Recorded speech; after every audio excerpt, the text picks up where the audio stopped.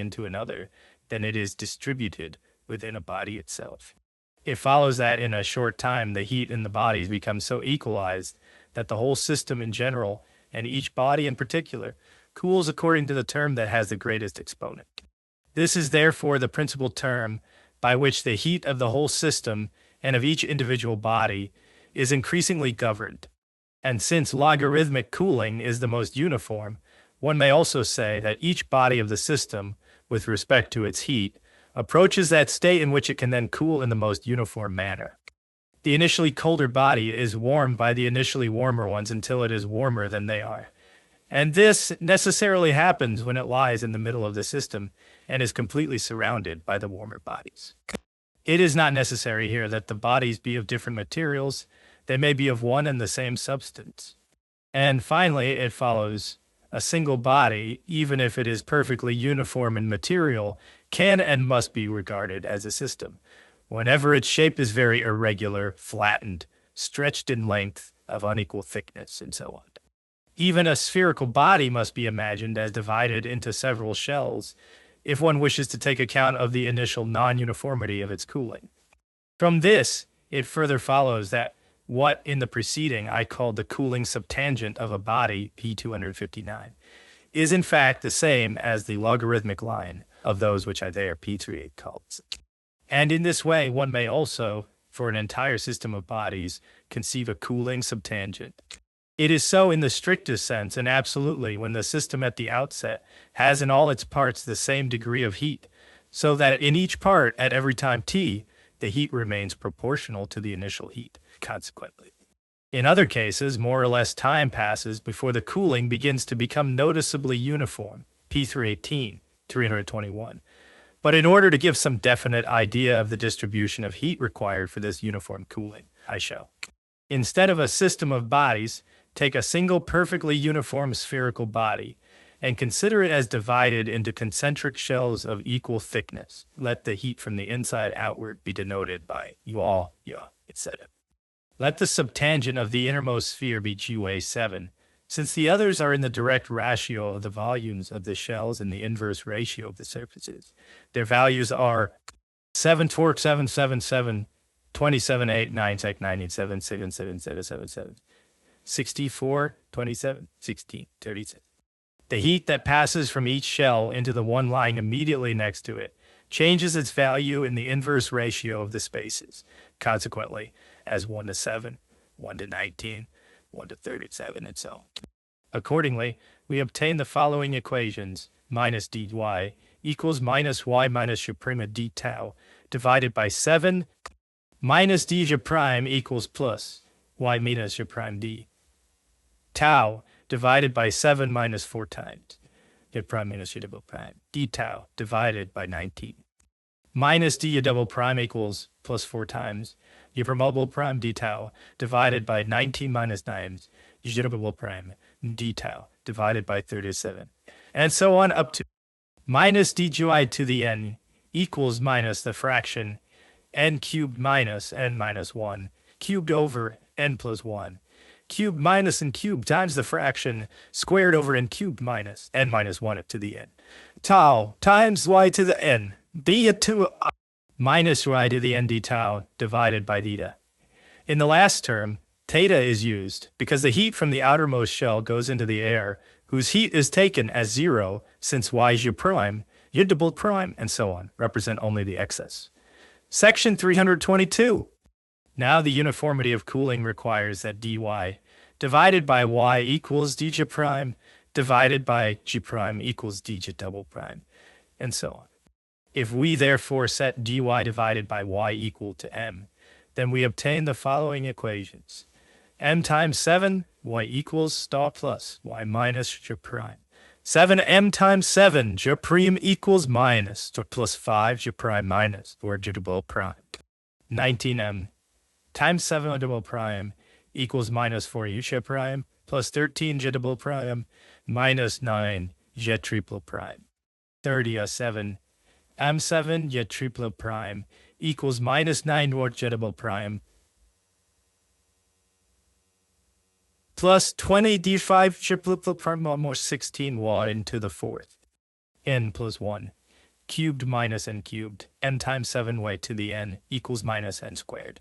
To the n minus 1 plus n over the top, minus n cubed times 7 over the top, plus n squared right to the n. Now since m7 and theta depend on the thickness of the shell, and insofar cannot be determined, I have set m times 7 equal to 2/3, because this is the limiting value to which the ratios draw ever new, without it being necessary to take the number of shells into account. In this way, I obtain u prime I equals star plus 1/3 y Fourier double prime equals u y minus 1/3 y prime. 9 y triple prime equals 4 y double prime minus 1/3 y triple prime. 16 u to the fourth equals 9 g triple prime minus 1/3 the fourth. 20.5 u to the fifth equals 16 y to the fourth minus 1/3 y to the fifth, and so on. Or your chi 322222222. This therefore shows, in general, how small the heat flowing from the inside to the outside must be if a spherical body is to cool uniformly from the very beginning. In this way, it becomes clearer what I recalled above, pp. 257. One also easily sees that in bodies with a less regular shape, the distribution of heat must turn out differently than is required for uniform cooling. This more exact explanation of what the cooling substance really is also makes it clear that the heat of the body indicated in the preceding equations by x, y, z, etc. represents either the mean heat or the heat of one of its parts. If, for example, the body is the bulb of a thermometer, then its degrees indicate the sum of the expansions of all its individual parts. However, unevenly the heat may be distributed in the liquid matter with which the bulb is filled. But if the body is a vessel full of water, and in order to observe its cooling one places a thermometer in it, then the thermometer will show only the degree of heat that the water has immediately at the bulb. In other places, the water may have very different heat. One also understands that the water must remain still if it is to approach the state of uniform cooling most properly and most quickly. Warming of several bodies by a fire and among one another. 324. The case that I shall here consider in the same general way differs from the principal case considered in the preceding chapter, only in this. One assumes that each body of the system receives from the fire, in each small interval of time di, a degree of heat that we can express by md steel, and so on. If one or another body is not directly exposed to the fire, then the coefficient mmza and so on is to be set equal to 0 for that body. The differential equations given above, 316, are therefore transformed into the following: dx beach boadum b x d z etc. d da g z etc. m ex etc. Diwad 325. As long as the strength of the fire remains the same, the values of m, and so on, and so on. And then one need only set ampere, etc.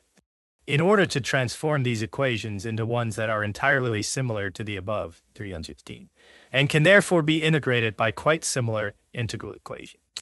If, on the other hand, the strength of the fire changes, then and so on must be regarded as functions of EE, and then the integration cannot always be carried out so easily. The simplest case is when a long rod of uniform thickness, for example, an iron bar, is placed with one end against the fire, so that it is directed straight toward the fire and lies only on tips of thin wire. This bar is heated only at one end.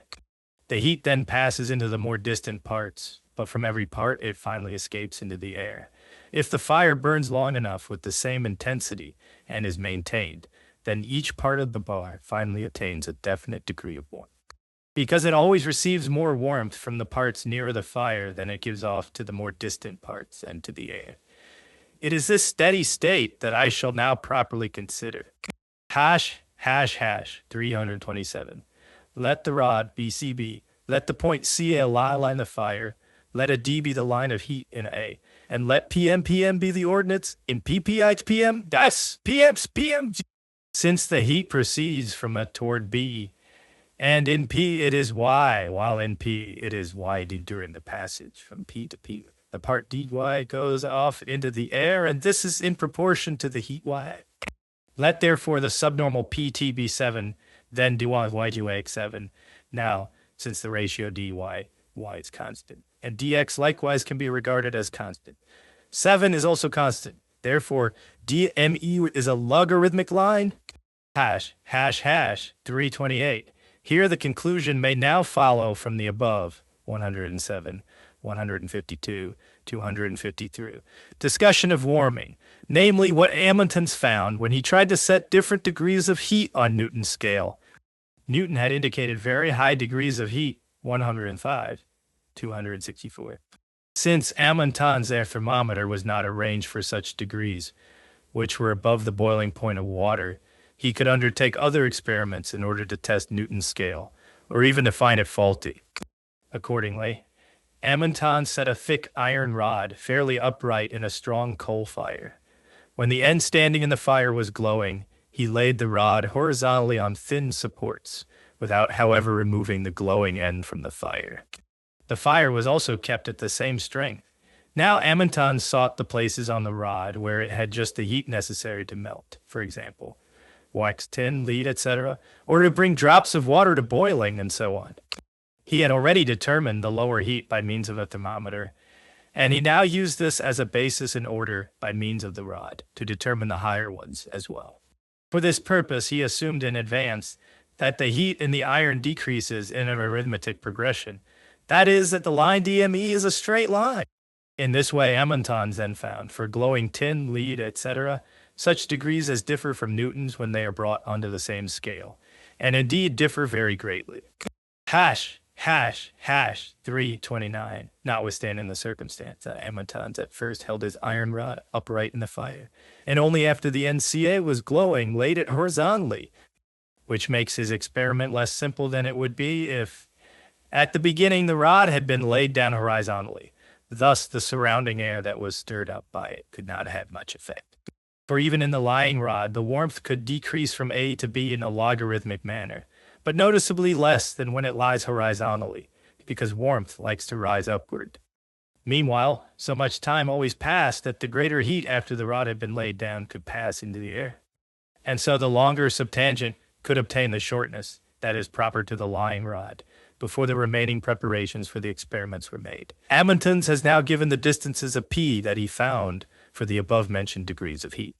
His assumption was that DME was a straight line. He therefore indicated such straight lines as did not agree with the one given by Newton. It remained for me, therefore, to see whether Newton's straight line would agree better with the truly logarithmic line DME section 33. I therefore plotted Amundsen's distances as abscisses and Newton's straight line as ordinates, and found, by drawing a curved line through the endpoints of the ordinates, that this line looked very logarithmic, and that only in the degrees for melting tin and melting butter did a somewhat noticeable deviation occur.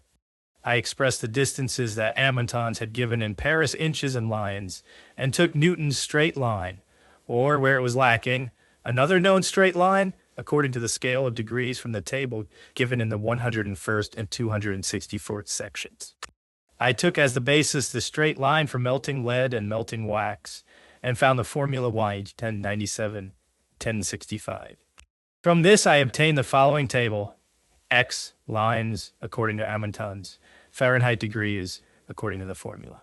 Likewise, according to Newton, etc. Note 0, 162. White hot iron, 54, 7, and 65. Thin glass. From this we see, then, that Amundsen had no reason to state Trent's degree so very incorrectly as he did.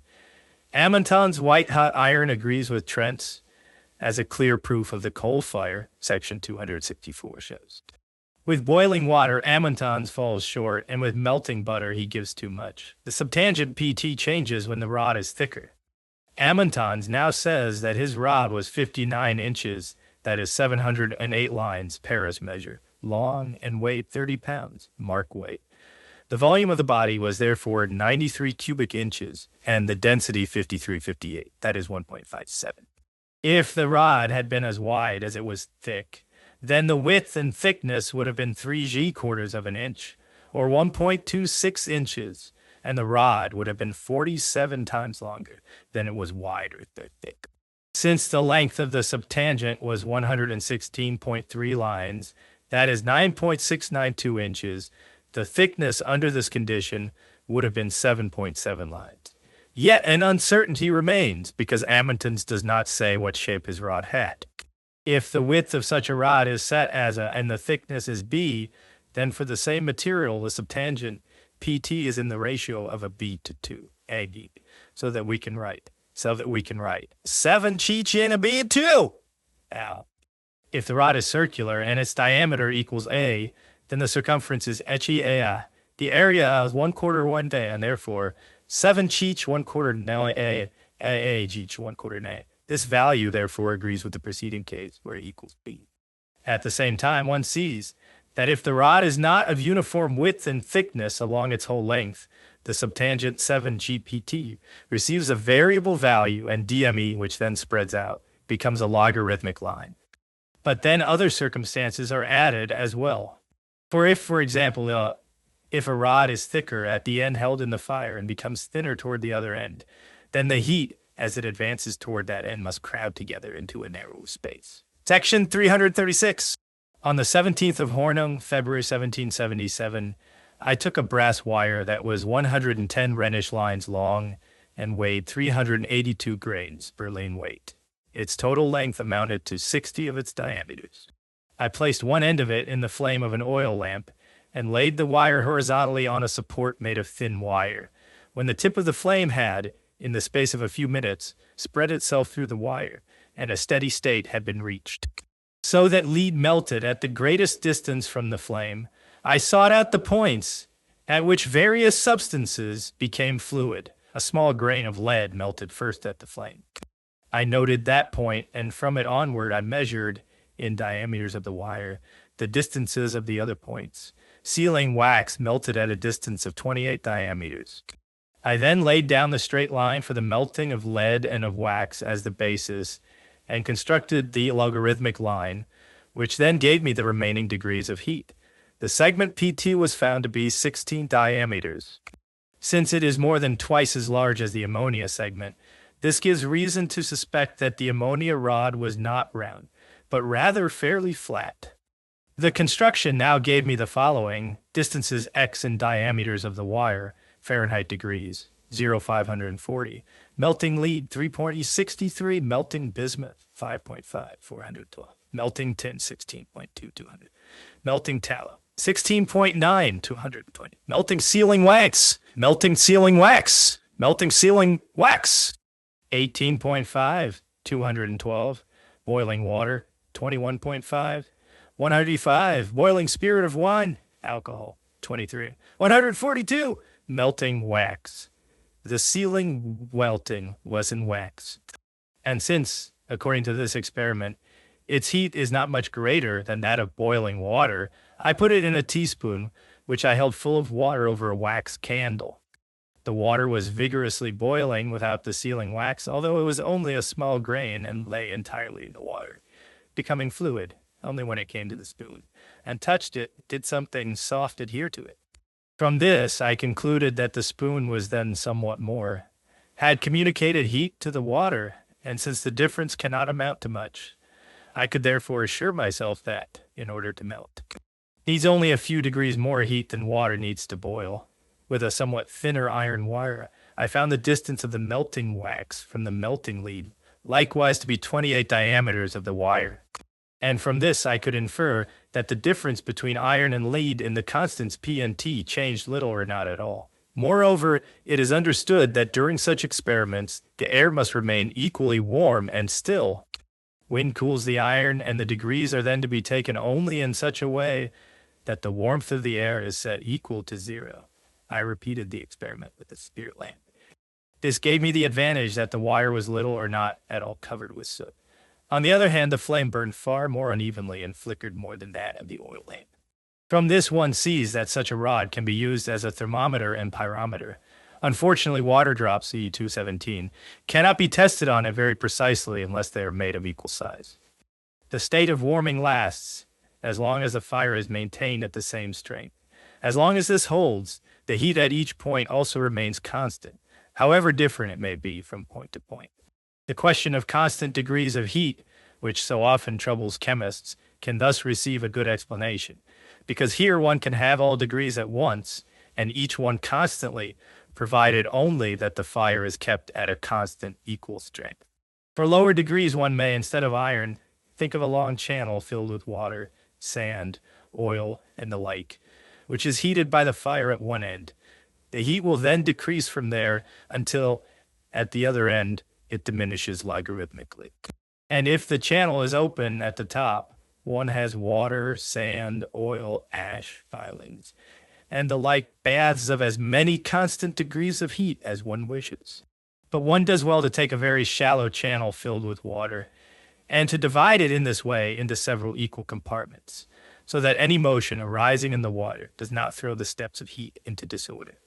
The theory presented here now also extends to Muschenbroek's pyrometer, insofar as the rod is heated through its whole thickness by one or more flames from lamps, and thus becomes more uniform. Muschenbroek had asked whether the expansion of the rod would be proportional to the number of flames. From his experiments, he concluded the opposite. He found, namely, the following expansions of equally long rods of different metals: warming of several bodies by the fire and among themselves. One flame in the middle, iron 80, steel 85. Copper 89, brass 153, lead 155. Two flames, iron 117, steel 123, copper 120, copper 154, brass 2. Three flames, iron 142, steel 168, copper 193, brass 275, four flames, iron 211, steel 270, copper 270, brass 310. Copper 310, brass 310, copper 310, brass 310, brass 307. Two flames that were 2.5 inches apart, iron 109, steel 94, copper 92, brass 141, tin 219, lead 263, 339. Muschenbroek now says that these numbers are the mean of several experiments, and that these several experiments differed from one another by at most 5 degrees. This is in fact very little when one considers how not at all easy it is always to give the flames the same size and strength, unless one determines them from the action itself, which, however, cannot have been done here. Now, for example, the values for iron 80, 117, 142, 210, 230 do not increase with the numbers of flames 1, 2, 3, 4, 5 in equal steps, but fall far short. Yet I still do not see the pattern clearly enough in these numbers.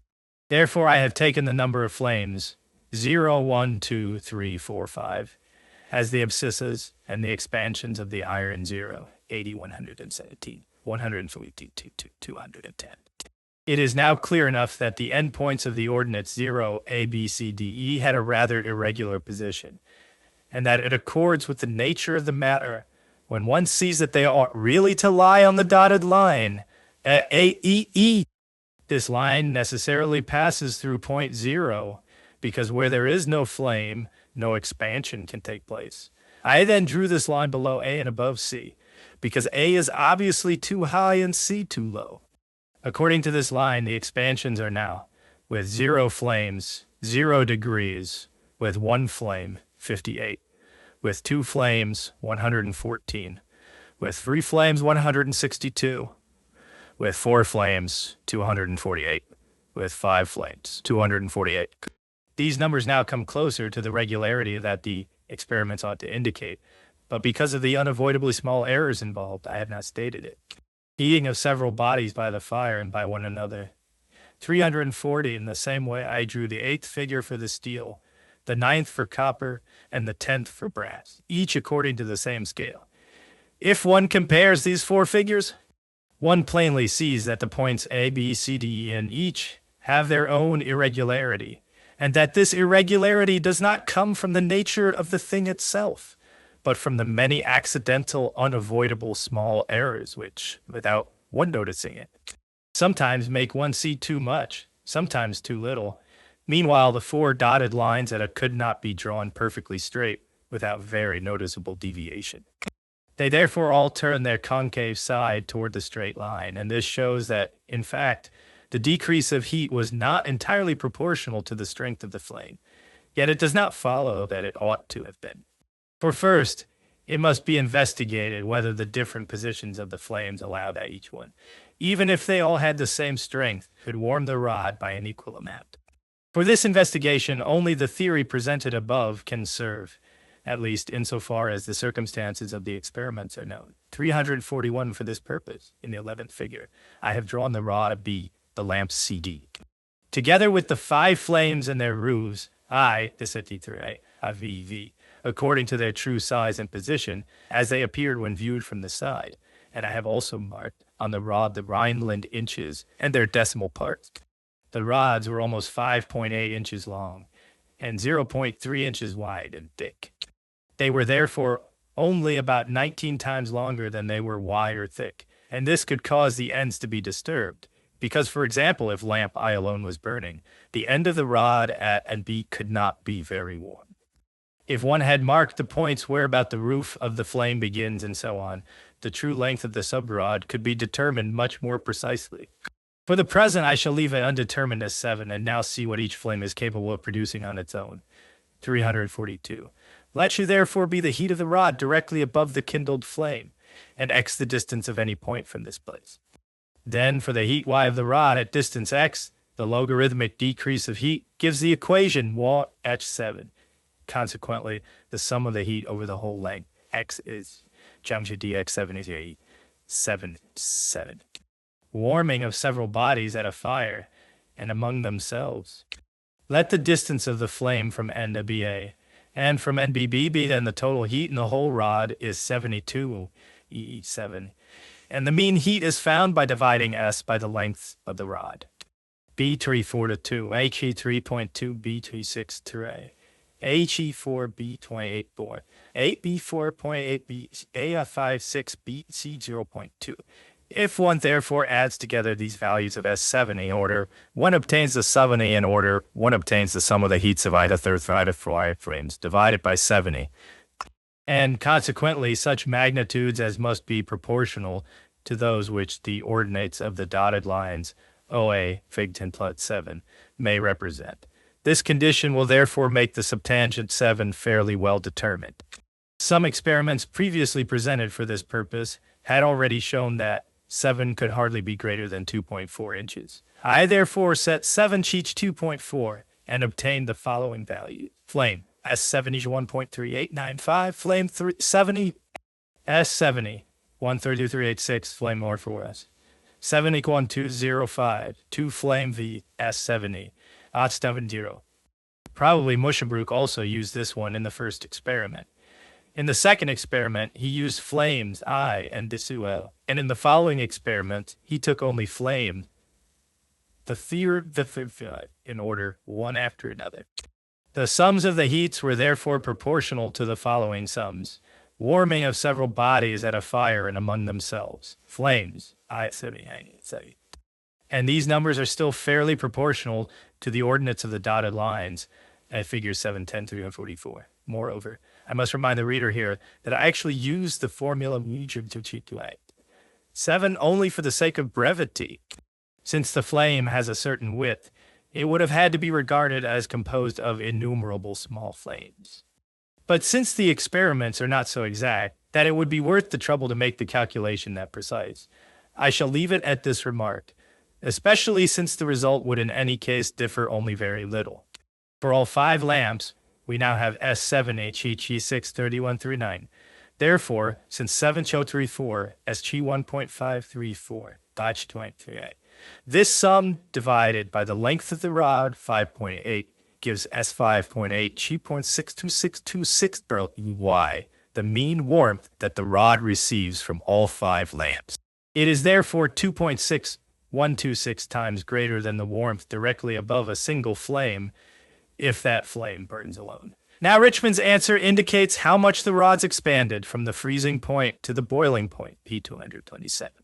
If we therefore take their expansion by means of the 5 lamps as the last ordinate of the dotted lines, figure 710, indicates the following comparison can be set up. Rods of expansion from freezing to boiling point, expansion by 5 flames, warmth above 1 flame. From this, the degree according to Fahrenheit. Iron, 54, 240, 91.8, 363, steel, 56, 308, 117.8, 427, 125.1. 414 brass, 73, 362, 114 brass, 73, 362, 300. The numbers in the first column then represent the 180 Fahrenheit degrees from the freezing point to the boiling point. And thus for iron, one finds for iron 180.53, Cheech 91.8, and 91.832 is 317.8. And in a similar way, the remaining numbers of the first column. A flame by itself, therefore, did not impart exactly the same heat to the rods at the point where it struck them directly, to copper and steel more than to iron and brass, and yet scarcely as much as it could have done to tin. Tin itself must have received still less because the inner rod withdrew heat from it. But it did not withstand the heat of the two flames I and the C. Rather, it withstood only the heat of the separated flames the second and V, because these could be about 3 times larger than when it is placed directly over a flame. Nut bread also almost fell into melting in these two flames. That, moreover, the flame imparted so little heat to the metals is due to the fact that only one side of the rod was exposed. If each of the 4 sides had always been exposed to equally strong flames, then for iron, for example, it would have been 4 Chio, 180.53, each 91.8, and 91.832 Chichicha, 1056. So that the 1356 Fahrenheit degree of heat would have been present at the place where the flames struck.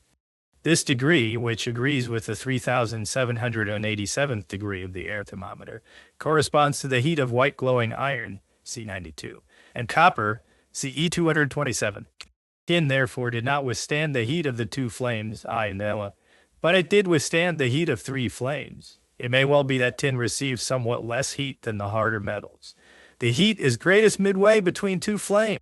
Since the distance between them is 0.8 inch, the heat in the middle decreases in proportion to the half distance as 0.42.4 Chichu11. 6 Chicha 6, 5. Thus, for iron in the middle between the two flames, it is 2 Choa 91.8 Chichu 153 degrees of Muschenbroek's pyrometer above the freezing point. This is therefore now Newton's lead stood at the 53rd degree, Ziegler's lead at the 52nd degree, and Muschenbroek's lead at the 76th degree, or so it is at least presumed and should be inferred from this.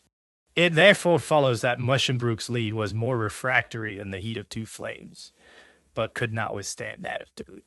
For with the 3 flames, I, to Yola, the heat at the iron above flame is out is 91.8 Ha, 1 Tua, 233.4 the pyrometer, above the freezing point.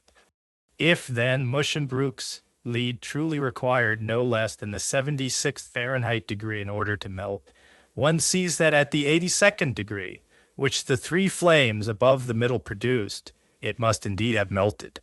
Pyrometry, or on the measure of fire and heat, Part 4, on the motion of heat. First chapter, the spread of heat. The air allows heat no lasting stay, except insofar as it is enclosed by denser bodies, which take up heat more slowly. In other cases, the heat that continually departs must always be replaced anew.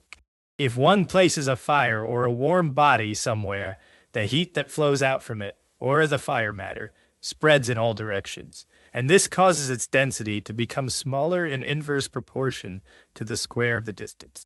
A law that is completely analogous to that governing the spread of rays of light. Now, from a warm body, and even from the fire itself, only as much heat escapes as the air is less warm than it.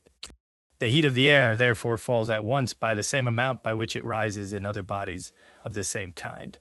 Thus here, too, one can take into account only the excess of heat, and only of this can the law stated above be asserted. The simplest case here is that of a sphere that is everywhere equally glowing. From it, heat streams out from every point of the surface equally in all directions, and in this respect, it is like a sphere that shines equally in all directions. It is, again, completely analogous to photometry. It follows, therefore, from e.g. 115 and 109 of photometry, that the distances from the center of the sphere must be calculated, and that the density of the particles of fire decreases as the square of the sine of the apparent semi-diameter. Furthermore, the sine of the angle of emission, photon 80, must necessarily be taken into account here as well. A uniformly glowing iron plate, for example, appears more radiant when viewed straight on than when viewed from the side. I therefore conclude, as in photometry, that the density of the particles of fire also becomes smaller in proportion to the sine of the angle of emission. To test these propositions by experience, one uses, most reliably, a sphere made of copper sheet with a round opening at the top, which is filled with strongly glowing coals. The sheet has several small holes on the side through which the air can enter and the glow can be maintained. The sphere is placed on a thin foot of iron so that it does not lose its heat too quickly through contact with other bodies. At various distances from the sphere, thermometers are mounted made of a single material and whose bulbs have at least 3 different diameters. The distances must not be too great so that the maximum of their warmth can be reached sooner. See 271, 272. Finally, the bulb of the thermometer must be turned toward the copper sphere and must not touch it. The experiment can be carried out on a perfectly windless day in the open air. But since this is an uncertain matter, an enclosed room serves better. Then, however, one must take into account that during the experiment, the air in the room receives some warmth from the sphere full of glowing coals. Moreover, the thermometers must be set up beforehand, and the location of the sphere determined before one places the sphere there. The sphere must be filled with strongly glowing coals outside the room, and brought in no sooner than after it has already attained its full heat. In this way, the thermometers reach the maximum of their warmth in a shorter time, and before the sphere begins to give off noticeably less heat again. Since the heat from the sphere can strike all the thermometers directly and unobstructed, it follows that the thermometer bulbs are best arranged in a straight line, which should be horizontal and pass alongside the copper sphere.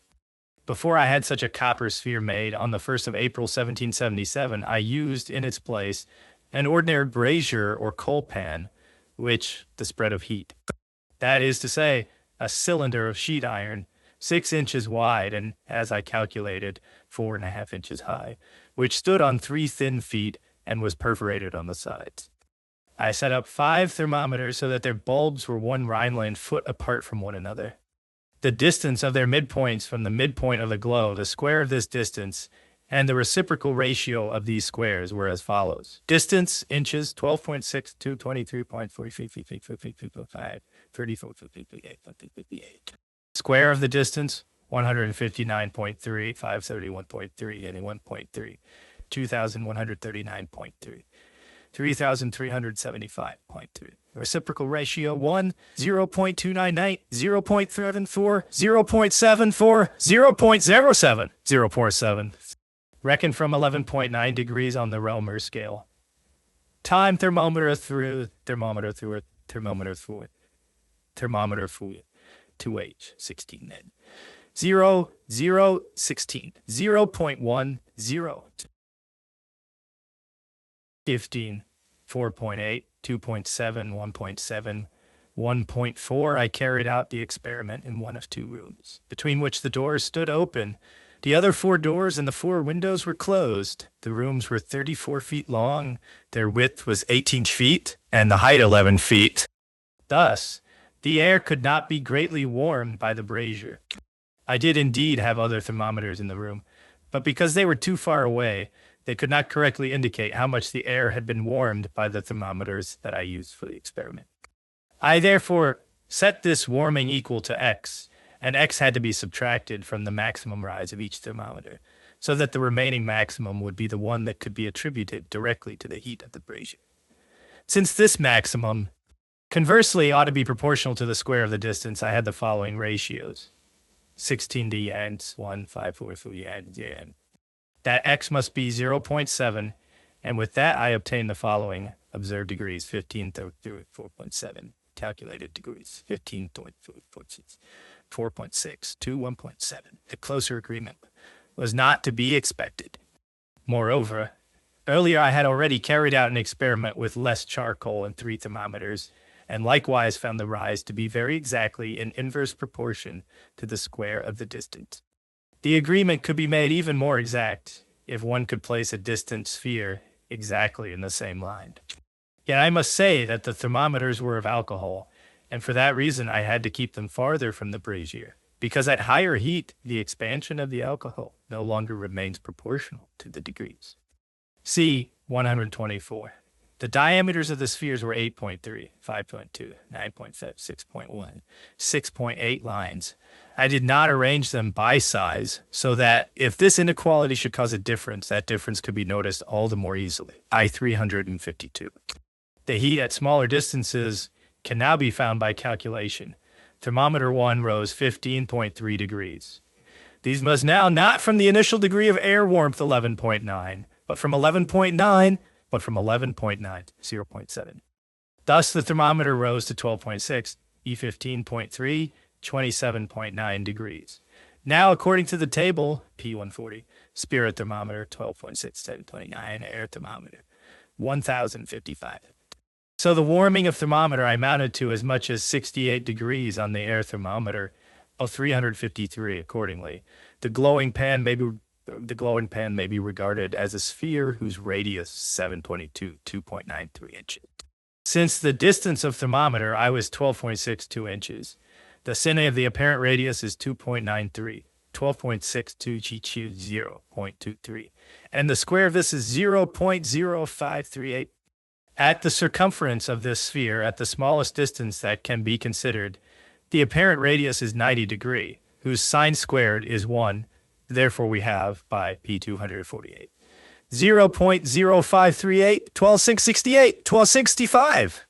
Accordingly, a warming close to the sphere, or also close to the glowing pan, must have amounted to as much as 12.65 degrees on the air thermometer. If one now adds to this the 1055 degrees of air warmth, P of 252, then the absolute warmth amounts to the 2320th degree of the air thermometer. Now, for the melting of lead, the degree of the air thermometer is according to Newton, P264.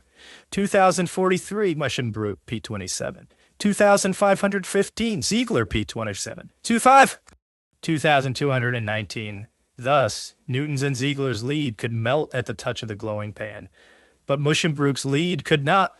Since I had already made a similar calculation in the experiment with the smaller glowing pan, I resolved in the second experiment to keep tin and lead in small grains ready at 2 o'clock 33 minutes. When the thermometers were already near their maximum, I found that the tin, in the time from 2 to 3 o'clock, was already flowing. On the other hand, I had to press the lead firmly against the glowing pan, and yet it was only softened enough that it could be flattened. The lead had been melted together from thin little plates of lead, and was therefore of white and pure kind. Cash brev heat, 354, but this communicated heat is only 1G-sided. One must therefore at least double it if one wishes to determine its effect on both sides. In this way, one obtains the 3.585th degree, 2126.5 plus 1055 equals 3055 degrees. This already comes very close to the heat of white-hot iron, C92, and of copper, C227. 355. Another consequence, which our experiment provides, concerns the 0.7 degree of heat that the air received from the coal fire in about 25 minutes. This coal fire, when it was kindled, occupied a space of 14.6 by 6.42, that is 127.3. Since the coals neither lay close together, nor could they lie close together, a larger coal fire, according to the size of the space it occupies when the coals are laid just so close, will communicate more heat to the air. From this it follows that 1 cubic foot of coal fire could communicate 9 degrees of heat to both rooms, since 0.7 times 13.6 equals 9 degrees. But this heat would by no means be distributed evenly, for the 0.7 degree was really only at the place where the thermometers stood. Since in winter rooms are for the most part only 12 or 14 degrees warmer than the outside air, it follows that a small coal fire calculated together would have to burn 1 or 2 cubic feet of coals in order to communicate a warmth of 12 or 14 degrees to both rooms. The 2 rooms contain 7 to 234 cubic feet of space. In all this, moreover, much depends on whether windows and doors close well, and whether the walls are plastered or covered with wallpaper or are bare masonry. 20th main chapter, the reflection of heat in 356. The spreading of heat considered above continues as far as it finds no obstacle. That is, as long as the particles of fire do not strike solid body. But if this happens, they partly penetrate into the body and partly rebound from its surface, according to the general law that the angle at which they rebound is equal to the angle at which they strike. This law also holds with respect to rays of light, however, in the manner in which heat and light divide at the surface, so that neither everything penetrates nor everything is thrown back. Some difference may be observed. Reflection of heat, 357. In optics, burning mirrors and burning lenses have long been known, and the properties of the rays of light have been treated by many authors in all their concept parts. The determination of the quantity and density of the reflected, as well as the incident and penetrating rays of light, has in photometry been undertaken by theory and experiments as far as was possible at that time. I shall therefore refer to this only briefly, insofar as it concerns density. What in photometry was called the density of the rays of light is here the same as the density of the particles of fire or rays of heat. 358. With burning lenses and burning mirrors. The only point is to determine in what ratio the rays of light are thereby made denser. And this ratio is that of the area of the image to the area of the opening of the lens or mirror. Something must be deducted from this, because not all light passes through the lens, and not all is thrown back by the mirror. How great this loss is, I have determined in detail in photometry. It is also already noted there that when light passes through several lenses, their apertures must be determined so that the objective lens does not let more rays pass through than can also pass through the remaining lenses. 359. The direct illumination is proportional to the strength of the light and to the square of the sine of its apparent size, namely when the light appears circular, or can be reduced to such a form by calculation. This direct illumination is now multiplied by the previously mentioned ratio of the area of the image to the area of the opening of the objective lens or mirror. And then it is calculated how much of the incident light does not strike the image. 360. So, for example, Vorhabe states that a Tschirnhausen burning mirror is said to have an opening of 457 lines in diameter, and that the diameter of the captured image of the sun, this implies a focal length of 12 feet. The intensification of the light was therefore as the square of 16 to the square of 457, consequently as 1 to 816. But because of the light that penetrates into the mirror, one can scarcely reckon on more than half or 400. If we now, according to the above described laws, assume that a black body receives from direct sunlight 14 degrees, Réaumur of warmth, 278 2 and at the same time assume that the body, if it is capable of stopping heat in this way, then these 14 degrees will amount to as much as 1,164 minus 1102. That is 62 degrees on the air thermometer, CPN. 278 to 140. These 62 degrees multiplied by 400 give 25,200 degrees, to which 102 must still be added. And so the heat of such a body would be 26,302 degrees on the air thermometer, and would therefore be 5 to 6 times greater than that of melting or white-hot ice. But such a body would not attain this heat at the first moment. Rather, it would take just as much time to reach it as if it were warmed in the sun, little by little. If, accordingly, its cooling constant were about 6 minutes, then in the first minute it would receive only the sixth part of the 25,200 degrees, that is 4,200 degrees of heat, and thus its heat would be only 4,200 plus.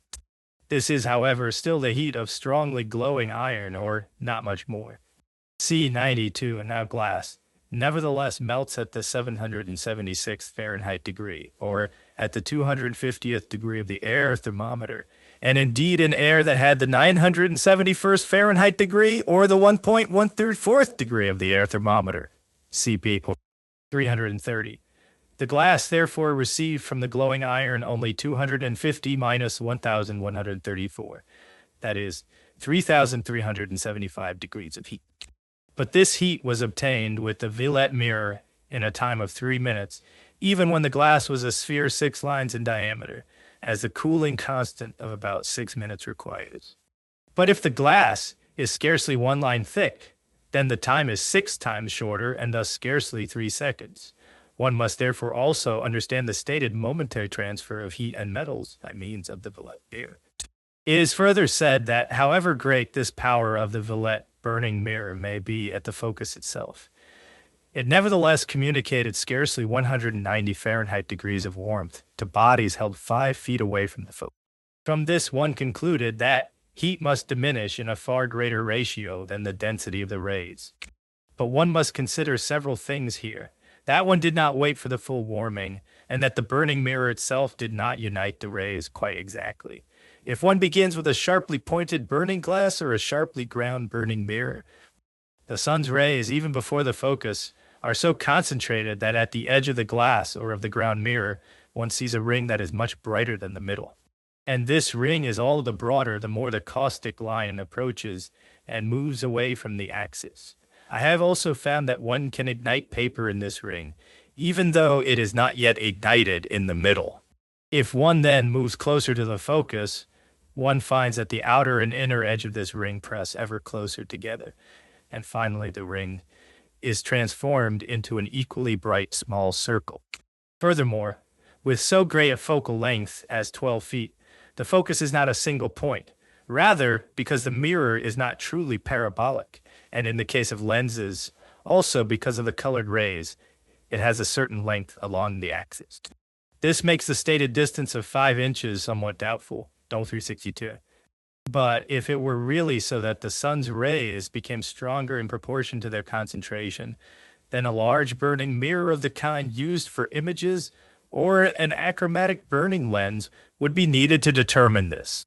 Accordingly, on the 20th of Horning, February 1777, at 11 o'clock in the forenoon, I carried out an experiment with a Brandt burning lens, whose focal length was 2 feet, and which had an aperture of 7 inches and 8 lines. The diameter of the sun's image at the focus was therefore 2.7 lines. From this it follows that it made the rays passing through 968 times denser. Since the glass is very pure mirror glass, the rays reflected from it can be only about 1/3 more than those that pass through. We may therefore take the force intensified by the glass at the focus to be about 600 times greater than the force of the rays falling directly. I then held about 2 inches within the focus, a flat little piece of fir wood in which a small brown spot had already been burned. The illuminated spot on this wood had a diameter of 12 lines. Since at the focus it was only 2.7 lines, it was therefore 449 times smaller, and thus had an area almost 20 times smaller. This light, 20 times less dense, ignited the wood within 1 to 2 minutes, so that it not only turned black, but already began to glow a little. The rays were therefore in the ratio of 12 to 842, consequently 49 times. Or if we include the rays reflected from the glass, 33 times, denser than the rays falling directly from the sun. If for these we take, as before, 62 degrees on the air thermometer, we obtain 62 Chichilo 1186 degrees. I heat only slightly less than Tetton's wood fire, 264. Now, the purely trick calculation gives that with the Villette burning mirror, the sun's image, 5 inches within the focus, had a diameter of 31 lines. The diameter of the burning or its opening was 457 lines. Thus, the rays must have been in the ratio of 31 to 457. That is 217 times. And with allowance for the rays not reflected back by the mirror, about 100 times denser than the rays falling directly from the sun. And consequently still 3 times denser than with my burning lens 2 inches within the focus. This, in 1 to 2 minutes, turned wood into charcoal. For the burning mirror to have produced 5 inches within the focal point, not merely no effect, but scarcely any warmth of the highest degree. To explain this, all the circumstances of the experiment would have to be known more precisely. According to Boerhaave's report, a Tschirnhausen burning glass of 48 inches, or 576 lines, in diameter, by means of a collecting lens, concentrated the rays into a space 8 lines in diameter, and thus condensed them 5,184 times. But since the glasses intercept more than half the rays, the condensation will probably not have exceeded 2,000 times. Yet this is still many times more than with the Buffon burning mirror 360, and therefore the heat could be 25 to 30 times stronger than that of glowing or white-hot iron. One therefore understands that the effects could occur much more quickly than with the mirror, though 365. Since one can, by suitable covering, give burning glasses and burning mirrors any desired smaller opening, the effect of the sun's rays can thereby be reduced in such a way that it attains only a certain degree, just enough to produce a given effect.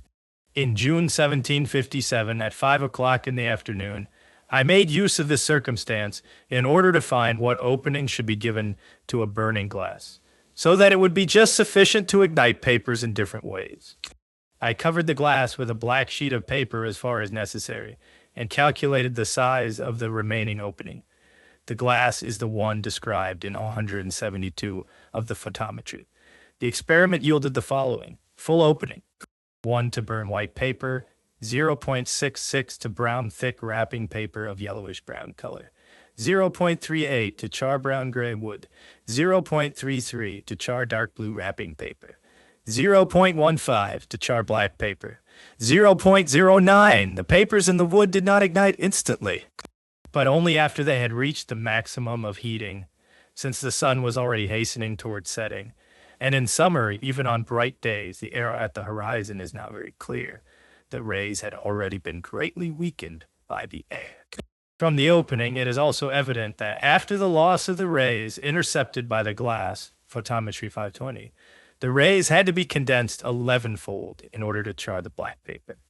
Whereas with the midday sun, such a condensation would already have been sufficient. See 362. The reflection of rays back again, 356. The well-known story of Archimedes' burning mirrors has led several scholars to attempt to reproduce it, and to assemble such mirrors even in our own times, and in particular Mr.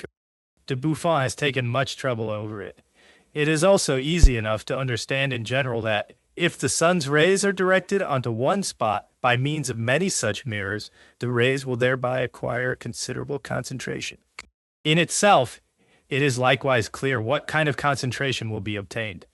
The making of such mirrors is based on certain properties of the parabola, which I shall set down here. 357.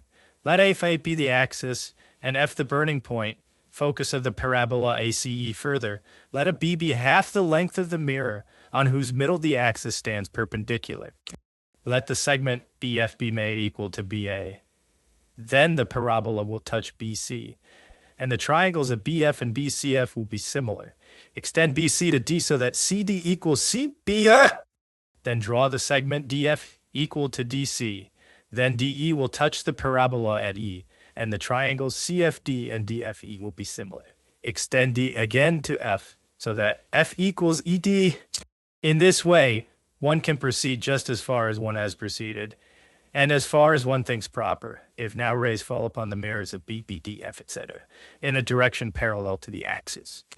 Then they will be reflected from them in such directions as are parallel to the lines AF, CF, etc., drawn from the middle of the mirrors to the burning point F. Proof of the similarity of the triangles just mentioned may be found in my Gorbit comet.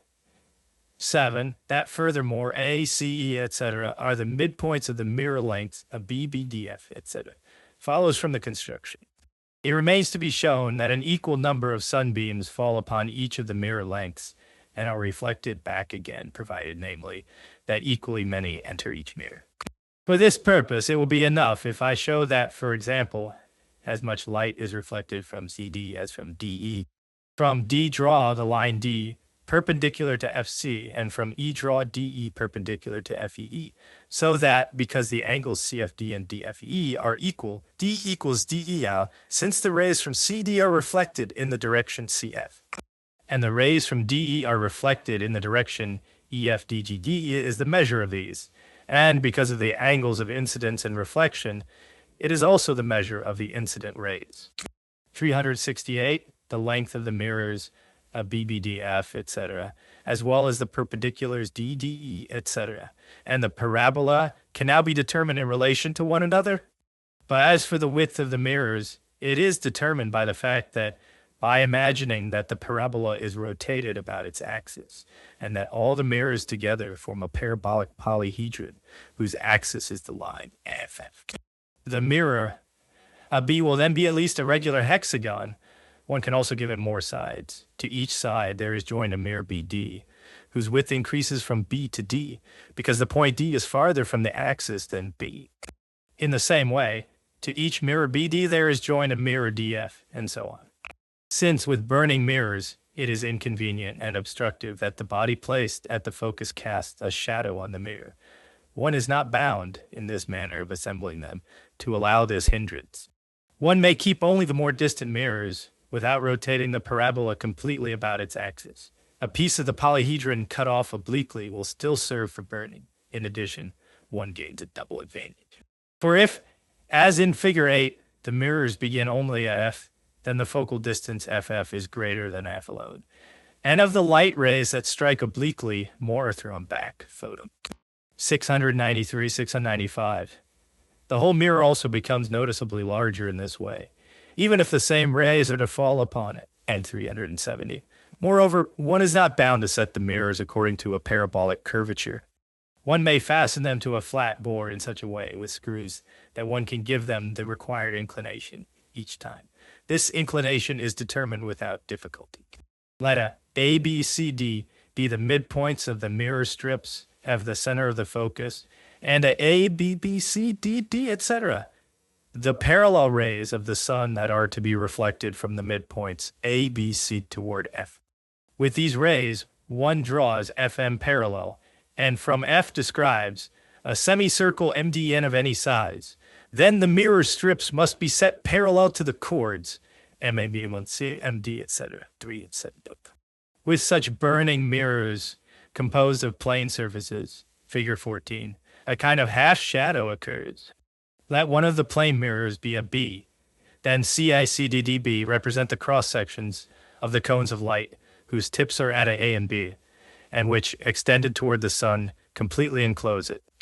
The reflection gives these cones of light the positions LAL and MBM. Imagine such cones as issuing in the same direction from every point of the mirror.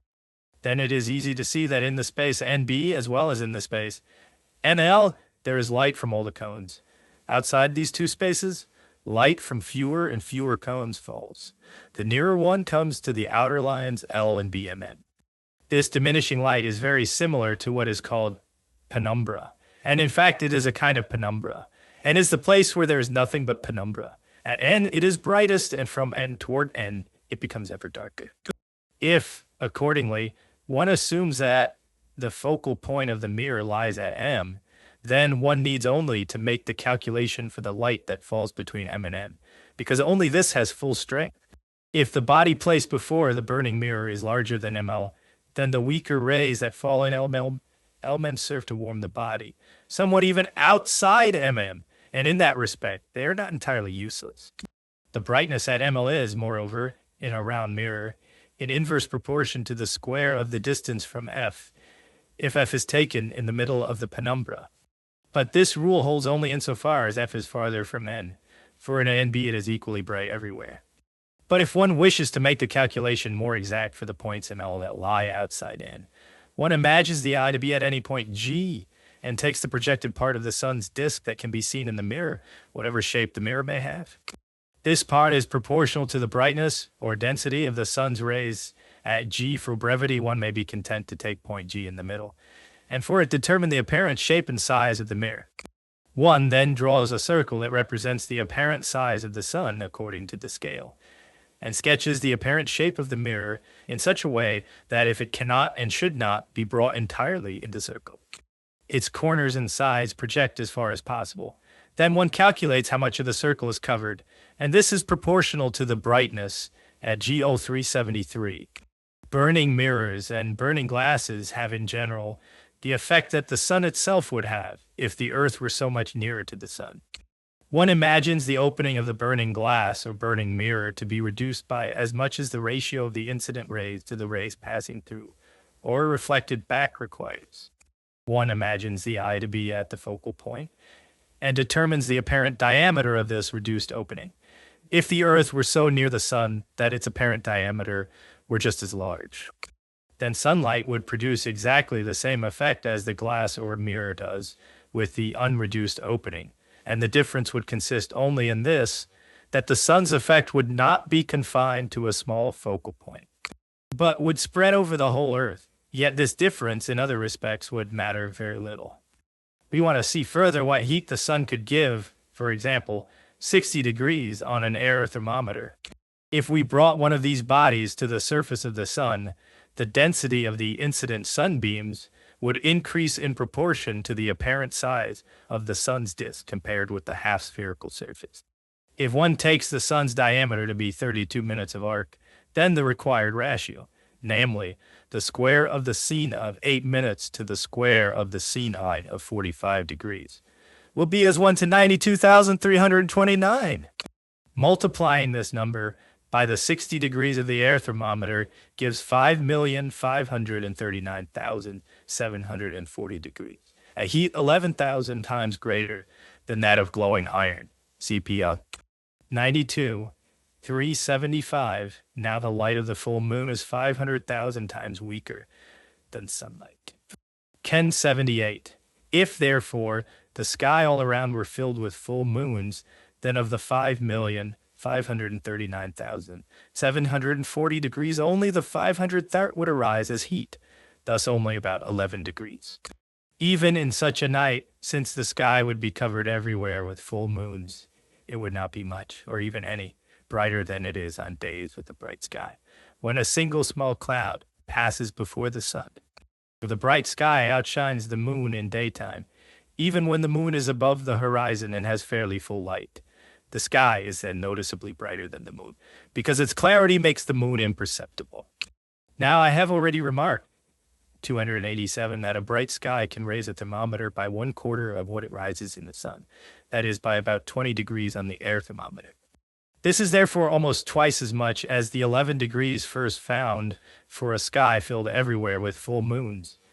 376. With regard to burning glasses and burning mirrors, there remains one circumstance to consider here. One can make them of quite similar shape, larger or smaller, and then the image of the sun will become correspondingly larger or smaller. The brightness, however, remains the same. Yet experience has long taught that despite this equal brightness, the larger image gives more heat than the smaller.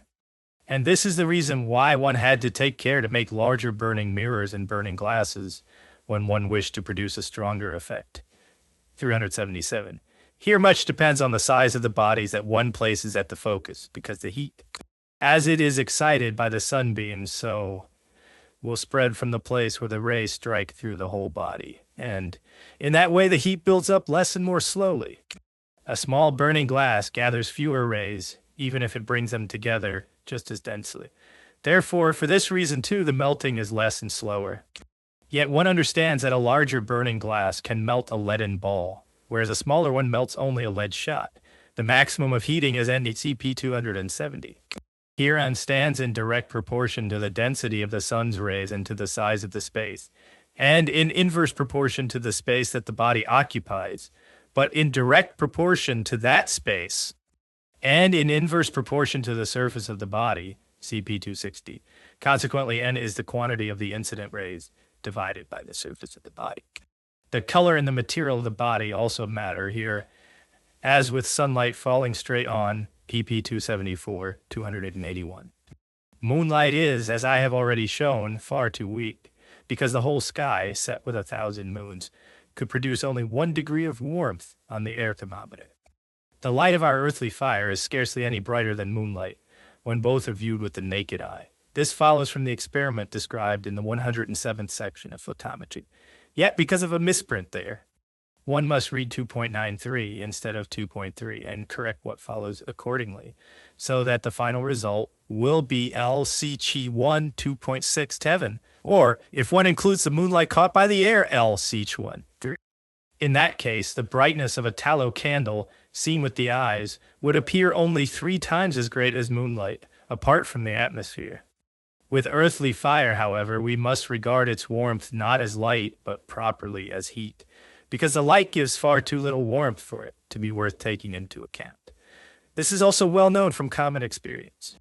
If one holds a very transparent glass before one's face and looks toward the hearth fire, one feels no warmth until the glass itself gradually becomes warm. I have had the image of a strong oven fire through a large burning glass fall upon sand, and did not feel the slightest warmth, although it otherwise occurred to me that if I held my hand at the place where the image fell, I felt a sharp blow that struck one of the incident light rays. Glass, and likewise other transparent bodies, therefore keep the heat of earthly fire from us, because they reflect the light in part, and for the most part, let it pass through, without letting the heat pass. Opaque bodies likewise do not take up the heat for a long time. The reflection of heat, as quickly as they take into themselves the part of the light rays that is not reflected. This happens instantaneously. The other happens very slowly. 379. Since then, most of the heat that falls upon bodies is reflected back from them. One can achieve with burning mirrors what cannot be achieved with burning glasses. It has also long been reported, according to Zahn, that in Vienna, an experiment was arranged in which the heat of a coal fire was collected with a large burning mirror of 18 inches focal length and directed at a distance of 20 to 24 feet onto a smaller mirror of 9 inches focal length. This mirror then gathered the heat rays again in such a way that tinder, and with it a sulfur match, could be ignited. 380.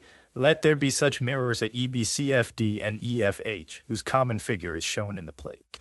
Let the coals lie at K, and let us call the angle KEL the aperture of the first. If we assume the mirrors to be spherical, then the line CD must be determined as half the diameter, which is just large enough so that all the heat rays reflected from mirror B fall upon mirror CD, except those which the coal fire itself intercepts again because it stands in the way. Furthermore, the lines C and BD extended meet at H in the plate, and EC shortened determines the radius of the image HG formed in H by the first mirror at B. Finally, if the point where the rays that mirror CD reflects back come together is at M, then the line GF gives the radius of this image, and the density of the rays reflected from mirror B will, after the second reflection, be approximately as Mn squared is to a K squared. In this ratio, therefore, the heating at M would be greater than at E if the rays struck the whole mirror of B with equal density. But since they fall less densely toward the edge, because the distance is greater, it decreases by much more than this reduction amounts to. The heating at E is now, however, less than directly at the coal fire, namely in the ratio of the square of the radius to the square of the sine of KL equals CEF, 348. If the glowing coals are placed in a distant brazier at K, at K, as Zahn's experiment seems to have been, then according to the experiments described above, the heating close to the brazier would have amounted to only about 1055 degrees of the air thermometer, C 352. And thus, the heating at E may have been 1265 times the sine of CEF squared degrees, and that at M less than 1265. Dachken, CCEF, Bash. In John's experiment, we now have CDQT fraction B. If we assume that both mirrors had a similar shape. From this assumption, it then follows approximately that Juokai and kilometer, and because of the great distance between the two mirrors, one may, without appreciable error, set not afrock GCD EMF. Accordingly, the warming at U1 may be taken as U1265, each is on the left, a fraction to MF right, 230. If, therefore, yet, for the reason mentioned earlier, something must be subtracted from this. And besides, it may also depend on something else, since not all the radiant heat falling on the mirror is reflected from it. For the mirrors themselves gradually become somewhat warmed, and it is clear that the penetrating heat, which is by no means small, cannot be counted among the reflected rays. It may therefore also be that CMNFF. But since the circumstances of the experiment are not sufficiently known to me, I shall content myself with noting that, from this rough estimate, one can still see quite well that the success of the experiment could very well have been possible. On the 8th of April, 1777, I set up a hollow paper cylinder, DA, and two thermometers, U and FS, so that when the glowing pan was placed at Klong, the distances which CBH, the glowing pan was the one used in E351. It was filled with more and more strongly glowing coals before it was brought into the room. The center of the glow was at the same height as the thermometers. I then began to observe the rise of both thermometers, and especially the maximum. At the beginning, both were at 14.6 degrees of room temperature. Thermometer rose to 32.9 degrees, and the thermometer at FF to 20.8. These degrees, reduced by the table 140 to degrees of the air thermometer, are 1067, 1094, 1144. Thus, the warming of FETA, that of, accordingly, thermometer received almost 3 times as much heat as thermometer F. For if the cylinder were to throw back all the rays that fall upon its inner side through the opening D, then just as many would have to emerge through H as had entered through DD. In that case, the thermometer would be struck by just as many heat rays as if it were standing at B, or even at A. It would therefore have had to be warmed just as much as thermometer A had. But the experiment shows that it received almost 10 times less heat. The diameter of the cylinder was 17 lines, its length 4 inches. From this, it follows that, although several rays passed straight through, several were also thrown back more than once, and therefore suffered a double loss. Besides, the cylinder was by no means polished on the inside, and this may also have been a reason why fewer heat rays were reflected back. I also surrounded the cylinder with a paper covering so that it would not be warmed from the outside. 384. I have shown above 271 that the maximum heat in 7, which a body standing before the fire receives, is obtained from that same fire according to the logarithmic line, just as it would receive it in air that had the heat 7. The body therefore receives in the same time the same number of fire particles in both cases. The only difference is that in the first case, the fire is presented only to the side facing the fire, whereas in the air it is presented to the whole surface. Since, however, their total quantity is the same, it follows that the fire particles strike more densely in the first case than in the latter. In both cases, however, several of the striking fire particles are thrown back from the surface. This is therefore one reason why all bodies take on the heat of the air only slowly. 385. In general, it is believed that heat consists in an inner motion of the fire particles, and that its force acts more by impacts than by mere pressure. Pressure would also be incapable in several directions of producing so much and such vigorous fire. But I do not think of this inner motion as if it were within the fire particles themselves, rather as a mere continuation of the motion that the fire particles have once received. With this motion, they penetrate into bodies, strike their inner parts in every direction, are repelled from them, and then fly on again from one to another. And so they circulate through the body with countless turns until they perhaps reach its surface, and from there fly out again, while others, however, come in again. With this way of imagining things, one may picture an arbitrarily chosen plane drawn through a body, and it follows that if the body is equally warm in all its parts, then in each small interval of time, just as many fire particles pass through this plane in one direction as in the other. Now suppose further that the warmth on the two sides of the plane is unequal, or that it has been made a little less on side A. Then, in the first interval of time that follows, just as many fire particles, dy, will still pass from B toward or through the plane, but from A to B, no longer so many will pass, only dn because their density at A has now been reduced. Side B therefore truly loses di minus dn fire particles, which cannot be replaced again. If one draws the plane so that it divides the body into two equal parts, then the number of fire particles will be as I's 10n. Since in this case, dy dn dyn, it follows that dy minus dn is proportional to the excess y minus n. If, on the other hand, A is larger, then B will lose the fire particles dy minus dn, just as before without their being replaced.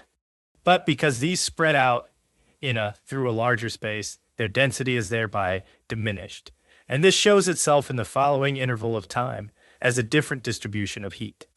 This consideration now indicates that the fire particles by which the heat of B is truly diminished are not the very ones that pass from B into A, but only those that go over more than return.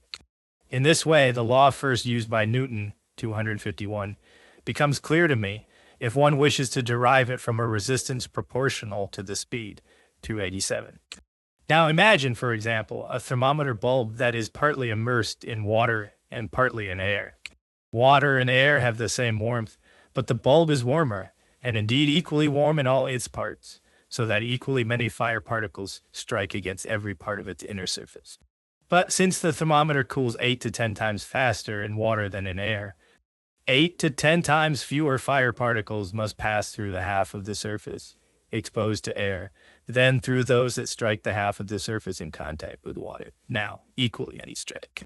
Therefore, from the first surface, more must rebound than from the other. And this heat has some similarity with light. For example, more light is reflected back from the inner surface of a glass when one holds the glass in the air than when that surface lies on the water. To explain this, one has called upon attractive forces, and by means of these, one will be able to explain the rebounding of heat at least just as well. I had already mentioned the recoil of heat, moreover. 310. On the occasion of an experiment which can be explained only by means of it, 030388. From these considerations, there follows a further consequence. In the warming of bodies, one must consider not the absolute heat, Y, but only the excess N. For if from body B, which has the heat Y, the fire particles dy pass over into body A, whose heat is only N, then from a back into B, there pass only dN fire particles. And since Y dgen dN, it follows that dN. And the fire particles that body B truly loses are not dy, but only dy dN.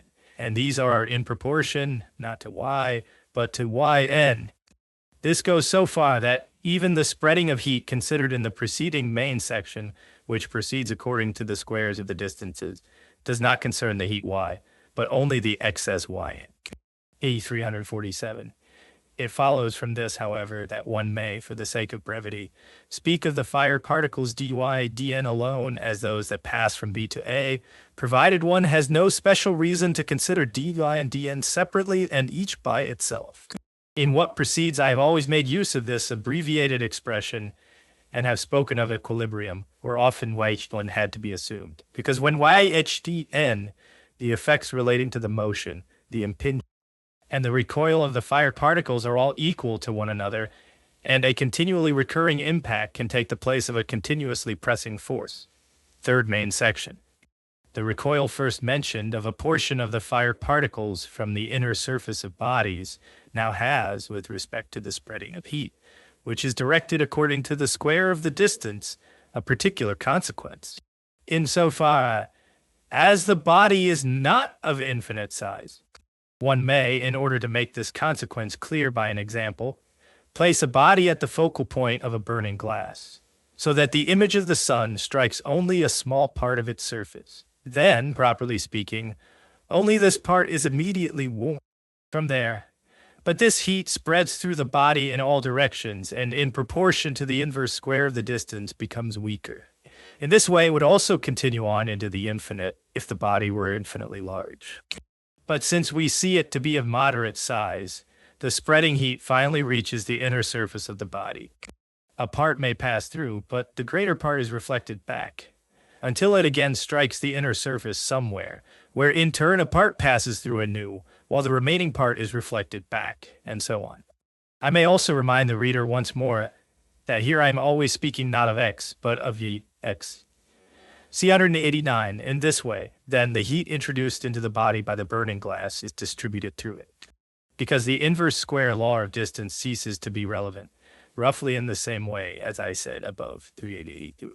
With regard to the cylinder DHIE, that if in it all the heat were reflected back, then through HI as many fire particles would emerge, as would otherwise come together through DE 390. I said only that the square of the distance ceases to be taken into account. By this, I do not mean that it stops at the very first moment. The reflections, and especially the first, must already have taken place. But the experiment mentioned above, 387, 310, shows that even in small bodies, it can often require several minutes before the distribution of heat finally proceeds in such a way that the increase follows a logarithmic law. The motion of heat in dense bodies is fairly slow at 391. If the heat does not enter the body through a single part, but through the entire surface, then not only does more heat enter in the same time, but the distribution within the body also proceeds more quickly. For if, for example, the body is spherical, then in every concentric shell, the heat will be distributed equally, and it will be greater the nearer it is to the center. Since it would be too tedious to calculate the distribution of heat after all reflections, I have calculated only the heat that proceeds straight inward, and I find that if the radius of the sphere is taken as 1, and the distance from any shell is taken as r, then the heat is proportional to the expression 1r v log 1 2r. 1 r and is therefore at the center about twice as great as at the edge. Now, if ever more heat enters the body from outside, it accumulates within it until finally, just as much heat leaves it as enters it. And thus the body at last becomes equally warm in all its parts. These considerations now serve to show how the various mutually opposing laws of pyrometry can be reconciled. Reflection from the inner surface changes the direction and sends the heat back again toward the place from which it came. The spreading, according to the square of the distance, therefore continues only so long as the heat has not yet been reflected back. But as soon as it happens, further spreading ceases because the surface of the body sets the same boundary, and instead of letting all the heat pass freely, usually throws back the greater part. And thus, all motion of the heat is arrested for this reason. From the colder place, fewer fire particles travel toward the warmer than from the warmer toward the colder. What therefore goes out from the warmer place in excess returns to it, and almost makes up for the cold place. From this follows the spreading according to the square of the distance, insofar as this is now restricted and altered by reflection from the surface. From all this then follows the distribution of heat, which establishes and maintains its uniform dispersion. See 318, fourth main chapter, the speed and the propagation of heat, 393. Transparent bodies have the special property that they allow light to pass straight through them as soon as it has once passed through their surface. This does not occur with heat. See 278, it penetrates slowly into bodies, and within them takes a path through the small spaces that are open between the particles, that is, in all possible directions, and with reflections from the particles of the body at all angles of incidence.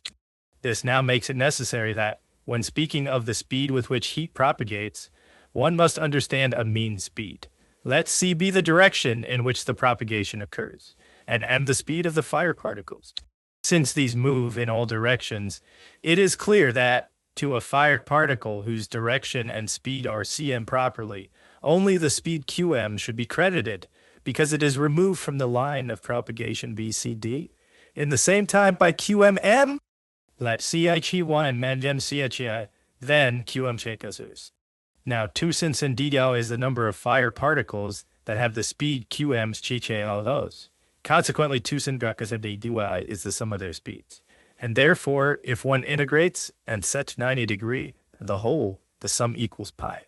If this is divided by the entire sum of the elemental parts, 2pi, that is, if d phi equals 2pi, it yields the required mean speed equal to 1/2. Consequently, it is exactly half of the absolute speed. Ca equals 1. Section 394. From common experience, I know only one circumstance in which the speed with which cold and heat spread through the air can be estimated, at least approximately. This circumstance occurs in winter when one is in a warm room and a door is opened and remains open for a while, as happens. For example, when several people come in or go out at the same time. If one is not standing right by the door, one must let 1 or several seconds pass before one begins to feel cold breaking in, especially at one's feet. In fact, the warmth goes out, first and most strongly at the door, and then also from the more distant parts of the room. The sensation is more noticeable the warmer the room is and the colder the outside air.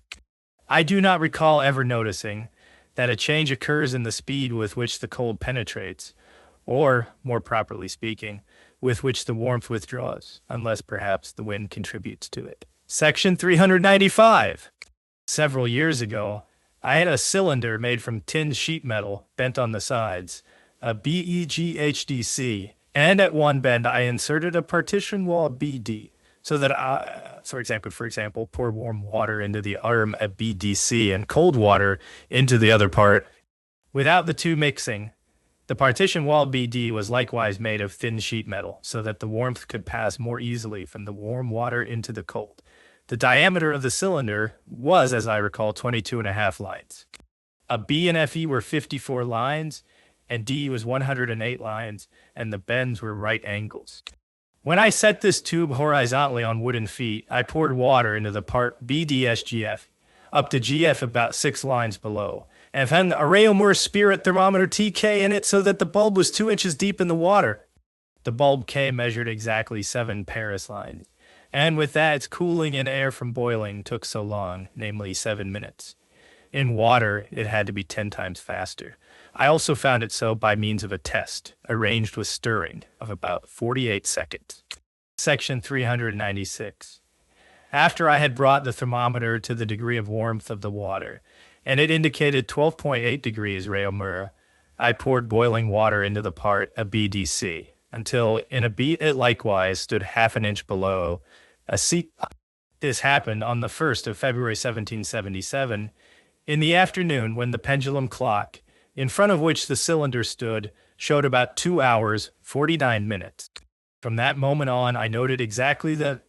I watched the thermometer closely to see whether I could notice the moment when it would stop rising. In the first 37 seconds, it was not enough to be noticed. Then, however, it seemed to rise by about 2 degrees, and by the end of the first minute, it had risen by 5 degrees. But since it seemed to me that in 30 seconds it had risen by 3 whole degrees, I continued to observe it, and with another small thermometer, I observed the warmth that still remained at a B beneath the surface of the water. I dipped it in only momentarily, and noted the maximum of its rise, which was necessary because the water was cooling. I repeated this dipping each time anew, for if I had left it hanging in it, it would always have remained somewhat warmer than the water that was gradually cooling. And since the cooling of the substance in the vessel scarcely lasts half a minute, the difference would not have been very great. The observed degrees are therefore as follows. Speed with which heat advances, 398. Since the thermometer at K, however, small its bulb may be, does not take on the warmth of the water at once. It does not show it immediately, especially in the first minutes, when the water's warmth is still slight. This, therefore, must first be determined from the thermometer's rise. To this end, I plotted the times along the abscissa line, a C, and the thermometer readings as ordinates. From the endpoints, I then obtained the curved line, a BMD, whose ordinates accordingly represent the thermometer's rise.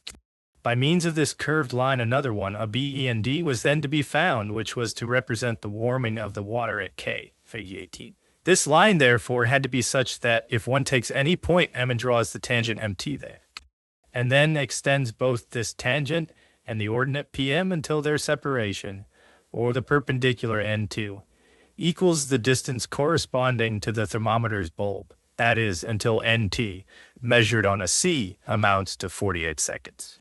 In this way, one obtains the point N corresponding to M, thus PM represents the warming of the thermometer, and P in that of the water at K, fig 18. 399 from this, it followed that the curved line B and D runs almost straight at the beginning, and this would mean that the water in K, fig 18, after the first minute had passed, suddenly acquired a considerable degree of warmth all at once. But if I am to express myself more correctly and properly, this warmth cannot, at least not entirely, be said to have been imparted by the water. And for the same reasons I stated above, the sun's rays, 250, and likewise the rays of fire, 346, when they pass through the air, do not make the air warmer than it was at first in the shade.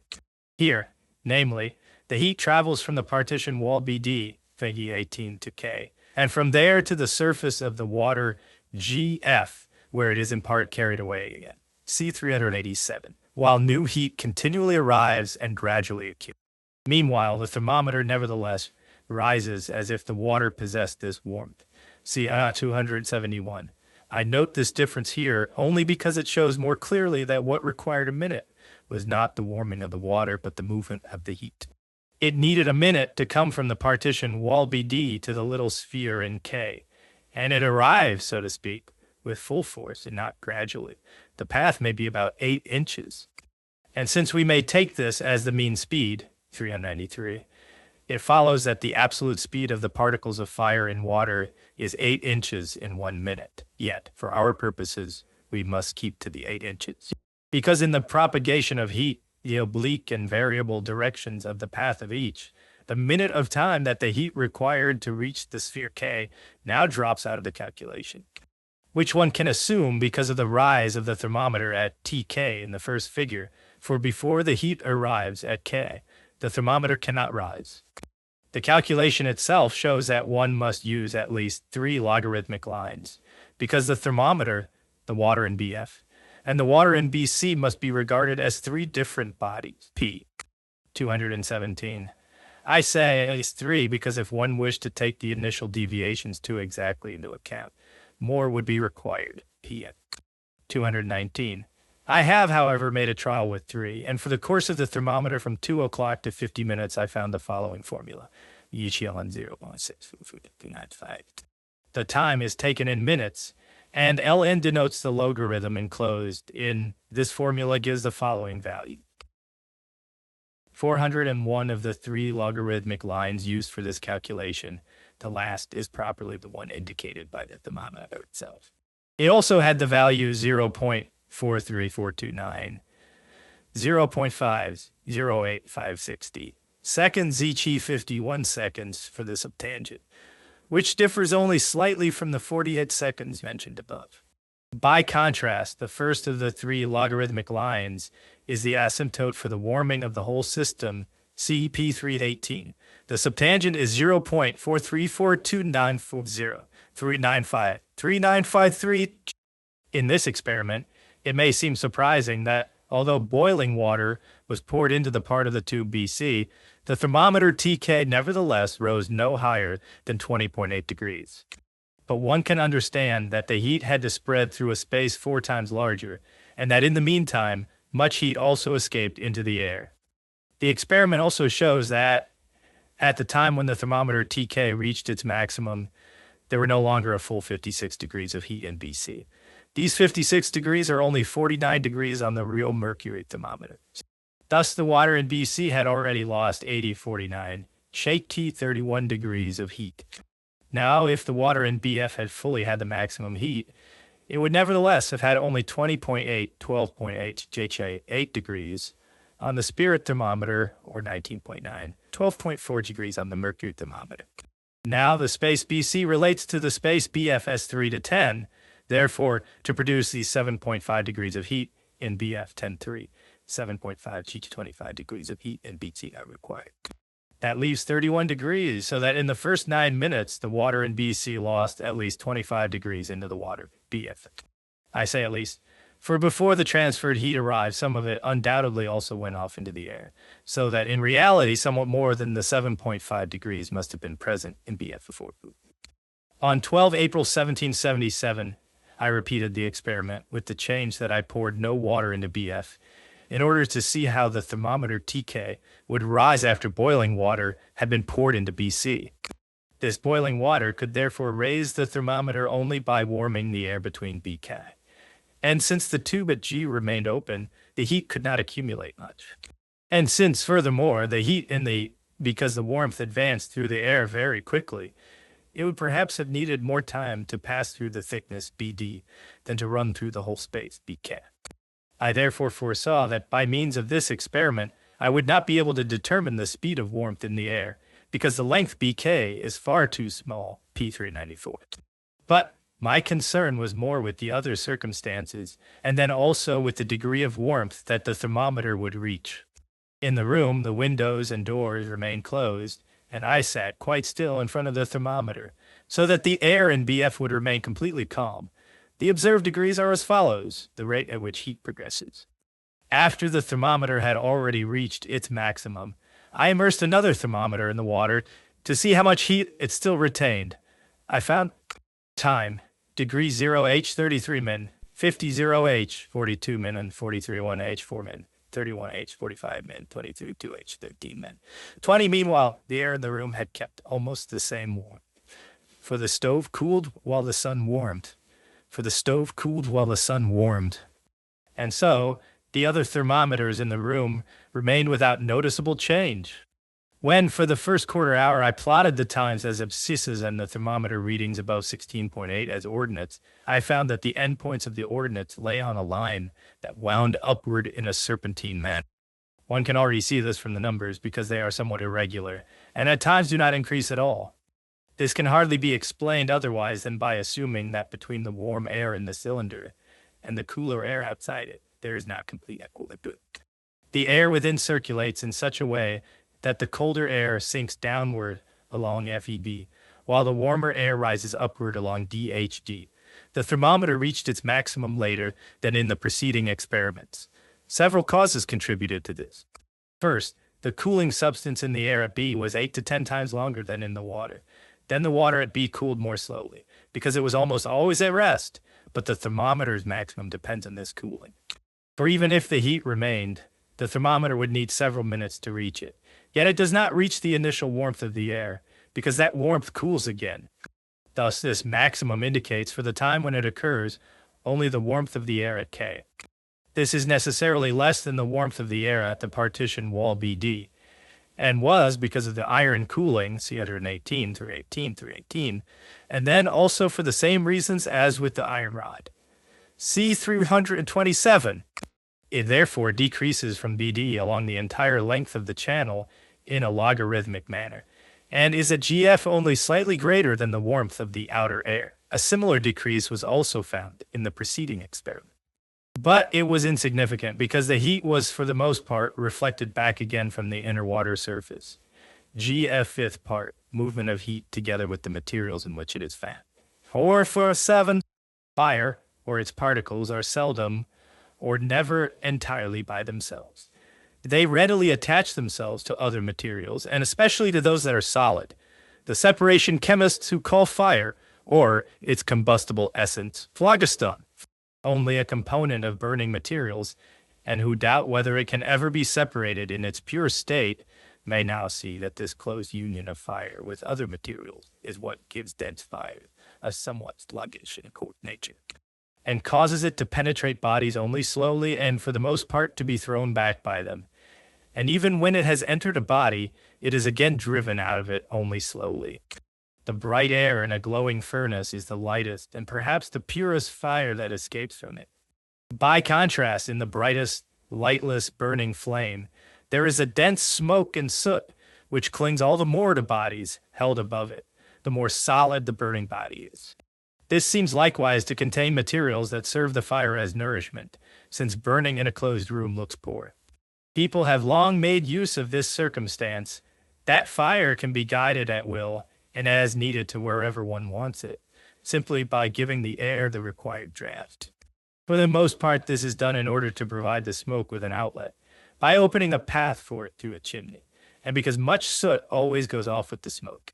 The construction of stove heaters has taken care to lead the flame and the smoke through several passages in the stove, so that the soot may deposit on several sides, and the room may be well warmed.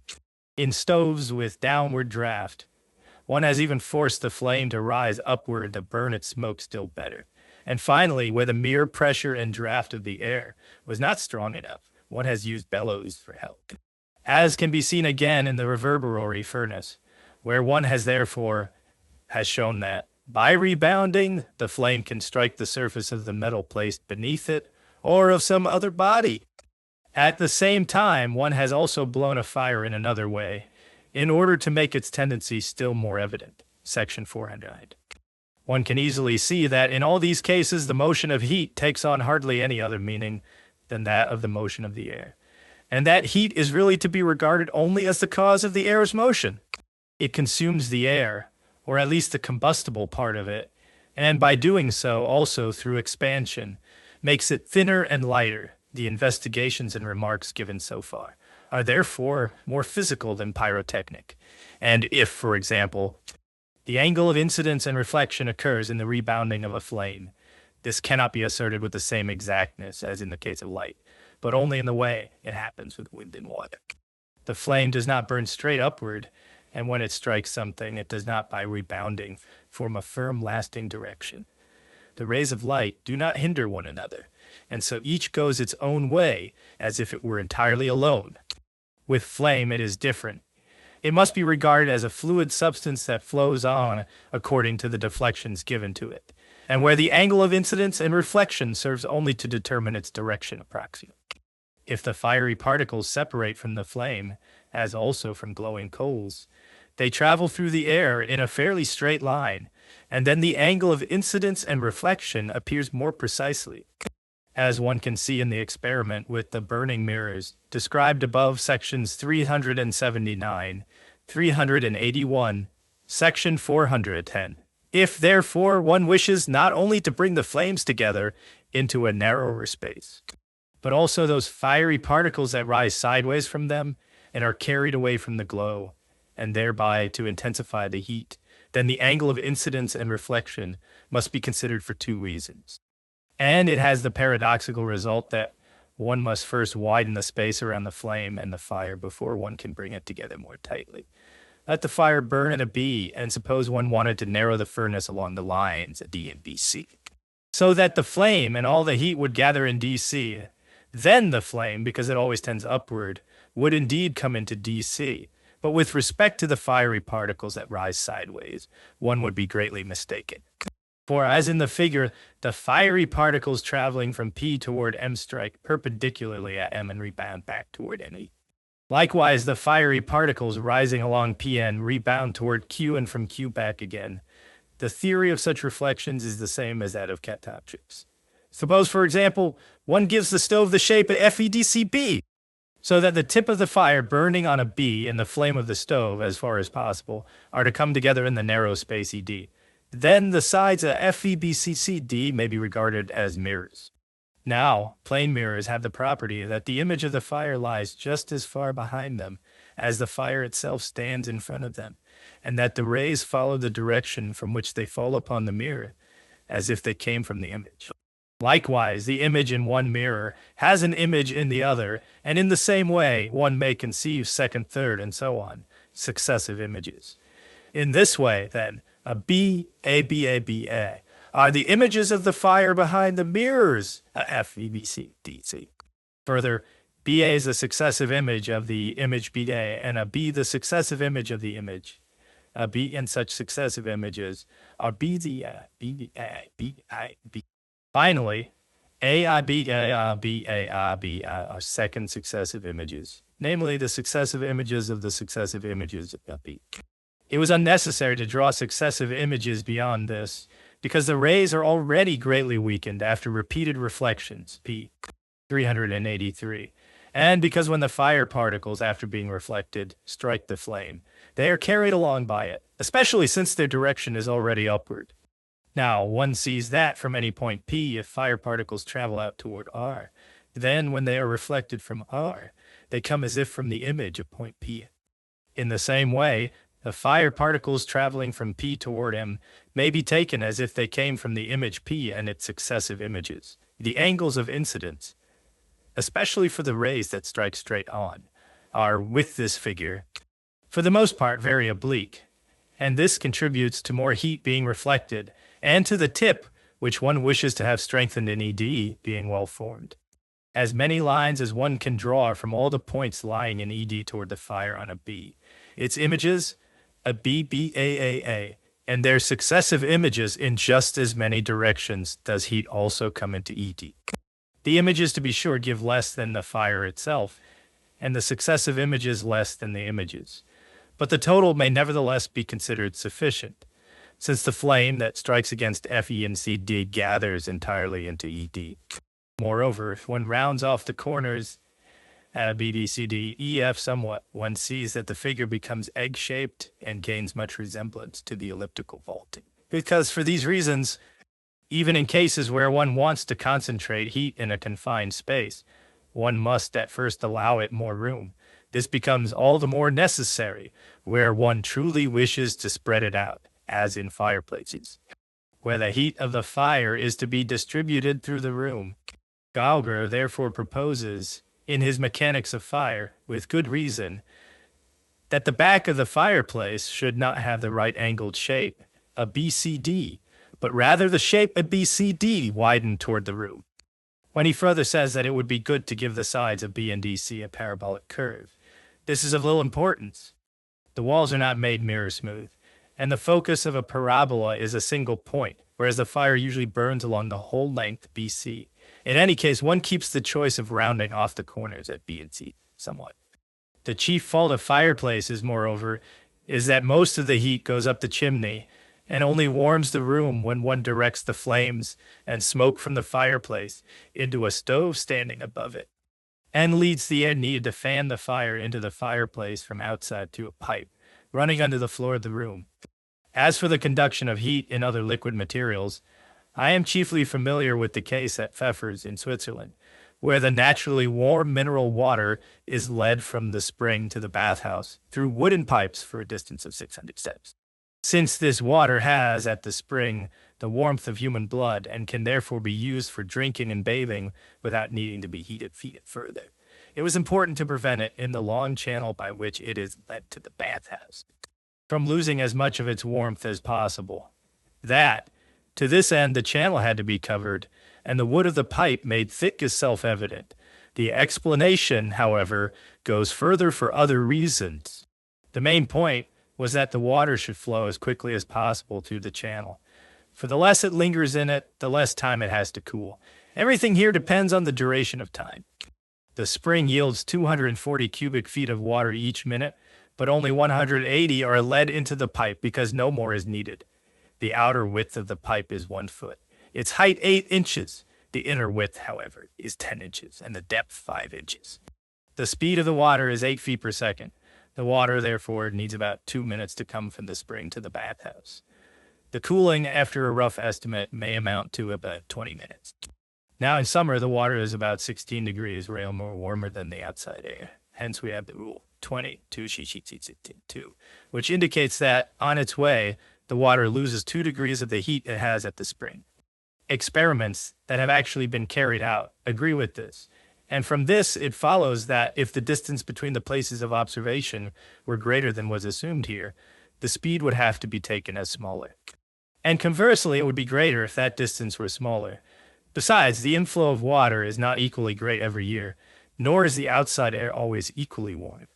I therefore have set its warmth in summer at only 14 to 16 degrees, because the bath lies in a valley, or so-called hollow, where the sun scarcely shines for an hour. 6th chapter, the rising of heat. If heat expands fluid materials, it makes them lighter and compels them to rise upward. This happens, for example, with boiling water because the water at the very bottom of the pot or kettle is the first to be warmed, and immediately. Moreover, the warming causes the air to escape from the spaces between the particles of water, and to rise in the form of countless small bubbles. In boiling water, however, the heat also makes room for itself and forces its way upward in large bubbles that contain less air than vapor. The bubbling up of boiling water, therefore, arises from this. 417. Such a rising of heat is also noticed in solid bodies. If the end of an iron rod is laid horizontally in the fire, the subtangent, 327, is shorter than if the rod is raised more at the end farther from the fire. I have, however, found the difference not very great in the experiment described above, 336, for when, on 17 April 1777, I held one end of the same wire in the flame of the horizontal, so that the wire formed an angle of 43 degrees with the horizontal. I found that the wax flowed at most only about 2 wire diameters farther from the light, and accordingly the subtangent had to be only 1/12 longer than when the wire lay horizontally. This difference would be greater if I held the wire vertically above.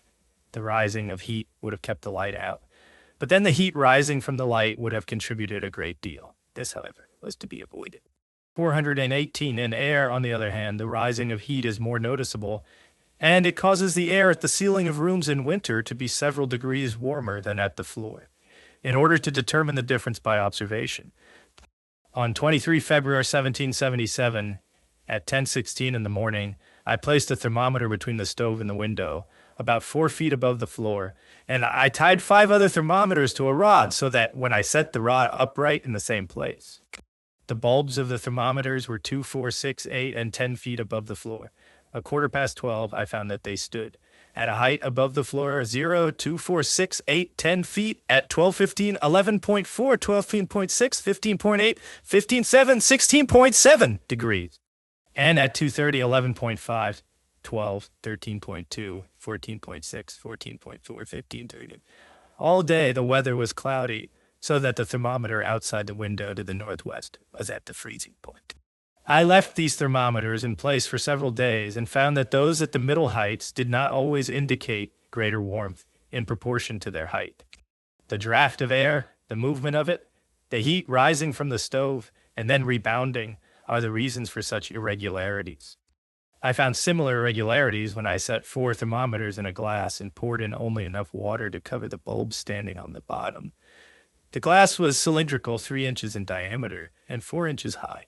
I observed them on 16 April 1777 on a fine morning, in a heated room with the window open, on a table in the shade at various times, and they showed at 7 o'clock 13.2, 13.6, 13.5, and 13.7, 13.8, 13.8, 13.8, 13.3, 13.6, 13.8 at 10 o'clock, 13.9, 14, 14, 14 at 11 o'clock.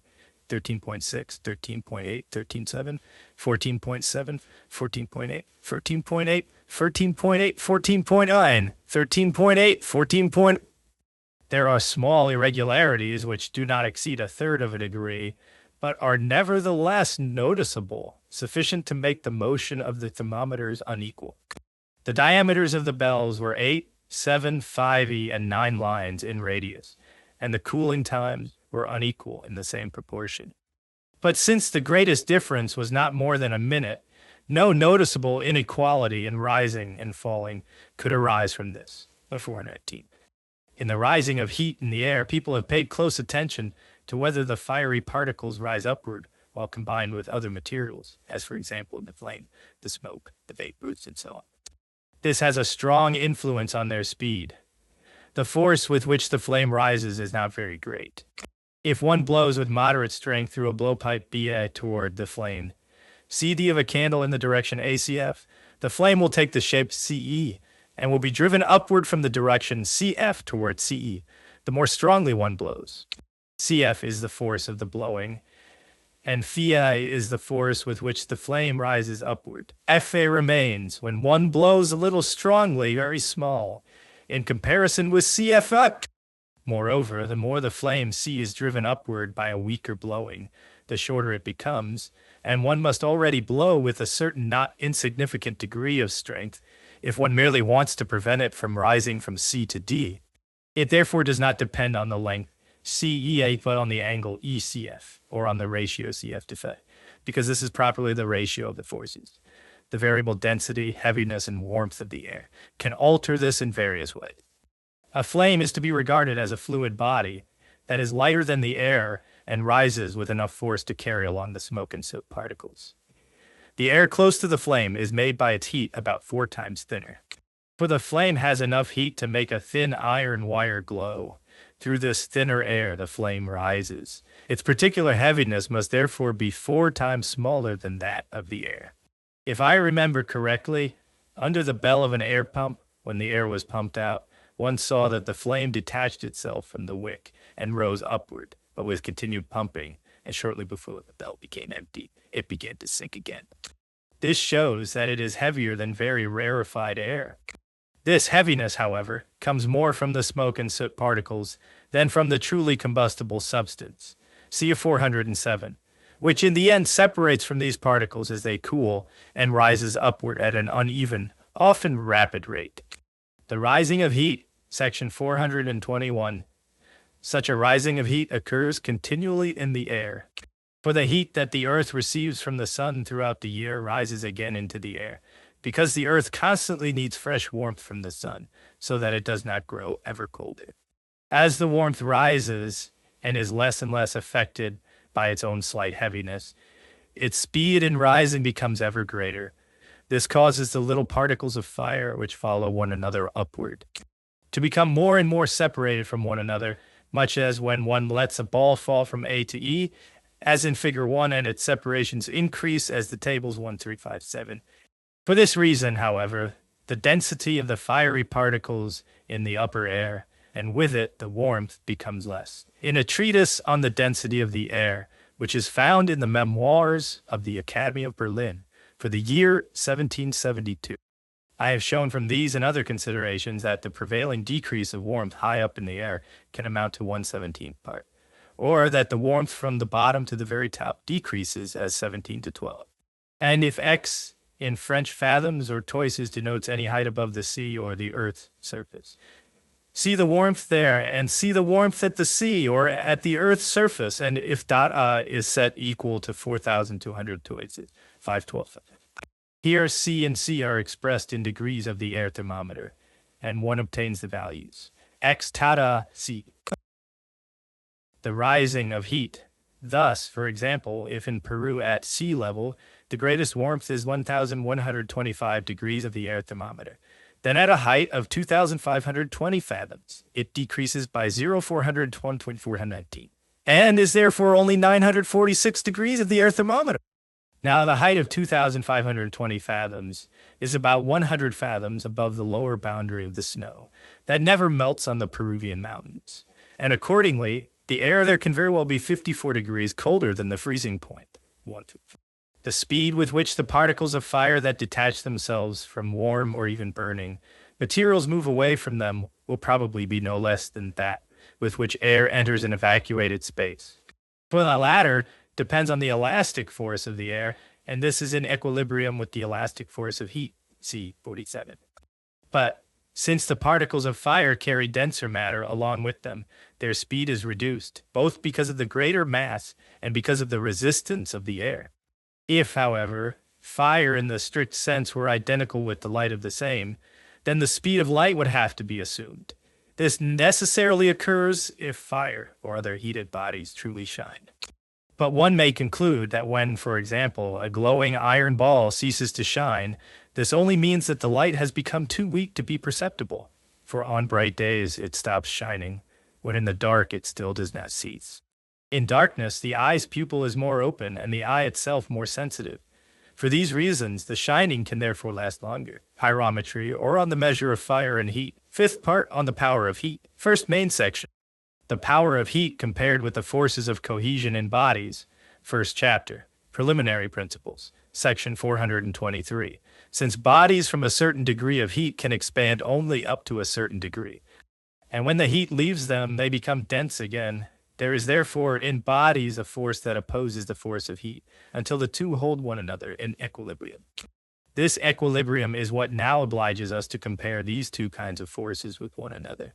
The force in bodies is that by which their particles cohere so that they cannot be separated without an external force.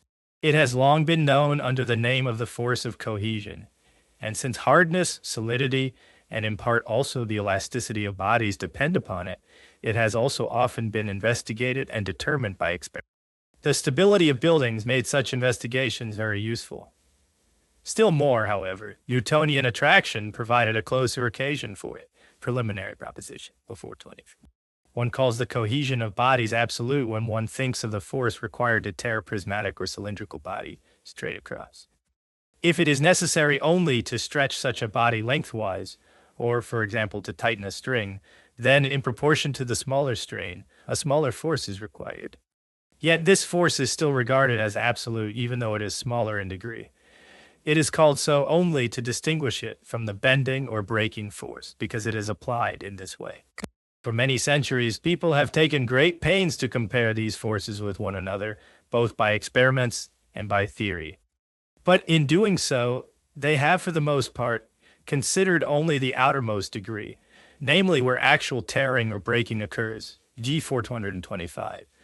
The stretching or completely tearing force is most easily determined by means of weights hung on the body.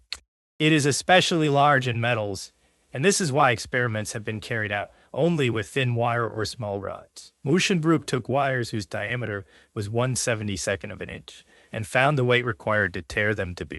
For wire of copper, 299 pounds brass, 360 pounds gold, 500 pounds iron, 450 pounds silver, 370 pounds tin, 49 pounds lead, 29 pounds with thicker wire. The tearing force increases as the square of the diameter.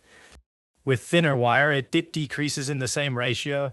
In testing soft bodies, it should be noted that before tearing they become thinner, and then less force is needed.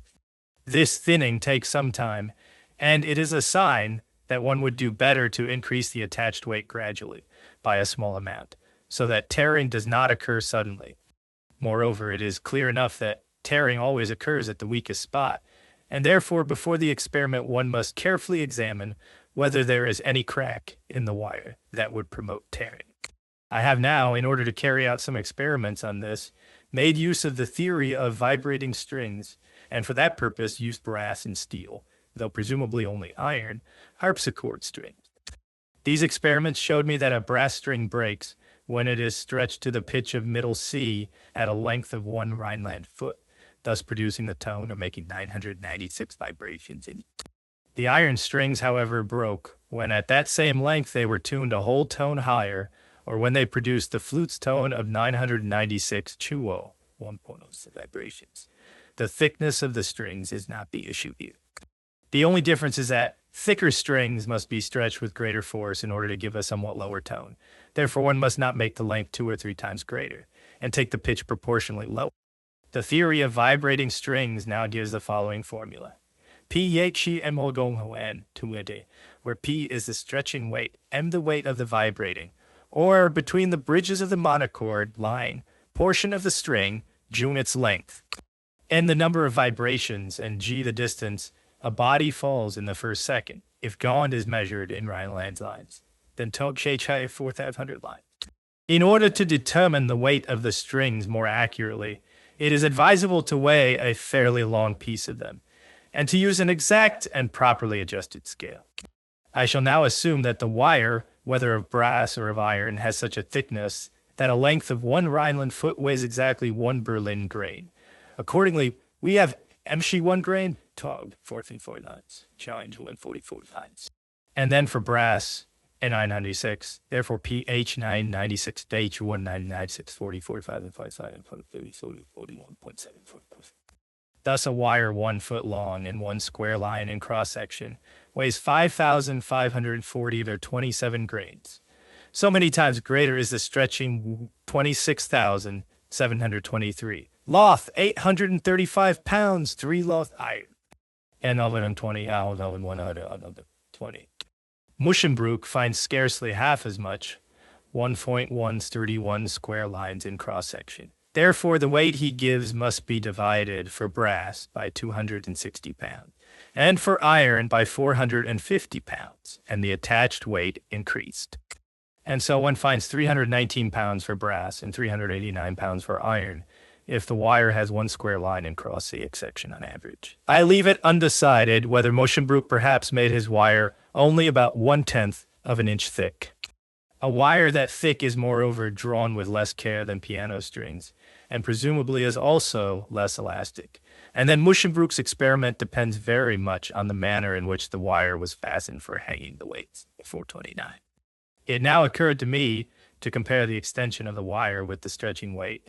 For this, the tuning pin of the monochord served well. I fixed a pointer to it by which I could easily see by how many degrees I turned it, both in order to tighten the string more and more and to loosen it again. I turned the tuning pin from 45 to 45 degrees and observed, by shifting the movable bridge, at what length the string gave the tone of the flute, or completed 830 vibrations in 1 second.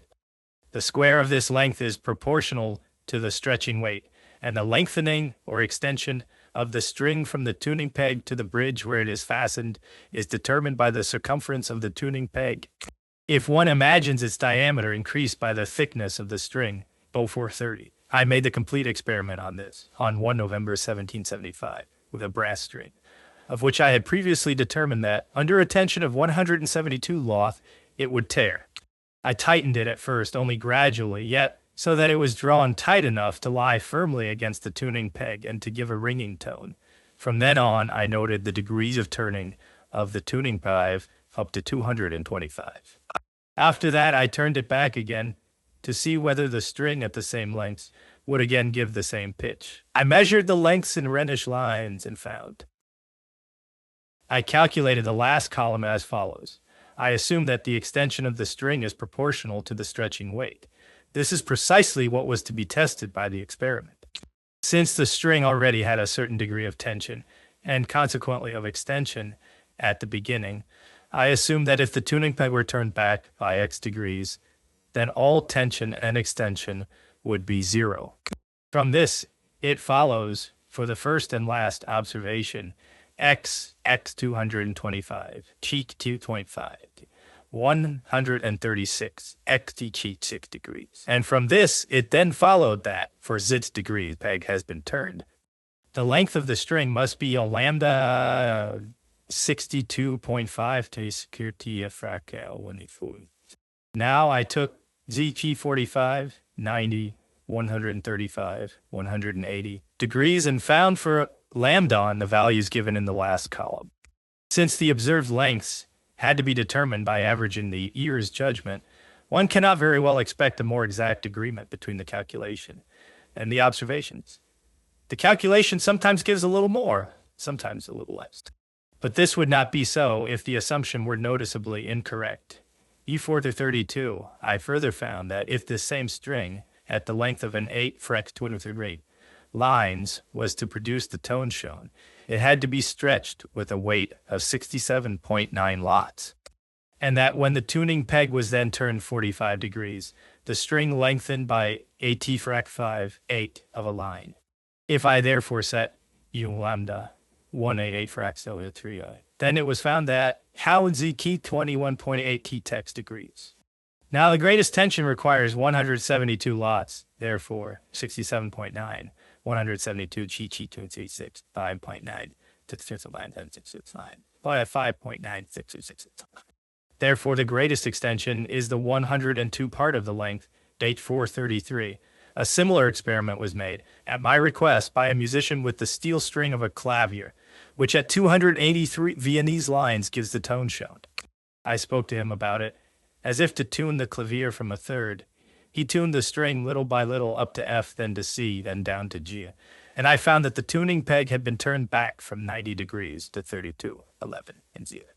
Accordingly, one finds tones turning of the tuning peg 90 degree, 32 degree, 11 degree, 0 degree. Ratio of the vibrations 24, 16, 12, 9. Calculated ratio 24, 16, 11.99. The tuning peg had a diameter of 1.5 lines. This gives, for 90 degrees, an increase in length of 3 3/8 lines. Now steel strings break when they give at a length of 1 foot the tone which, according to the above ratio, has 54 vibrations. The calculation shows that the tuning peg could still have been turned back by 14.7 degrees before all tension would have ceased. The string had therefore been turned in all by 90 plus 14.7, that is 104.7 degrees. And thus, its increase in length was 1.37 lines. Now, for a length of 1 foot, the string was not 24, but 24 times 282.5, divided by 144. That is 47 vibrations. Accordingly, 47 squared to 5 squared equals.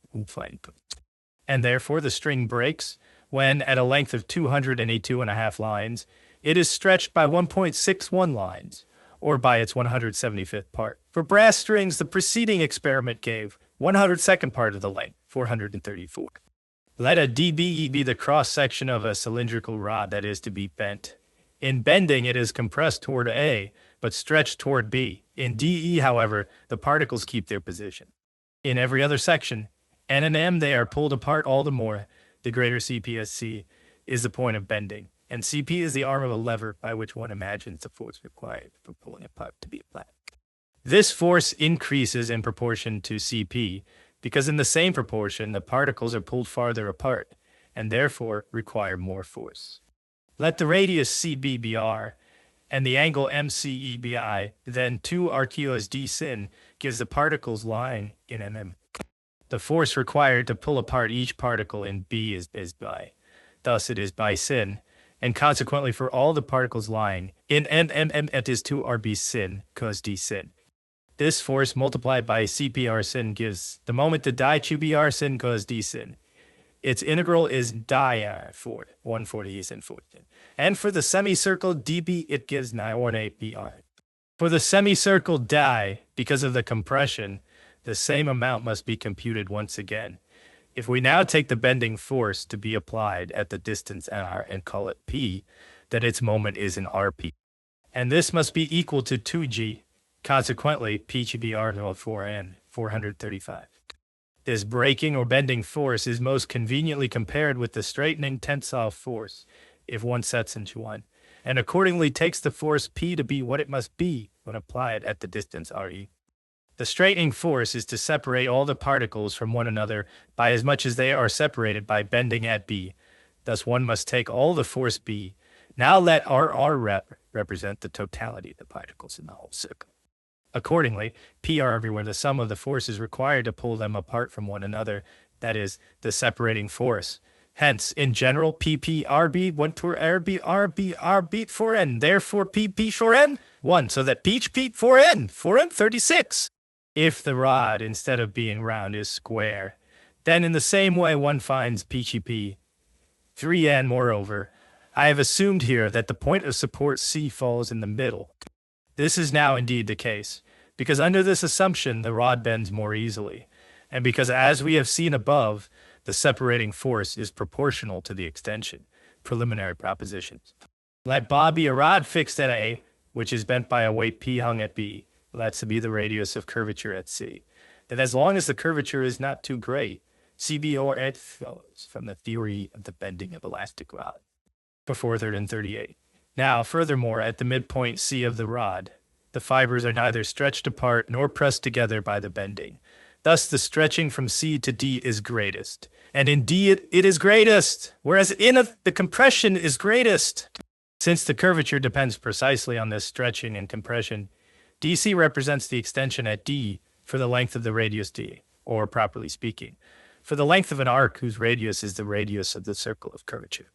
I now fastened at A brass wire BC, 143 Rhenish lines long, whose weight was 11.4 grains of the Berlin pound. Since it bent somewhat downward under its own weight, I curved it so that despite this it remained straight and upright. Then I hung at the NB a small weight of 5 grains. The wire then sagged from F to B by 24 lines, and with 10 grains by almost exactly twice as much, or 48 lines. This very noticeable sagging gave me occasion to regard such a wire as a very sensitive balance, by which I could distinguish differences as small as 1/10 of a grain. I also afterward used such a wire to weigh light bodies whose weight I wished to know very precisely, by placing at B a small scale pan divided into grains and their decimal parts. In this experiment, therefore, the radius of curvature was Siwachi 3G143, 3G24 at 285 lines. If, furthermore, a Rhenish cubic foot of brass weighs 554 Berlin pounds, it follows from this that the radius of the thickness of the wire is 2/15 of a line. Furthermore, but to tear the wire apart, a force of 1,500 lots is required. Therefore, 89 frac through 3 lots, 1,500 lots, 2,137, 441. By a very similar experiment, I found that an iron wire breaks when it is stretched by a frac to newt 100 of its length. If one now compares these two experiments with the preceding ones, 432, 433, then here the greatest extension, both for brass and for iron, is somewhat smaller. For it is for brass in the previous experiments, 1 frazione 102. In the present ones, a frazione 127. For iron, in the previous experiments, frazione 175. In the present ones, a frazione 200. The difference amounts for both metals to only a frazione 5 of the value. But this very proportionality leads to the conclusion that, in the way the latter experiments were carried out, there must be something that makes the extension smaller than in the former. Since, moreover, the difference is not very large, and in any case, the mean can be taken. It did not occur to me to pursue this investigation further. I truly had before I carried out the experiment. Because the whole theory had always been regarded as something very doubtful, and because fairly considerable errors had crept in, partly in the theory and partly in the experiments. Second section, application to the force of heat. It is generally considered all the same whether heat or an external force expands bodies, for example, metal rods.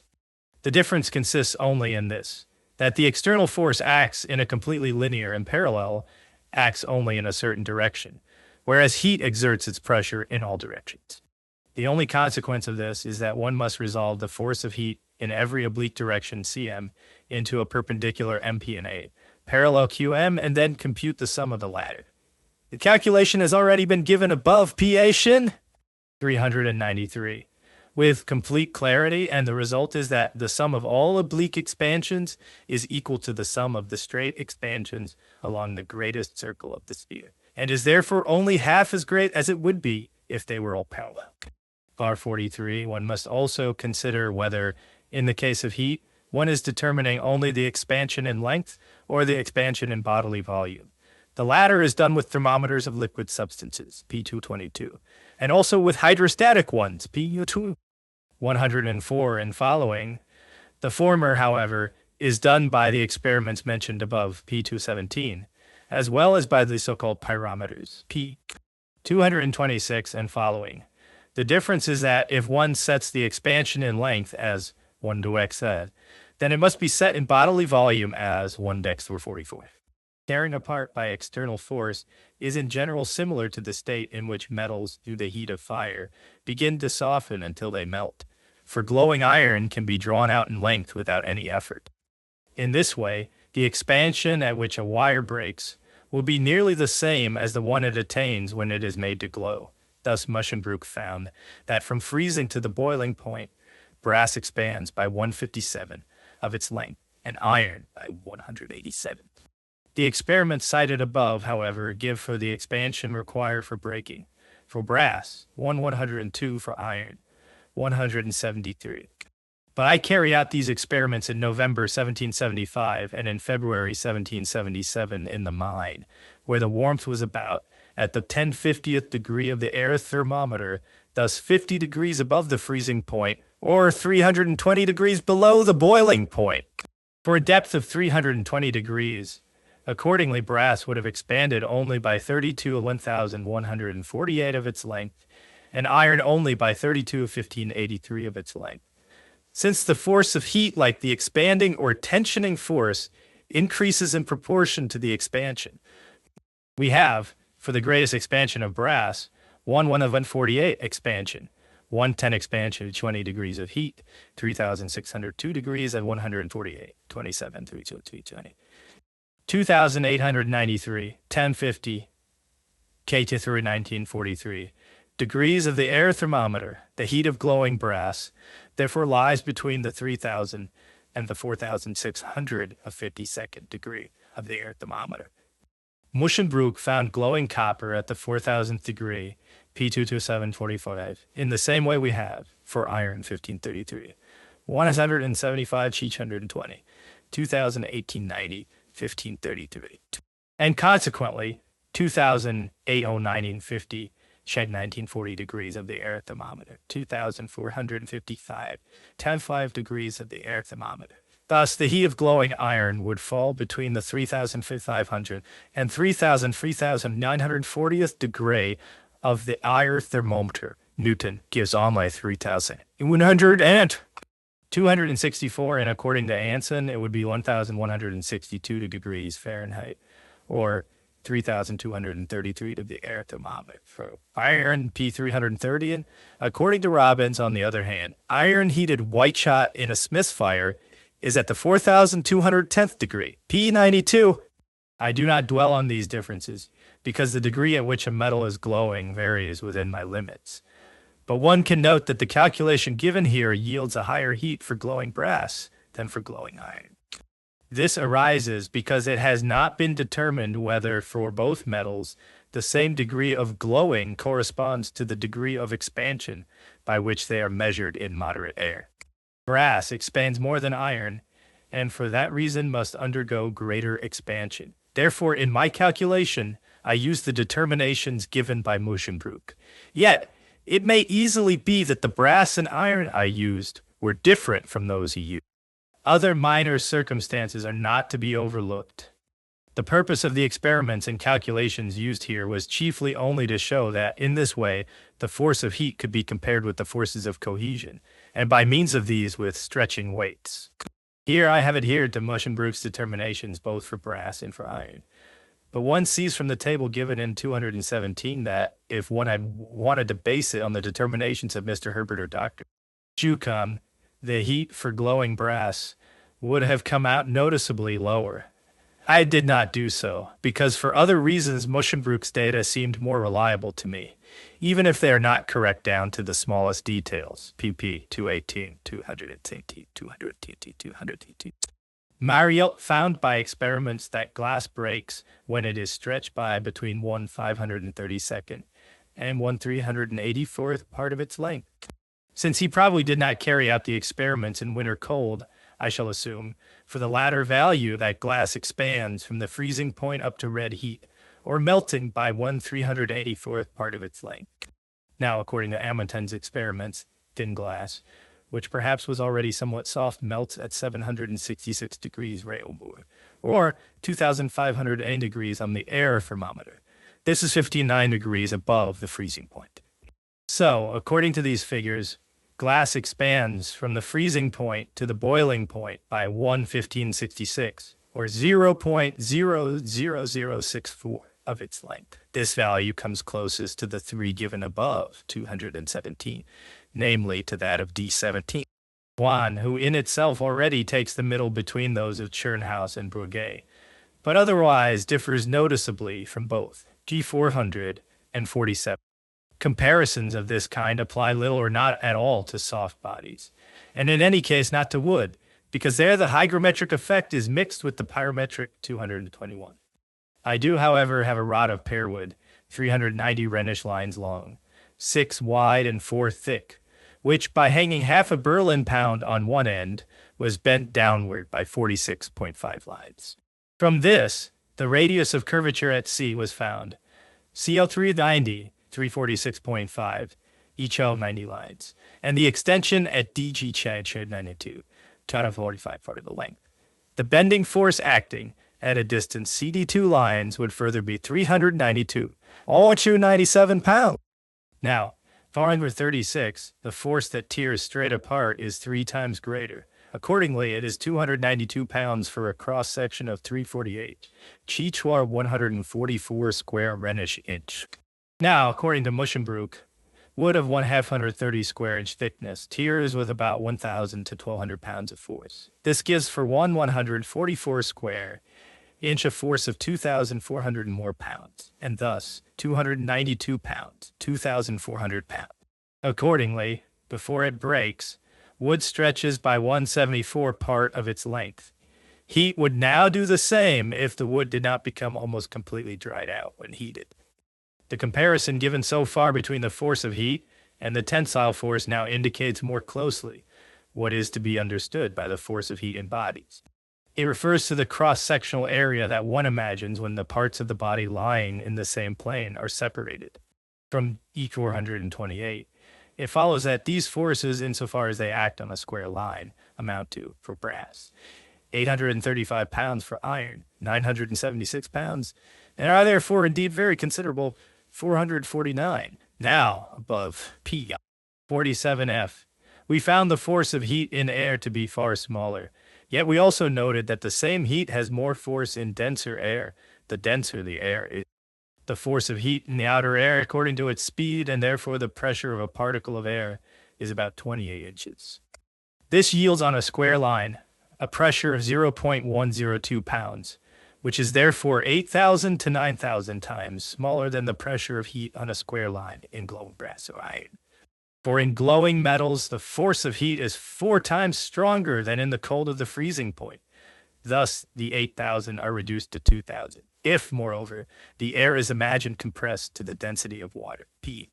55, then the force of heat and its elasticity, according to Mariotta's rule, becomes 800 times stronger. With this, we already come noticeably closer to the first mentioned 2000. Yet it may be that the so-called free air within bodies is even denser, P52, E4450. This circumstance, that the same heat has more force in denser air and thus also in denser bodies, now arises chiefly from the fact that the particles of the body transmit the impact they receive from the fire particles, and, so to speak, multiply it.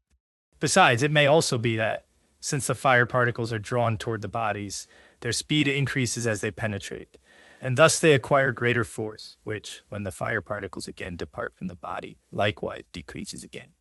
Added to this is the rebounding of the fire particles from the inner surface of bodies, P387, which causes most of the fire particles that, for example, pass from water into air to rebound, namely 7 gates when they go from water into air. This means that of the fire particles that maintain equilibrium in water, only 1 gate is needed to maintain the equilibrium of the fire particles in air. But for this 1 gate to be able to maintain equilibrium, the remaining 7 gates in the water are still necessary, because the cohesive forces of the water particles always also demand an equilibrium on the part of the fire particles, E451.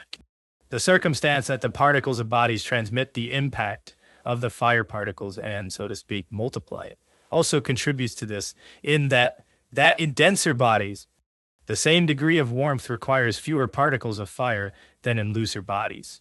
Yet one must not conclude from this that the quantity stands in an inverse ratio to density, or depends on density alone. The cohesive forces must also be taken into account, and they are still more important than density. We found above, Pi 302, that for the same warmth, the quantity of fire particles in a cubic inch of mercury, alcohol, and water is in the ratio of the numbers 4, 6, 7. These numbers are not only not in inverse proportion to the density of those substances, they even depart from it in the case of alcohol, which is still lighter than water.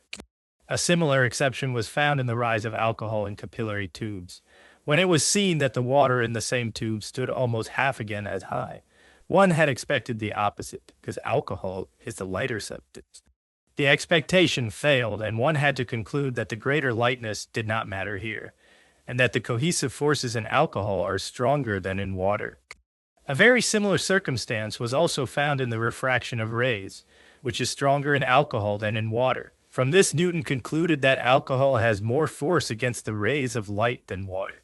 And this may also have taken place in the attraction of the fire particles, O452.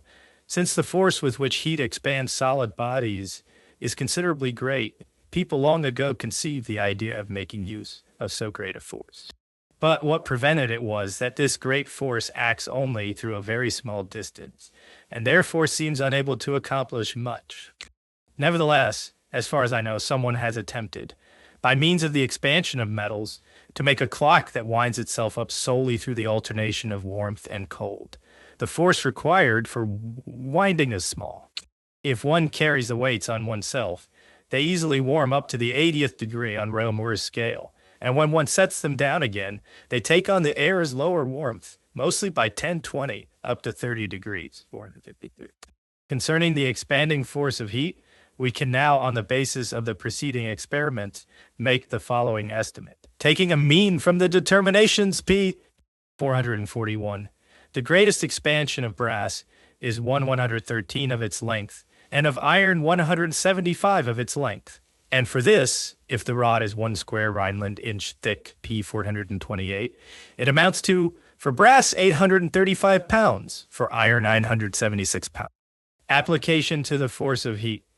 Now, according to Moschenbroek, from freezing to boiling, brass expands by 113 of its length, and iron by 113.7 of its length. Accordingly, we have 113, 183 pounds, 97 pounds.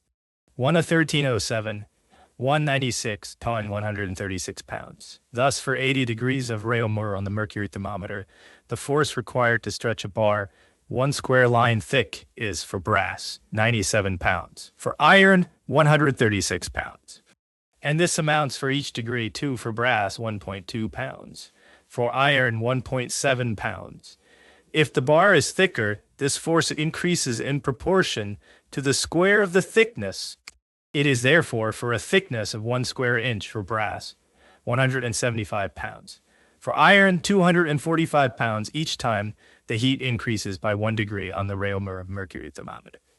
In liquid materials, the forces of cohesion are already for the most part overcome by heat, yet a part of them still remains.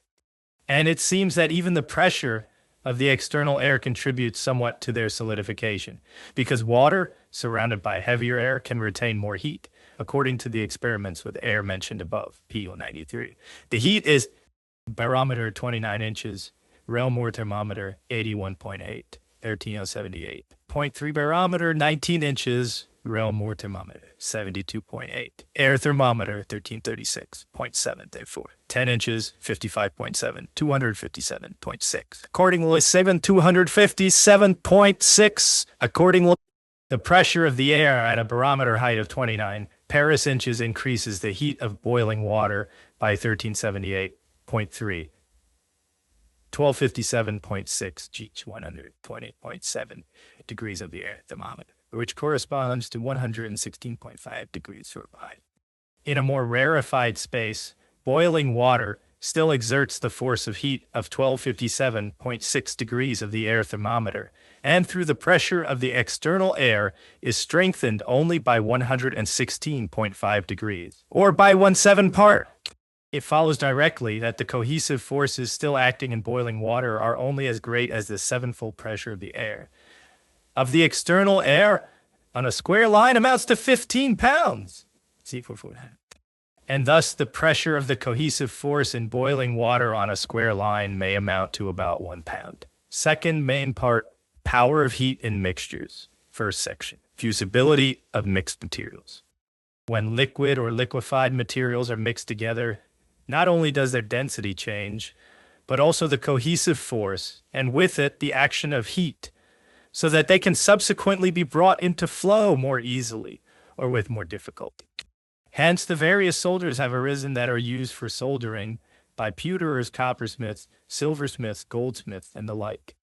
One calls quick solder that which solders easily and quickly, and this is commonly compounded of 5 parts bismuth, 3 parts tin, and 2 parts lead. To melt it, a greater heat is required than that of boiling water. And if the barometer stands above 28 Paris inches, it melts in boiling water. The more fusible quick solder consists of 3 parts tin and 2 parts lead. One also calls aglat what is used for soldering in enameling. To solder gold, the light-flowing solder is compounded of 2 parts gold, 1 part silver, and 1 part copper. To solder silver, the fine hard solder consists of 2 parts silver and 1 part brass. The hard kind of 2 parts, assay silver, and 1 part brass. The soft kind of 2 parts, assay silver, and 1 part tin. Finally, to solder brass, for 1 part, tin 3 to 5 parts brass are taken. Among the experiments that Newton carried out on various degrees of heat, see on side 264, are also those concerning the degrees of fluidity of different mixtures.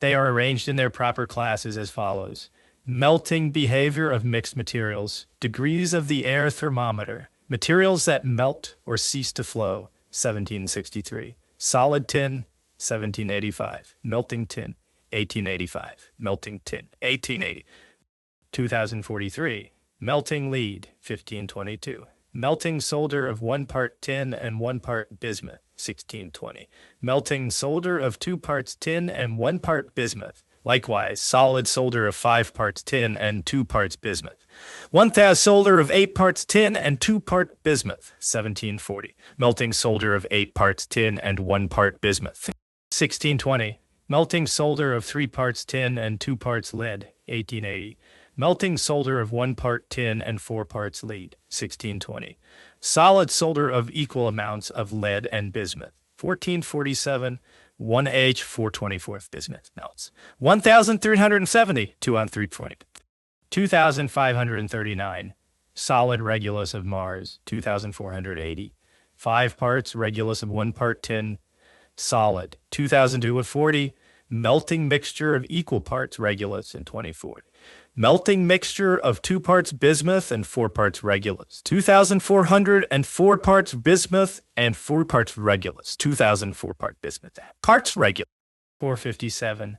Let B24 represent the weight of the mixtures of bismuth and tin.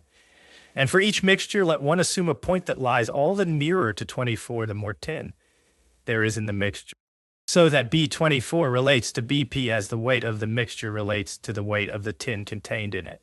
Then for the degree of melting required for the air thermometer, or rather for the excess above 307, the degree of the lightest melting point, according to the scale drawn in B from PM, one will obtain just as many ordinates as are given in the preceding table for mixtures of bismuth and tin.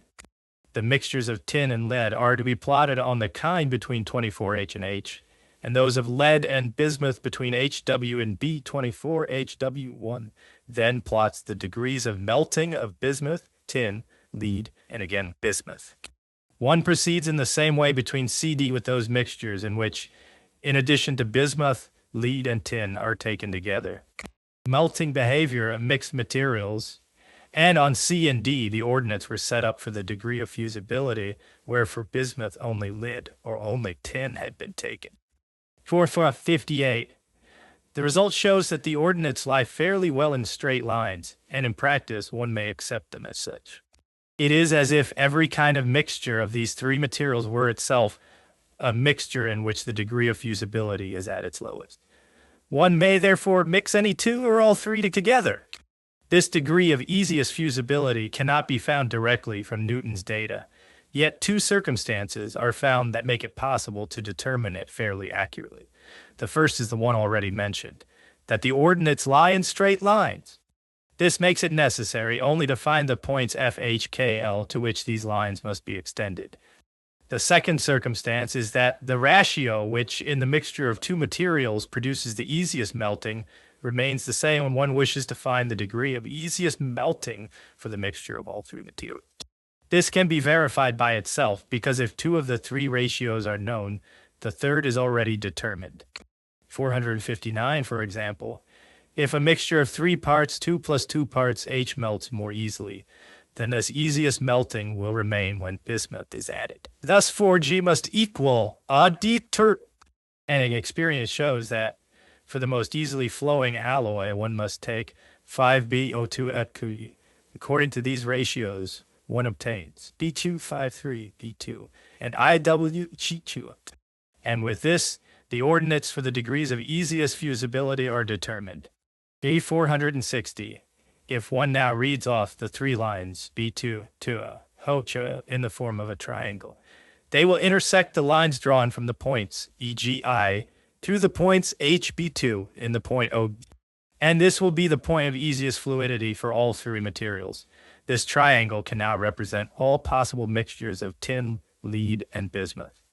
One thinks if one marks the weight of each of these materials at the corners 4HB, and then seeks the common center of gravity, this will indicate the place where the mixture must be set.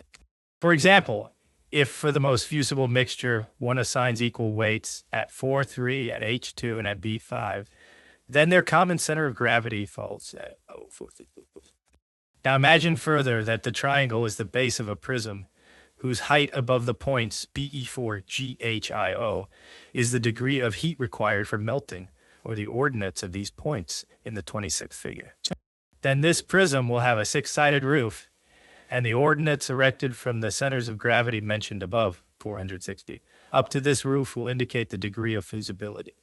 In the mixing of metals, as with other fluid materials, it has already been noted that, with respect to density or heaviness, they do not always follow Archimedes' rule.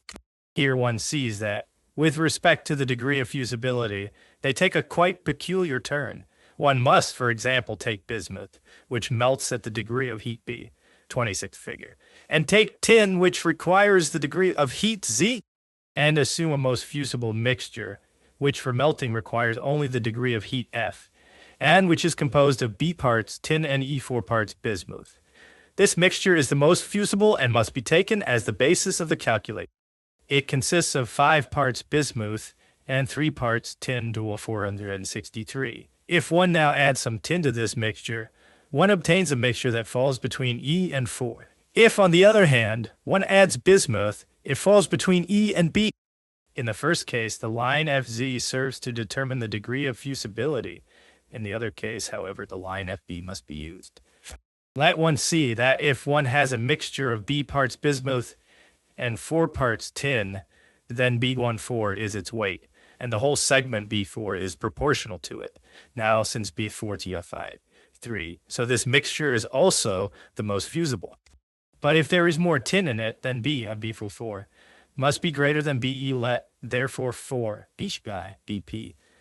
Since now BH38, thus EP equals 4 divided by B plus 4 minus 1/3, that is 5 times 4 minus 3B, divided by 8 times B plus 4. And this gives PM equals EF plus 5 times 4 minus 3B, divided by 5 times B plus 4, multiplied by 4Z minus EF, the degree of heat required to melt the mixture. Section 465. This formula can be written as follows. PM equals 1 plus 1/3 B times EF plus 4 minus 1/3 B times 4Z, divided by B plus 4C, divided by B plus 4Z part of the mixture.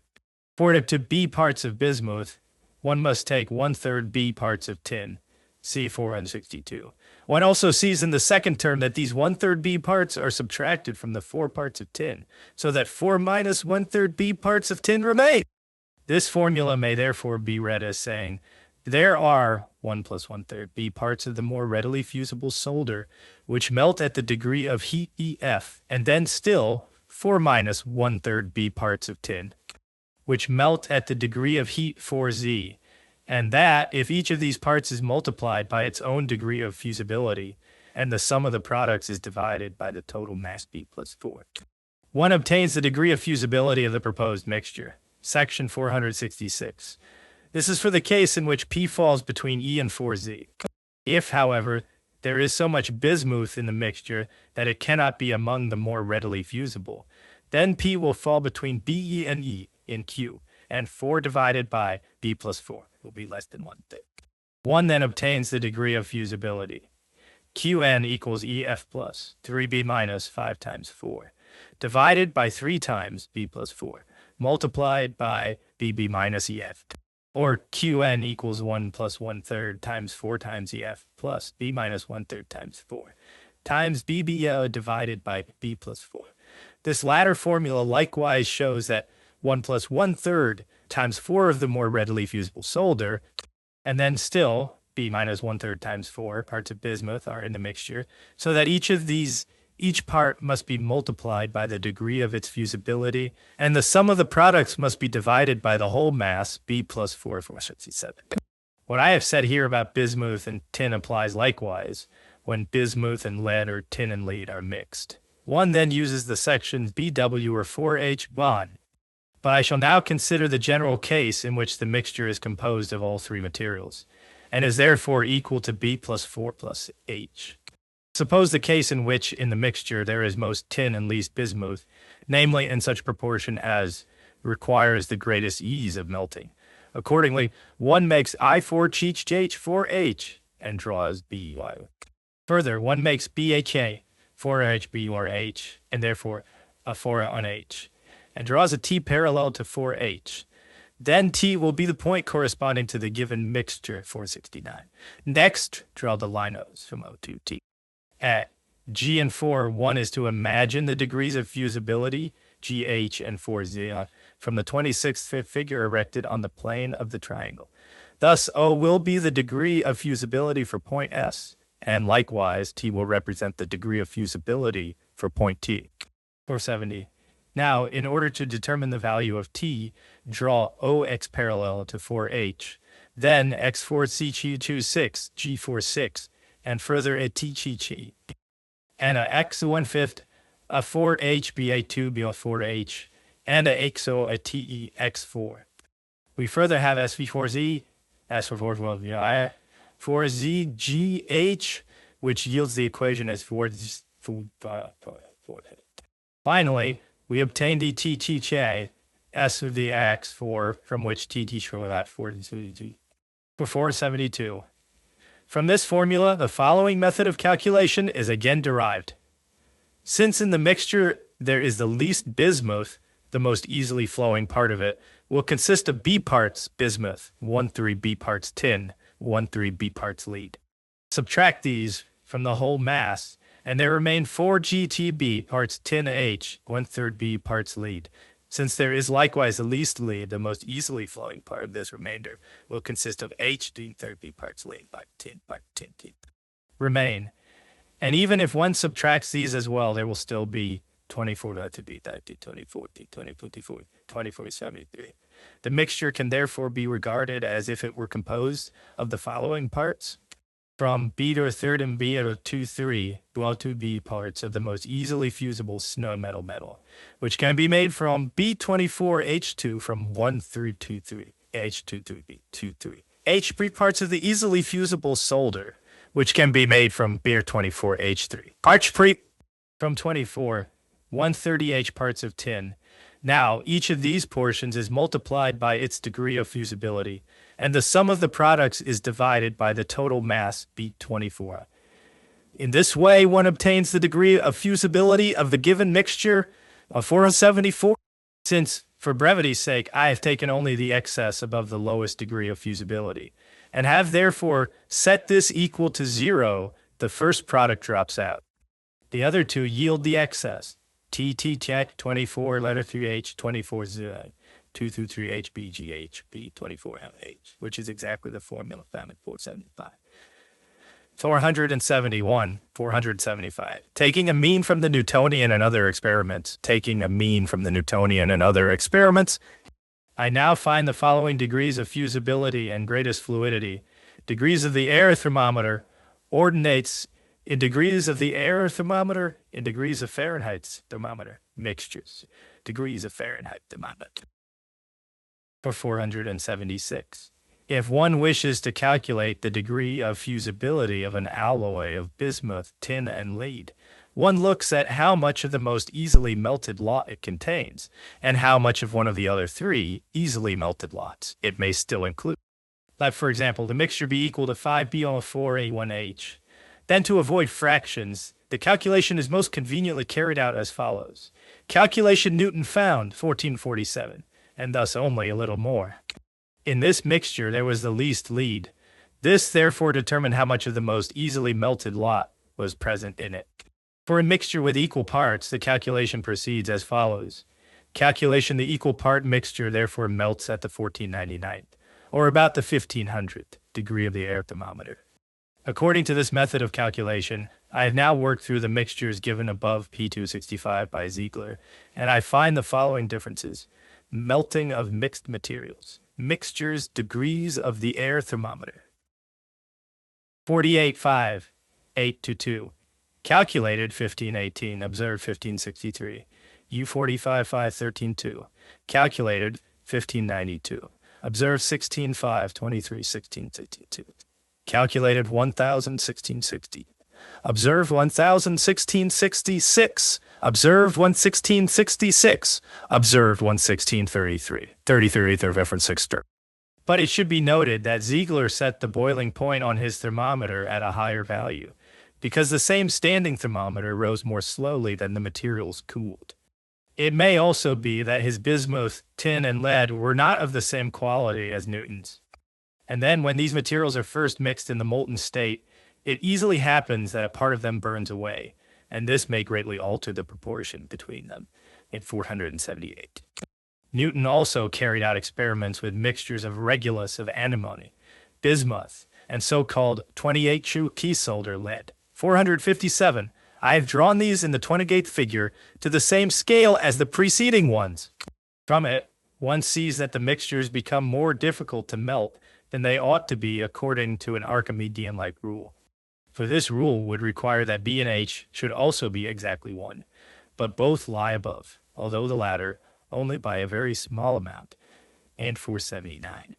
Ziegler has proposed a not insignificant use for such mixtures, since they can indicate higher degrees of heat than thermometers can, where one wishes to warm a body only up to a certain degree, or also to determine its warmth. One makes thin little rods from such mixtures, so that each has its own definite degree of fusibility. If one now presses the tip of one of these little rods against the heated body, one can see without effort whether the tip begins to melt or whether it only becomes soft. With bismuth, 4H, and regulus of antimony, such rods can be made that range from the boiling point up to the 2600th degree of the air thermometer. From the 1700th up to the 161st, bismuth must necessarily be used. But for the higher degrees, one does better if one uses only tin and lead, because these flow better. Moreover, without much trouble, one can also find still more slaves. C455.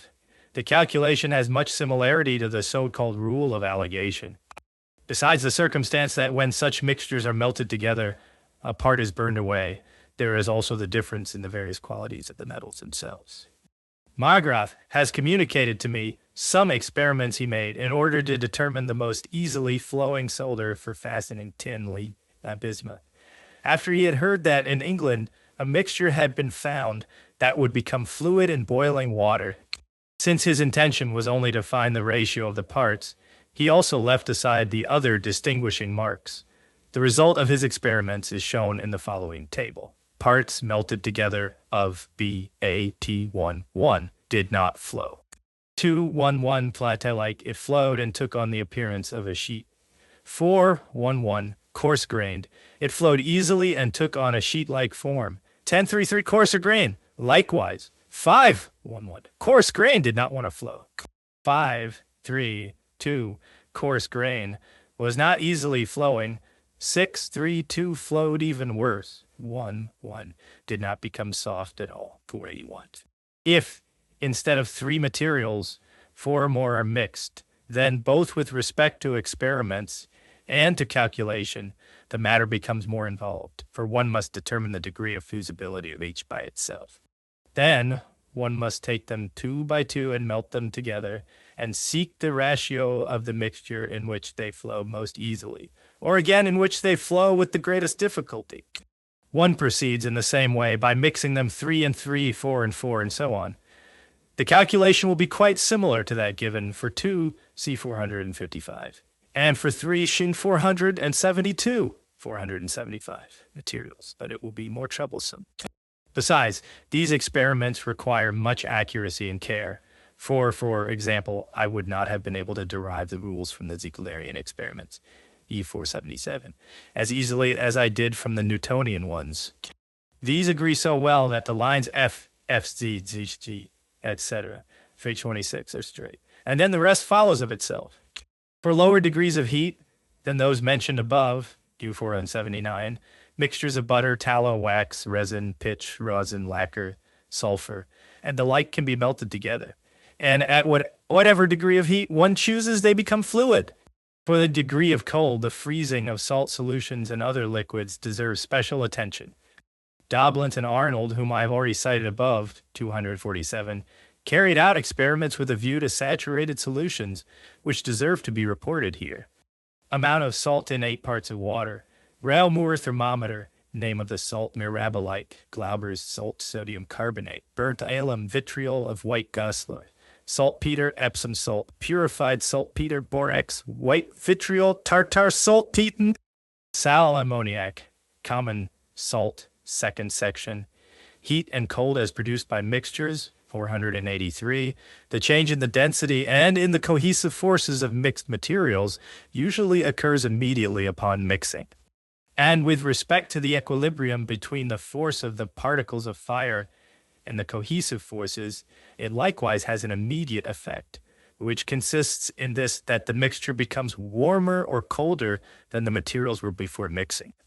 The quantity of the particles of fire is not thereby altered, but since an equal number of particles of fire produce unequal warmth in different materials, 308, it can indeed be understood that mixing does not necessarily produce the warmth of does not retain the same warmth that the mixed materials had.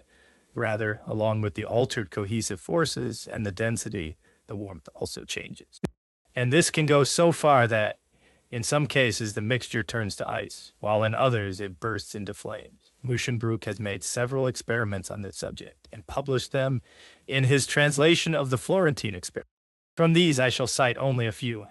in which I have determined the degree of warming or cooling by means of the thermometer.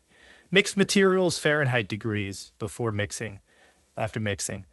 Saltpeter, 240 grains with water, 720 grains, 4531. Sal ammoniac, 240 grains with water, 720 grains. 4527. Sugar, 180 grains with water, 960 grains. 4445. Cream of tartar, 120 grains with water, 720 grains. 44. Brandy, 244. 480 grains with water, 480 grains. 4457. Vitriol oil, 120 grains with water, 480 grains. 4560. Aqua fortis, 240 grains with rectified spirit of wine, 240 grains. 4670. 210, 90 grains with aqua fortis, 480 grains. 44 fortis, 480 grains. 44. 60 grains with aqua fortis, 480 grains. 44. 159. Iron filings, 120 grains. With aqua fortis, 480 grains. 44. 180 grains. 46 to 180 grains. 420 grains with spirit of saltpeter, 480 grains. With spirit of saltpeter, 480 grains. With spirit of saltpeter for 48. 243. 485. It should also be noted that the thermometer does not indicate exactly the true degree of warming or cooling that arises in the mixture, for this degree is not produced instantaneously, and even if it were, the thermometer still needs some time before it takes it on. Moreover, during that time, the mixture loses some of the degree of warmth or cold that the thermometer ought to register, especially the smaller the mass and the thinner the vessel in which the materials are mixed. The change of warmth that occurs in the mixture is therefore greater than what the thermometer shows. Ju 486. 1 ounce of spirit of wine mixed with 1 ounce of water drove the Fahrenheit thermometer from the 44th to the 57th degree. Accordingly, raise the temperature from the 1025th to the 1051st degree of thermometer. Now, in alcohol, 6 fire particles produce as much heat as 7 fire particles in an equal volume of water, P308, calculated by volume. But a given quantity of alcohol takes up about a third more space than an equal quantity of water, P201. Consequently, one can see that in both masses an equal number of fire particles were present. In the combined masses, however, the sum of the same elastic force was greater than in each mass by itself. Therefore, more heat arose. Judging by the thermometer, its force was increased by 1051, 1025, 1025. From the reason given above, P485, however, the increase may well have amounted to 130, or even, if one wishes to determine this more precisely, one must either make a preliminary experiment to find how many degrees the thermometer must already show when one intends to mix, and then immerse it in the mixture. In this way, one achieves that the thermometer needs little or no time to reach the degree of warmth of the mixture. For if it already has that degree in itself, it will neither rise nor fall in the mixture. Or, if the thermometer has the warmth of the materials before mixing, one can, immediately after the mixing has occurred, observe how far it rises in 1 or 2 minutes, and from that determine the warming of the mixture, both of the mixture itself and of the thermometer. The first method is shorter and more reliable, because the latter requires very exact experiments, observations, and calculations. Moreover, I do not intend here to explain further the various changes that occur in mixtures. It is enough that they occur at all, because in mixtures the density and the cohesive forces change. But these forces are too little known and too uncertain in themselves. One must therefore, instead of wanting to explain the changes of heat from them, rather take the changes of heat as the basis, and from them determine how great those other changes are. This is also really the reason why I presented the example of mixing alcohol with water, P486, in no other way. It is enough that, as a consequence, the cohesive forces of the mixture must have been diminished to such an extent that about 1/30th part of the fire particles had to leave it before the warmth of the mixture could come back into equilibrium with the warmth of the surrounding air. As it was in the materials before the mixing, Ju 488, among the experiments with mussel bread. There is for this purpose one that is especially noteworthy, namely the one in which, in 3 drams of vitriol oil, 2 drams of salt mixed with ammonia, which had the highest degree of heat on Fahrenheit scale, the mixture boiled violently and rose with much foam. The vapor that rose from it warmed a thermometer suspended above it from the 60th to the 70th degree, whereas a thermometer placed in the mixture itself fell from the 60th to the 48th degree on Fahrenheit scale. The particles of fire were therefore not driven out of the mixture by any force peculiar to them, but by a foreign force from the mixture. Presumably, they had formed a closer union with the matter of the vapor, so that they were carried along with it. Besides, it may also be that the mixing of the vapor with the air produced more heat, for the heat of the vapors matter always gives the air some share as well. Finally, since with so many vapors a real drying takes place, and even ordinary water, when it dries, removes more heat, see 281, this circumstance could also have contributed to the thermometer standing in the mixture falling by 12 degrees on Fahrenheit scale. With regard to certain distilled waters, it deserves to be noted that they become warmer when one pours them into water, and, on the other hand, colder when one pours them into snow or crushed ice. Spirit of wine poured into water became warmer by 13 degrees on Fahrenheit scale, C 484. Poured into snow, Braun found that the Delisle thermometer fell from the 157 to the 170 degree. Likewise, Muschenbroek found that saltpeter spirit poured into an equal amount of water made it warmer from the 45th to the 65th degree on Fahrenheit scale. Brown poured saltpeter spirit onto snow, and the Delisle thermometer fell from the 157 to the 187th degree. The strongest cooling of the snow he produced by spiritus nitri fumens, for in it the Delisle thermometer fell from the 157th to the 215th degree. It seems that, when water freezes, the particles do not gather together into crystals of 60 or 120 degrees, whereby many particles of fire are driven out, which, when the ice is to become fluid again, must be replaced. But one cannot say that the thermometer, in such cases, indicates the true degree of cold exactly. For besides the reasons given above, C 485, there is also the particular experience that, if one puts the already cooled thermometer again into snow, and likewise pours saltpeter spirit onto it, the thermometer falls still lower. In such experiments, Braun found that the falling of the mercury down to the 30th degree on the Delisle scale proceeds fairly regularly, but that from there on it begins to fall irregularly and at times all at once very quickly becomes brittle, and finally becomes rigid and freezes. At such low degrees, therefore, the expansion of the mercury ceases to be proportional to the degree of the remaining heat. The structure and arrangement of its parts change according to their own laws. Braun found that his Delisle thermometer, before the mercury seemed to freeze, had fallen, or had gone down to 530, 650, 680, 700, 800, indeed perhaps even to 1500 degrees on Delisle's scale. This goes far beyond any proportionality with the degrees of the air thermometer, and proves that the degrees cease to remain proportional to one another. It would therefore be desirable if such experiments were carried out with an air thermometer, so that it could be shown directly how much the air contracts in such severe cold. The degree of that contraction would provide a more reliable indication. 790. Moreover, more recent experience has shown that a Siberian cold is already sufficient to freeze mercury. On the 30th of December, 1772, the mercury in a barometer froze at Irkutsk, and in doing so, it fell by 5 lines. The height of the barometer was 28 inches 7 lines, English measure. At 11 o'clock in the forenoon, it became fluid again, and its height was 29 inches 7 lines, thus 1 inch more. The mercury thermometer showed, according to Delisle and Reaumur, at 4 a.m. 213, 34 between, 226, 40, 229, 42. It was frozen. At 11 o'clock, it rose into the bulb as it became fluid again. At 1 o'clock, it stood at 254, 56 at 4 o'clock, 194, 24, 91. At Krasnoyarsk, under the 55th degree of latitude, the Reaumur thermometer fell to 50 degrees below the freezing point. This cold lasted 3 days. A dish containing 1/4 pound of mercury was exposed to the cold. It began to freeze within 4 hours, and after 3 hours, it was completely frozen.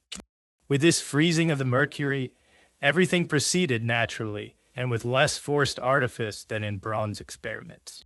And since the Réaumur thermometer, which was presumably a mercury thermometer, fell only 50 degrees below the freezing point, one sees that the freezing of mercury does not require so extreme a degree of cold. For this degree agrees with the 244th degree of Delisle.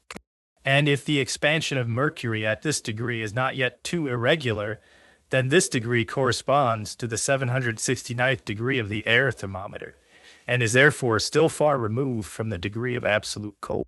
At Göttingen, the freezing of mercury they must have noticed an even much smaller degree of cold.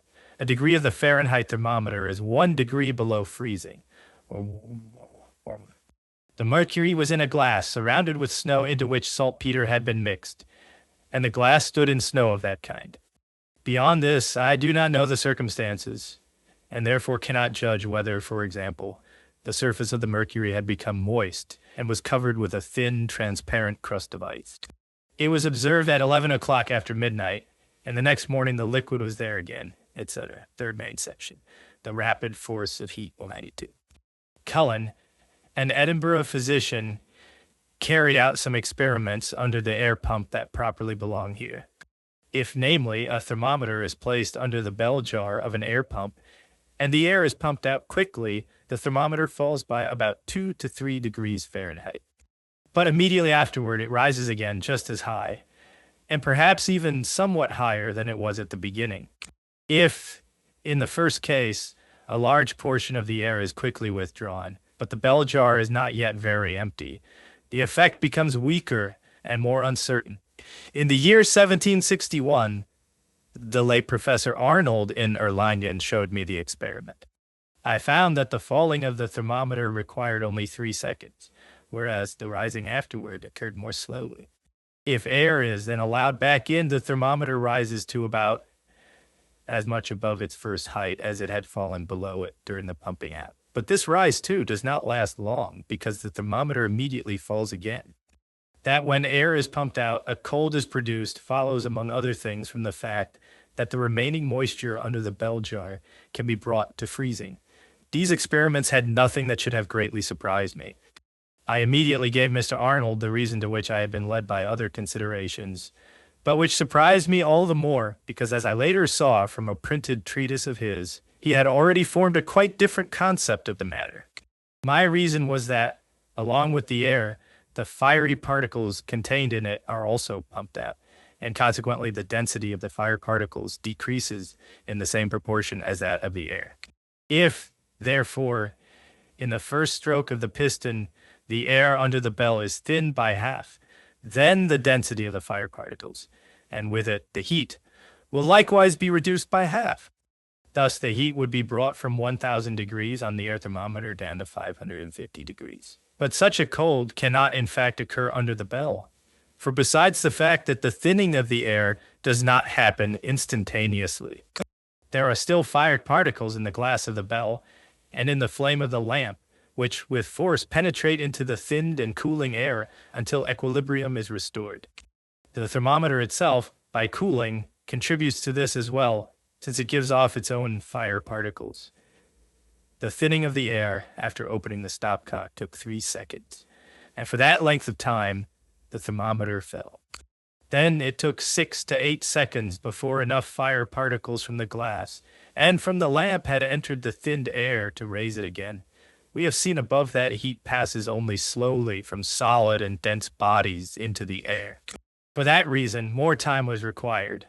The circumstance that the thermometer, in the first second, fell by a 7-fold degree shows that the initial cold, produced by the thinning of the air and of the fire particles, must have amounted to 200 degrees and more, because it could not have fallen so quick. The air under the bell must have become colder by as many degrees as the subtangent of the thermometer's cooling curve indicates in seconds. For if in the formula P 258, di 7 we set DDO as the first second, and di as 1 degree, then the initial difference of heat, y must contain as many degrees as the subtangent contains second 494. I said earlier that I had been led to the reason given here by other considerations. For if one assumes that the density of the fire particles in a body is proportional to their quantity divided by the volume of the body, then, because bodies expand only slightly through heat, their volume can be regarded as constant. And in that case, one assumes that in an individual body, heat increases in proportion to the quantity of fire particles. Now, I have no difficulty believing that the air, because it expands so strongly through heat, could not have its increase of volume left out of account. And since air can so easily be made larger and smaller by external force, this gave an unavoidable occasion to examine what then becomes of the fire particle. It is hardly possible to conclude otherwise than that they, with the intention that in density it must share the same fate as air, and that the only difference would consist in this, that the particles of fire pass through the glass and metal of the air pump, and that therefore the cooling, which arises from rarefaction, can return again at any time. This would now be obvious if heat passed through glass as easily as light does, but that is far from the case. I therefore assume that one must chiefly suppose that the air, and with it the heat, will be pumped out more quickly than the loss of heat through the fiery particles flowing out through the glass, and metal can be replaced. Arnold took this into account. His bell jar was scarcely 5 inches high and 3 inches in diameter. He used a very sensitive thermometer. He opened the stopcock at once, after the piston had already been fully raised, so that the air could enter the cylinder from the bell jar with full force and thus be rarefied more quickly. But if he opened the stopcock only a little, so that the air passed through more slowly, he always found that the thermometer changed little or not at all. In the end, he also noticed that much depended on the size of the bell jar. This is clear to me, for a larger bell jar has, in proportion to its volume, less surface area. Or, what is the same, it has a greater cooling substance. Thus, in it, the heat diminished by the air pump is replaced more slowly. Consequently, the thermometer has more time to fall than it can have under an equal and equally rapid rarefaction of the air beneath a smaller bell jar. Since this change of heat lasts only a few seconds, the effects arising from it are likewise only momentary. Yet, momentary effects can be considerable in their outcome. Suppose the air is instantly compressed into a space half as small. Then its density as well as its heat is doubled, and so its speed must become not double, but 4 times greater. But it does not retain this fourfold magnitude for long, because the doubled heat soon passes into the body in which the air is enclosed, and mixes again with the heat of the surrounding air. In the same way, the fourfold speed soon falls back from fourfold. In the wind gun, the highly compressed air becomes thinner when the ball is discharged. And so it may be that the speed also becomes smaller because of the rarefaction of the particles of fire, and thus decreases more than in inverse proportion to the space. The space above the mercury in the barometer should, as far as possible, be free of air. One can achieve this by causing the mercury to, the expansive force of heat, bring about expansion and contraction, and thus the density of the particles of fire in this space, and with it the heat as well, changes very quickly. In this way, there is an inflow of fire particles from the glass, and from the mercury into the air-filled space, and from there again into the glass and the mercury.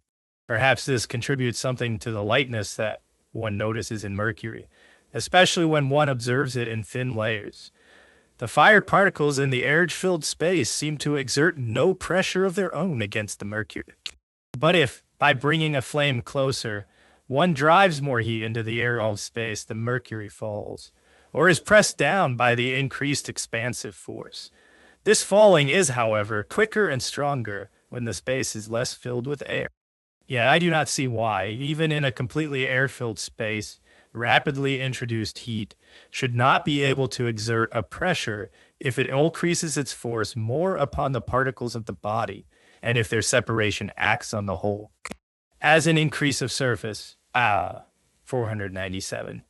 Since, however, the expansive force of heat, because it is strengthened by the air, by vapors, and the like, produces a more powerful effect, it deserves to be considered especially in this section.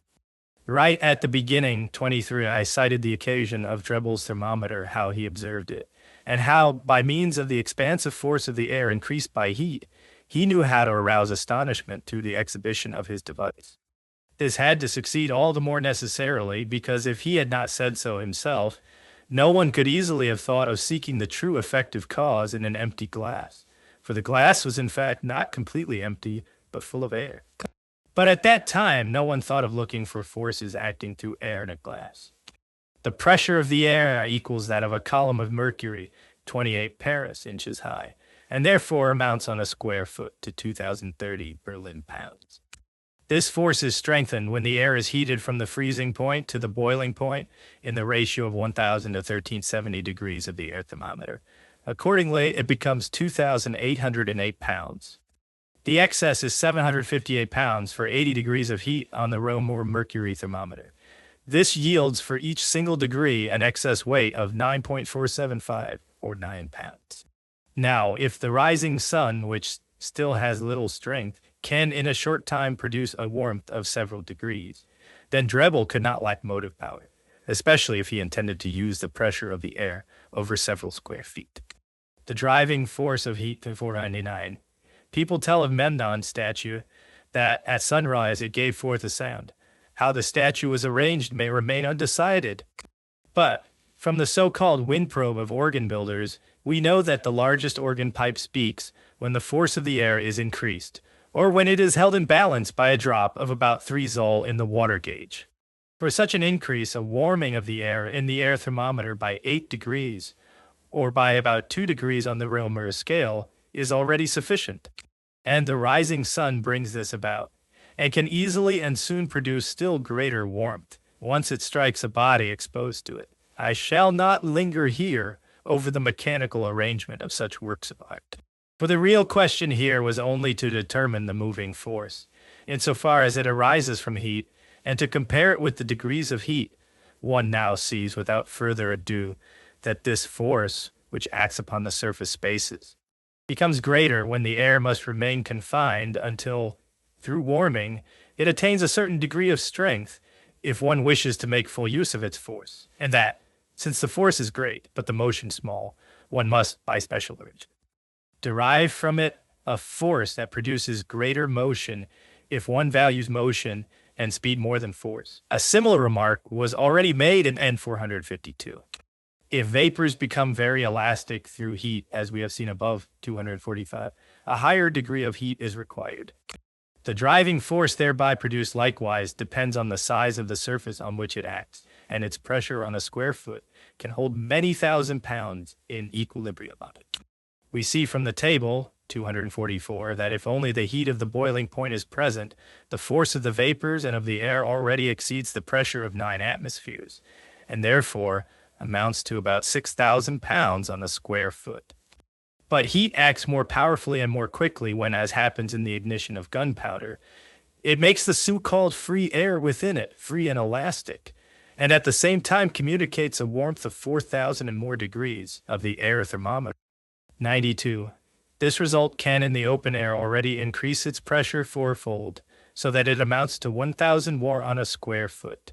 But the free and released air makes this force still several hundred times stronger.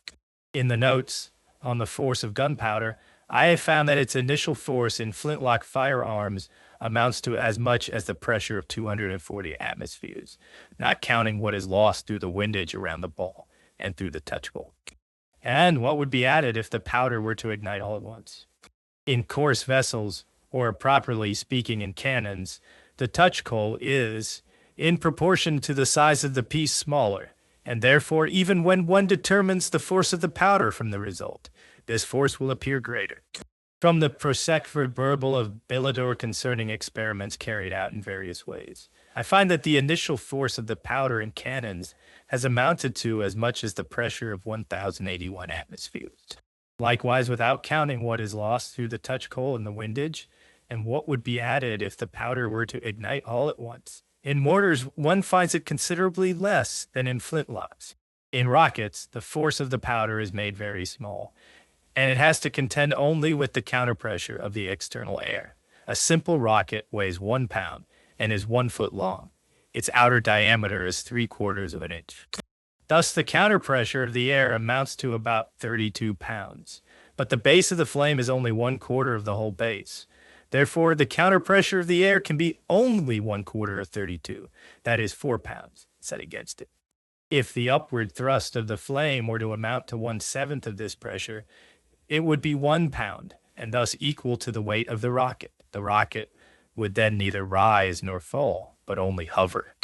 But if the upward thrust from the force of the flame is twice as great, the rocket rises at first with the same acceleration as a body in free fall, and afterward even faster. A rocket that has 18 loads of charge, 11 loads of casing, 9 loads of paper, and 16 loads of stick needs about 5 seconds to burn out, and during this time rises to a height of about 400 feet. In the same time, a body in free fall would fall just as far. It follows from this that the force of the flame is only about twice as great as the weight of the rocket. This seems to be not very much. But since it is the 7th part of the pressure of the air, it still follows that the gases are blown out of the rocket with a velocity of 26,000 g2. Fourth chapter, degrees of heat. Since the invention of thermometers, each degree on them can represent a degree of warmth and can be stated precisely. Before that, one had to rely on other signs and designate each degree with a special name. The most common were taken from our sensations, and I have already mentioned these above. In chemistry, one gained a little more, because all degrees of warmth and heat occur there. Yet in all such names and outward signs, the degrees themselves, or their true worth and content, always remain unclear, especially since they are often distinguished more by the material and its form than by the force itself.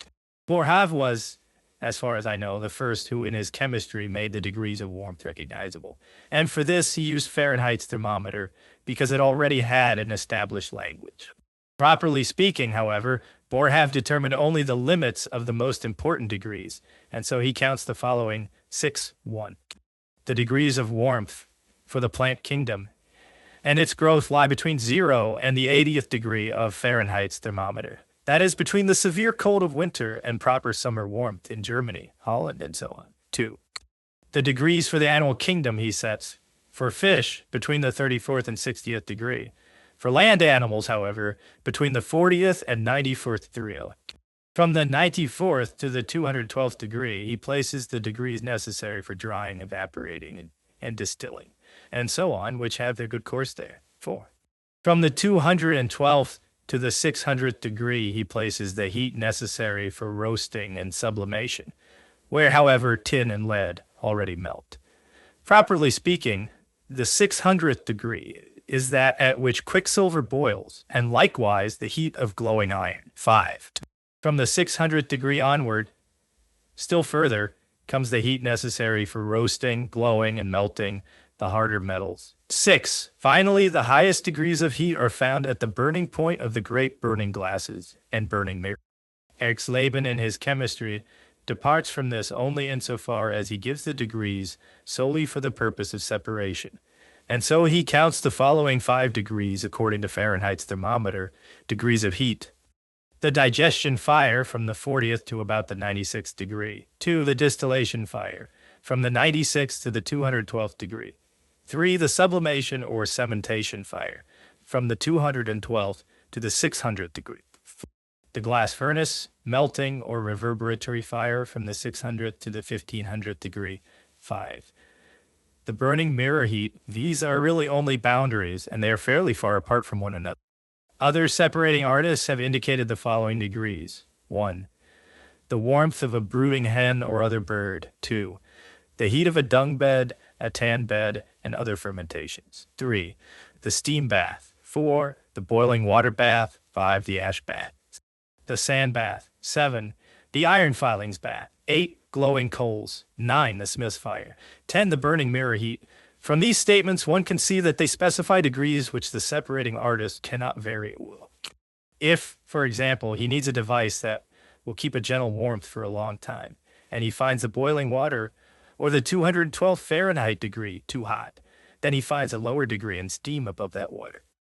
And if even this still seems too strong to him, he takes refuge, for instance, in horse manure, which, according to Halley's observation, reaches the 58th degree on his thermometer, 161. or on the Fahrenheit scale, the 128th degree. But if even this still seems too much, then the little glass vessel in which the material was to be digested is placed under a brooding hen, and that is about the 100th Fahrenheit degree. In addition, one must also believe that all such degrees of warmth depend not merely on the strength, but on the nature itself, which is different when one carefully seals the glass that one sets in horse manure.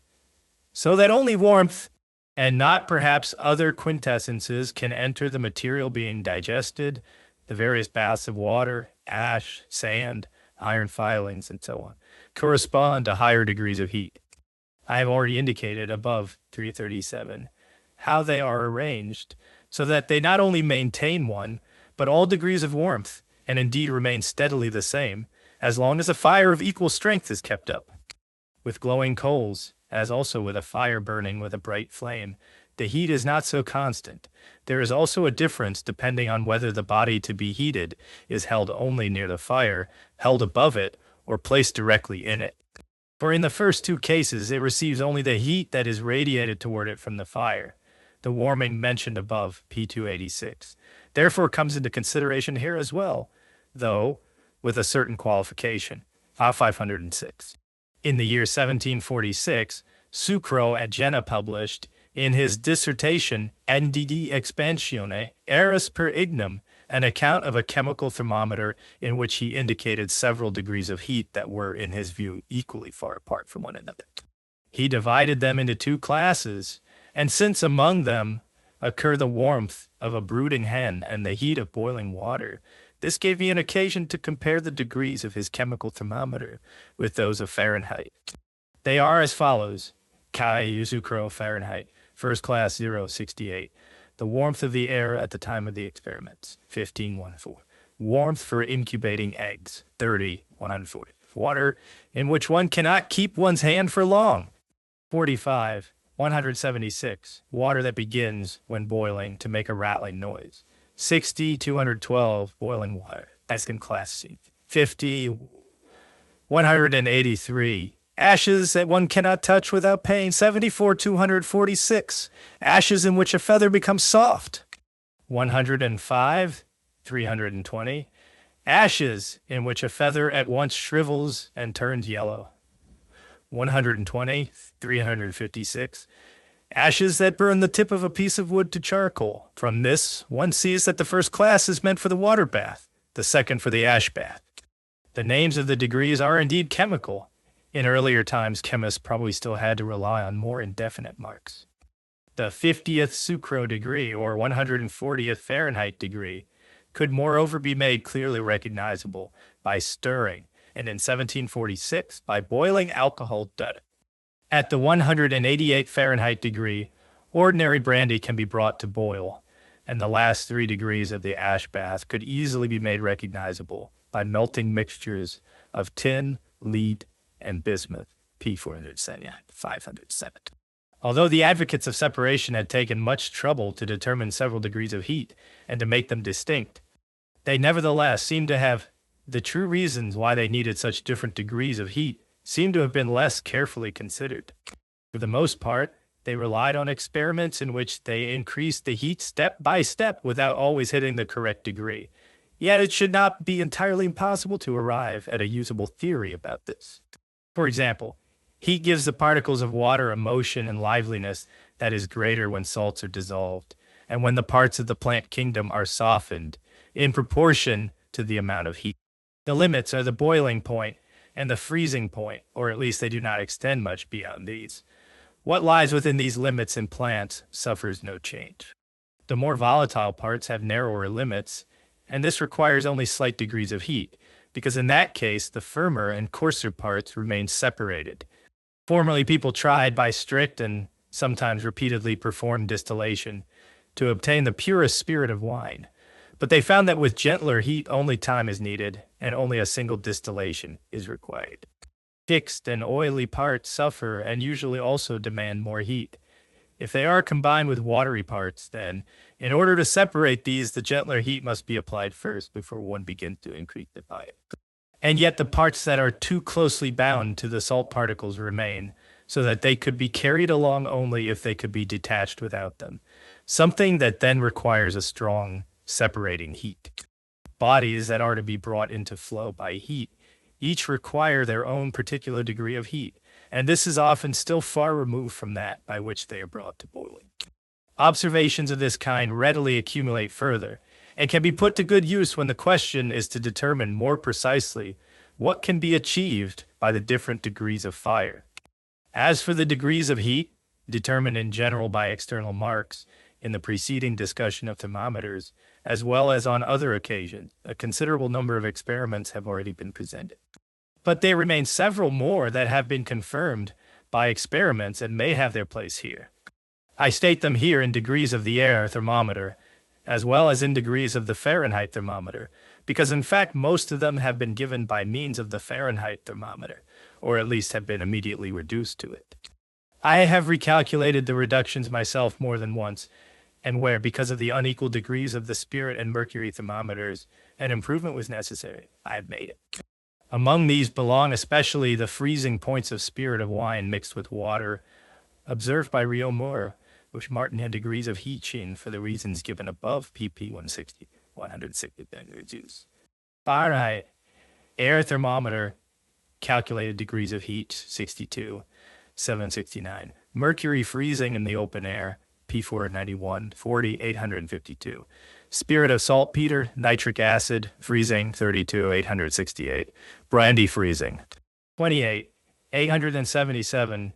3 parts alcohol and 2 parts water freeze. 24, 885. A mixture of equal parts alcohol and water freezes. 13, 908. Cold that silkworms can still endure. 6, 922. Snow mixed with sal ammoniac. 4, 926. 1 part alcohol and 3 parts water freeze. 0, 934. Snow with sal ammoniac, 20, 975. Burgundy, wine freezing, also Madeira wine, 25, 985. Hammelblut, mutton blood, freezing, 28, 992. Wine vinegar freezing. 30, 996. Milk freezing, 32, 1000. Water freezing, 43, 1021. Cottonseed oil boiling, 74, 1085. Butter boiling, 82, 103. Butter melting, 86, 111. Mineral water at Château-Guyon, 88. 96 of 132. Heat of the blood, 97, 134. Heat in the beehive, 100, what's the 140? Heat that is deadly to silkworms, 140. Pork kidney fat melting, 140. Pork kidney fat melting, 142. Goat's blood, sheep blood, 104, 148. Tallow from oxen and deer melting, 148. Pig's blood, calf's blood, 148. Mineral water at Pfeffers, 106. The 152. Bath at Balaruk and Navarra, 108. And the other saying, 108. And if it's blood, heat and fix, blood hit and fur, 108. 1156. Wax melting, brooding hen, 111, 162. Heat of a newly hatched chick, 111, 162. Water too hot for frogs, 112. 164, coagulating egg white, 160. The hot bath on the Madura. Blood in violent fevers, a mineral spring at Pisa, the Mulbrunn spring in Carlsbad, melting kidney fat from a sheep, horse dung, water, deadly to cockchafers. A new spring in Carlsbad, boiling wax, flowing wax, melting resin.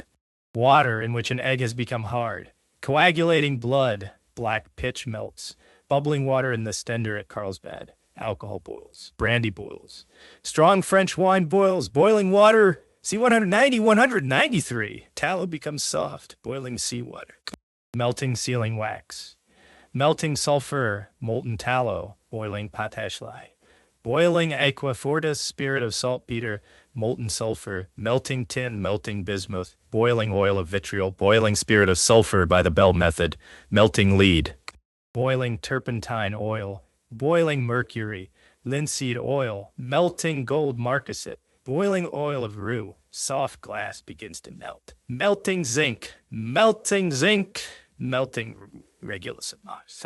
5th chapter, strengthening the fire. Much also depends on removing the obstacles that smother the fire or on spreading it out so that it is scattered more quickly. All this is confirmed by everyday experience without effort. That not all kinds of wood give the same heat is known to everyone. It is likewise well known that dry wood burns better than damp.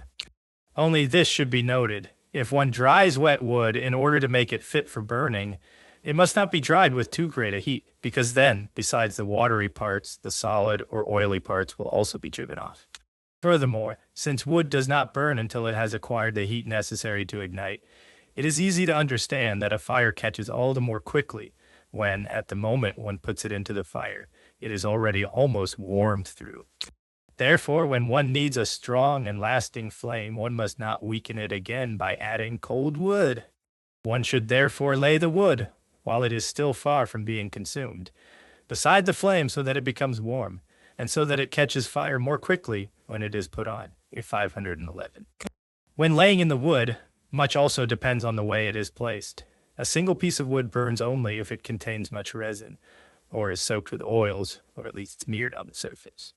If two pieces lie upon one another so that the flame can scarcely pass between them, they burn hardly better than a single piece. It is just as bad when they are too far apart. The flames from both must be so close that they make only one flame. This is best achieved when the pieces of wood touch one another only at their sharp edges. Though 512 enclosing the fire likewise contributes to strengthening it and to preserving the heat longer. When coal is burned in melting furnaces and smithies, the flame is avoided, and one is chiefly concerned to keep the heat concentrated. For this, coal is especially good. One then cover the fire with it and sprinkle it with water. In this way, the coals and ash form a crust that holds the heat together and reflects it back. Thus, as river bear furnaces show, a draft fire is necessary, for otherwise the narrowing of the space becomes too great. How this must be done, I have already explained above. Section 513. One of the most effective aids for increasing heat is blowing. The fire must therefore have an inflow of air. The air is laden with all kinds of exhalations, and especially with combustible substances, which provide the fire with nourishment. In addition, the movement of the fire is promoted by the inflow of air, and its rapid expansion, so harmful within the fire itself, is encouraged and made effective. Moreover, by vigorous blowing, the force of the fire can be directed toward any desired place, and the increased speed causes more fiery particles to be driven, in the same time, against the body that is to be heated. From this, one may easily understand that, if by the blowpipe, the flame is driven toward CE, its force in proportion to EF will be increased at C. This makes it possible at E to melt a fairly thick glass tube, whereas in the straight upward, freely burning flame, one can scarcely melt even a thin hair-like thread. Section 514. Finally, rubbing and hammering are also means of increasing warmth. The particles of bodies are thereby pressed together, and this makes the density of the fiery particles greater. At the same time, a trembling motion arises, which helps to make the fiery particles more effective. By vigorous rubbing, wood can be brought into flame, and cold iron can be forged glowing hot by mere hammering. It becomes denser, but at the same time also more brittle. Pyrometrie, or on the measure of fire and heat, Part 6, first chapter. Basic concepts. 515. By quantity of heat, I here mean as much as the total sum, or the entire stock of it, in any given respect. In many cases, it can coincide with what one might call the quantity of fire particles. Yet there are also cases where a difference must be noted, since an unequal amount of heat can arise from an equal number of fire particles when they are not in bodies of the same kind. CPN. 309. The word heat refers to the intensity or force of heat without regard to the quantity of fire particles that would be required for it. The easiest way to make these differences clear is to think of two bodies of the same material but of different size. At the same degree of warmth, we must say that the larger contains more heat than the smaller. And one may, without further examination, assume that the intensity or force of the heat in both is the same, while the quantity of heat increases in proportion to the size of the bodies. If, on the other hand, the bodies are of the same material and size, but are unequally warm, then we must likewise say that the warmer contains more heat. The quantity of heat is therefore here proportional to its intensity of force. From this it follows, without difficulty, that as long as bodies are of the same material, the quantity of heat stands in a compound ratio of its intensity, and if bodies are not made of the same material. The ratio just mentioned will indeed always be found. But in those cases where heat passes from one body into another, the inequality of their effects must not be ignored. For what actually passes over are the particles of fire, and these do not retain or give off the same force in all bodies. To make calculations about this, it is best to compute the quantity of fire particles separately. We cannot, of course, count them nor measure them directly, but nothing prevents us from doing so indirectly by means of the bodies themselves and the condition they are in. Everything depends on the units one adopts as the basis of the calculation, and these can be made clearly recognizable. Thus, for example, if a thermometer of a given material and size is to rise by a certain number of degrees, a definite quantity of fire particles will be required. A thermometer twice as large, made of the same material, will need twice as many fire particles for the same change. Again, for example, suppose a given thermometer rises in the sun by 14 degrees Réaumur, and its cooling is 8 minutes. Then it would not cool down again if it did not receive in those 8 minutes the 14 degrees of heat from the sun. In fact, it does receive that much in that time. The only difference then is that meanwhile a part is again lost. But this does not prevent us from bringing the heat obtained in any given time, or the heat lost into a sum, if calculation can use this sum for other purposes and comparisons. One may likewise consider another body, for example, a cubic foot of water, stone, iron, and so on. If it receives a certain degree of heat, a definite quantity of fire particles will likewise be required. Whether it receives them from the sun, from a fire, or through the mediation of another body, that does not change the matter. The quantity of fire particles or of heat can always be compared with that which other bodies of the same kind, but of different size and at different degrees of heat receive. Since heat expands bodies, it follows, of course, that the fire particles make room for themselves within them, namely exactly as much room as the expansion of the whole body amounts to. It therefore seems that this enlargement of space is really the space that can serve in proportion for the quantity of fire particles. Thus, for example, if 30 cubic inches of spirit of wine expand by heat to 31 cubic inches, then the newly arrived fire particles have made room for themselves. One may therefore say, in general, that 1 cubic inch of fire particles has entered. And if this warming, roughly the warming from winter to summer, takes place in 30 cubic inches of spirit of wine, then one will, in this way of thinking, be able to say that the fire particles that have come into it amount to 1 cubic inch. But if these same fire particles enter mercury, the calculation turns out quite differently. Their force will be much more compressed. See 308. If, accordingly, they are not to produce more warmth in mercury than in spirit of wine, then instead of 30 inches, 45 must be taken. And then these 45 cubic inches will expand only to about 45 1/8. See 201. The cubic inch of fire particles in spirit of wine will therefore be compressed in mercury to 1/8 of a cubic inch.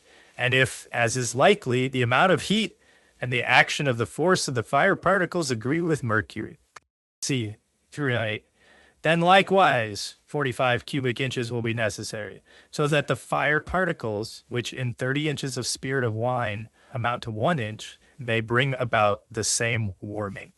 But it also follows from this, see 105, 114, that this cubic inch will not be compressed so much, but will expand somewhat, and will amount to about 178 cubic inches. In other bodies, still other changes appear. The real reason for this is that, since the fire particles are elastic, the space they occupy is in itself indeterminate, and therefore changes according to the cohesion forces and the internal structure of the bodies.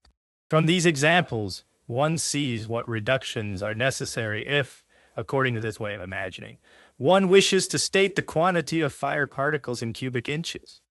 The materials themselves and the cubic inches of their masses must necessarily take it into account. Yet there are still other circumstances that cannot be so simply derived from the act. The first is that in some bodies, for example, in enclosed water, spirit of wine, etc., the expansion does not remain strictly proportional to the degrees of heat.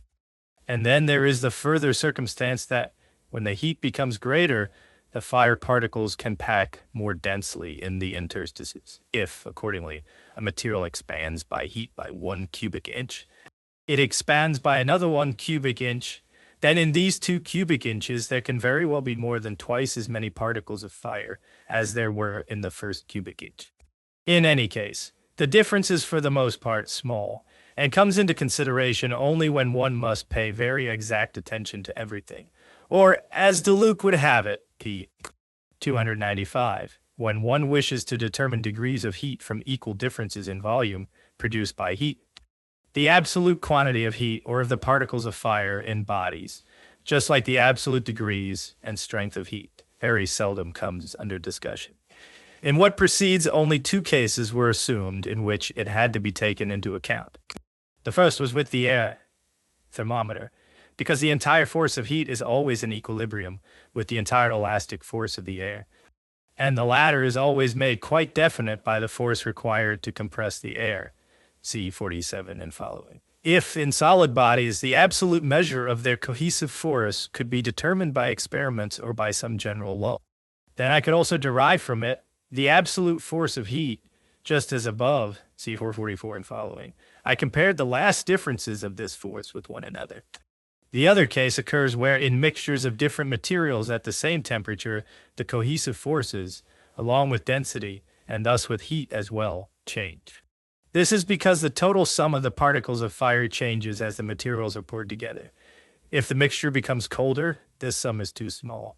If, on the other hand, it is too large, the mixture becomes warmer. And then everything that is in excess leaves the mixture. As in the first case, the particles of fire had to come in from outside, until the warmth of the mixture becomes equal to the external.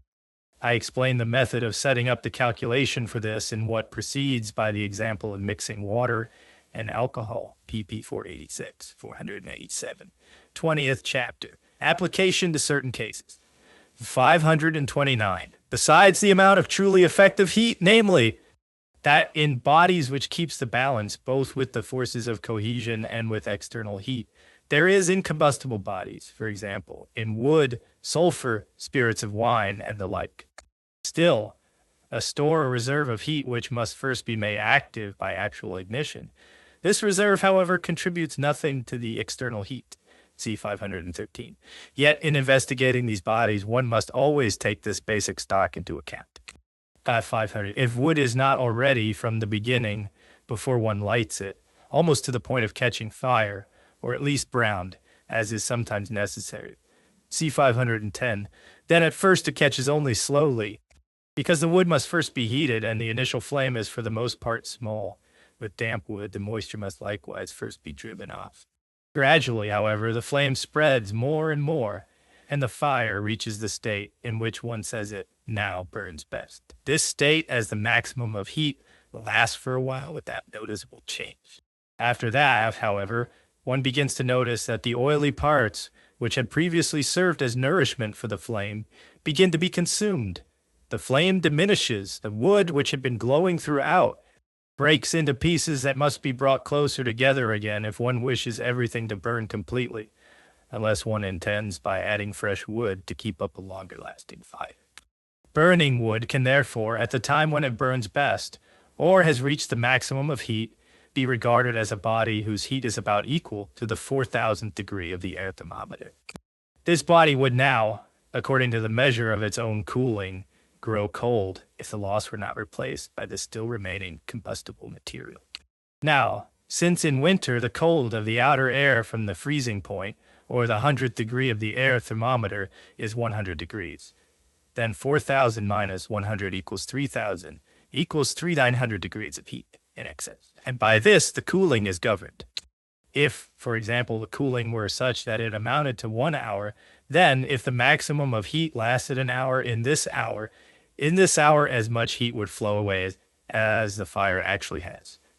To make this clearer, imagine that at the moment when the fire has reached the maximum of its heat, the internal supply of fuel ceases. Then, under the conditions just stated, the fire will lose heat according to the ordinates of a logarithmic line, whose initial ordinate is 3000, and whose subtangent is 1 hour, that is 3,600 units of time. In the first small interval of time dl, the loss of heat is therefore 3,000 6 degrees. Since as long as the loss is replaced again by the internal supply, the surplus of 3,000 degrees of heat remains in each following equal interval of time, there will likewise be 5 gg6 degrees of heat given off and replaced again. Accordingly, the maximum of heat were to last for 1 hour. Then, since 1 hour contains 3,600 dE, such intervals of time, the sum of all the heat given off would be 560, and thus would amount to exactly as much as I said before. Section 533. 1 further sees that if the maximum lasts only 1 of an hour, then the heat given off during this time will also amount to only 1 of the 3,000 degrees. And likewise, if the cooling subtangent is longer or shorter than 1 hour, then what I have said here for 1 hour holds in proportion to its true duration. Section 534. But if the fire begins to die down, so that it no longer burns fully with strong flames, then the surplus of 3,000 degrees still remains for a while in intensity, but no longer in quantity. The mass and the space it occupies become smaller, and thus the cooling subtangent also becomes smaller. This accelerates the cooling, so that it soon comes to an end. Section 535. It can also easily be recognized that, as long as the fire has not yet reached the maximum of its heat, the part that is actually burning indeed, likewise have a surplus of heat of 3,000 degrees, but only in intensity, not in quantity. The quantity still increases because the inflow is still greater than the outflow. And for that very reason, the fire becomes still larger until it reaches a maximum and then begins to diminish again. 536. If one now wishes to form any notion at all of the entire store of heat that is contained in a heap of piled wood and is made effective by its burning, it is most simply represented by the area under a curved line, a BCDE. The starting point A is the time when the wood is kindled. A second time section, a P, represents the time during which the fire has already been burning. If one now considers the next following time element DDLTPP, then the little area PMMP is a measure of the quantity of heat that escapes during this time element. The area ABCDEA, that therefore represents the entire quantity of fire that has been produced in wood, provided that the assumed surplus of 3,000 degrees above the warmth of the outside air holds. For no more can escape than what this surplus allows. Do 537. It would be quite unnecessary to set forth anything beyond these very general considerations about the nature of the line at BCD. One must assume that the fire often flares up again when the wood begins to collapse into the hearth. Yet this often interrupts the continuity of the line very strongly. Still, one can readily imagine that the ordinates at first increase slowly, then faster, and finally at the first turning point B increase most rapidly. From there, they increase ever more slowly until they reach a maximum at C. Then they begin to decrease more and more, and at the second turning point D, decrease most rapidly, but afterward decrease ever more slowly until the fire at E has completely gone out, or at last even the ash is cooled. If, with regard to the result, one intends only a rough calculation of this quantity of heat, then instead of the area, a BCDE, one may think of a rectangle of equal size whose height is CC5. This amounts to the same as if one assumed that the maximum of heat had been present from the beginning and had lasted for the whole earlier time.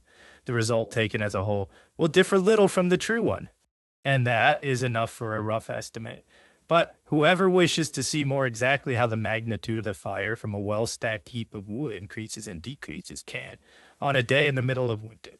On a calm day when the warmth of the air changes little, let it ignite and burn, and place thermometers at suitable distances with their bulbs freely exposed to the heat, and observe them from minute to minute. Then, by means of the explanatory subtangent of the thermometer curve, it will be possible to determine how great the influx of warmth from the fire to the thermometer bulb was at each moment. In this influx, the ordinates of the line of B, C, D, E are made proportional, and thus the nature of the line is determined a posteriori, and the line itself can be constructed.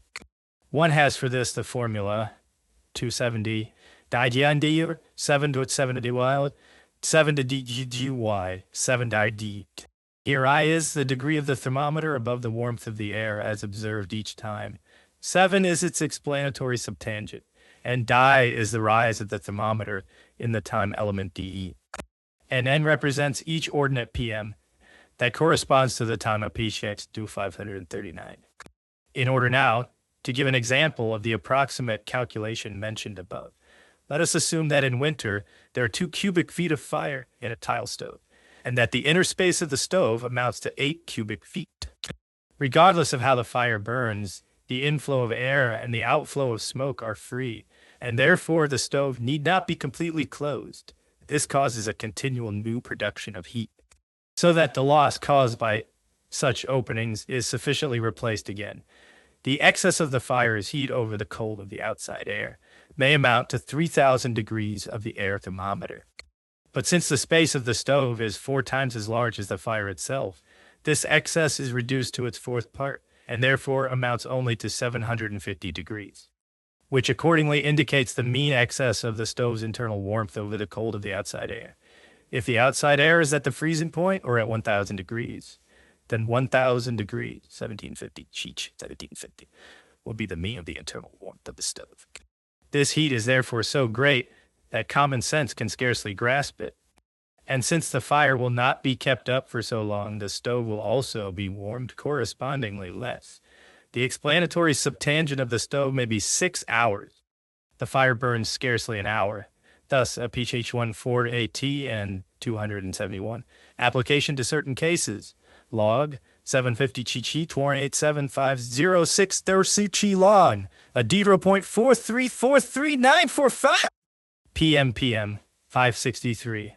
A D Chico 750, a D PM 187. The average surplus of heat from the stove.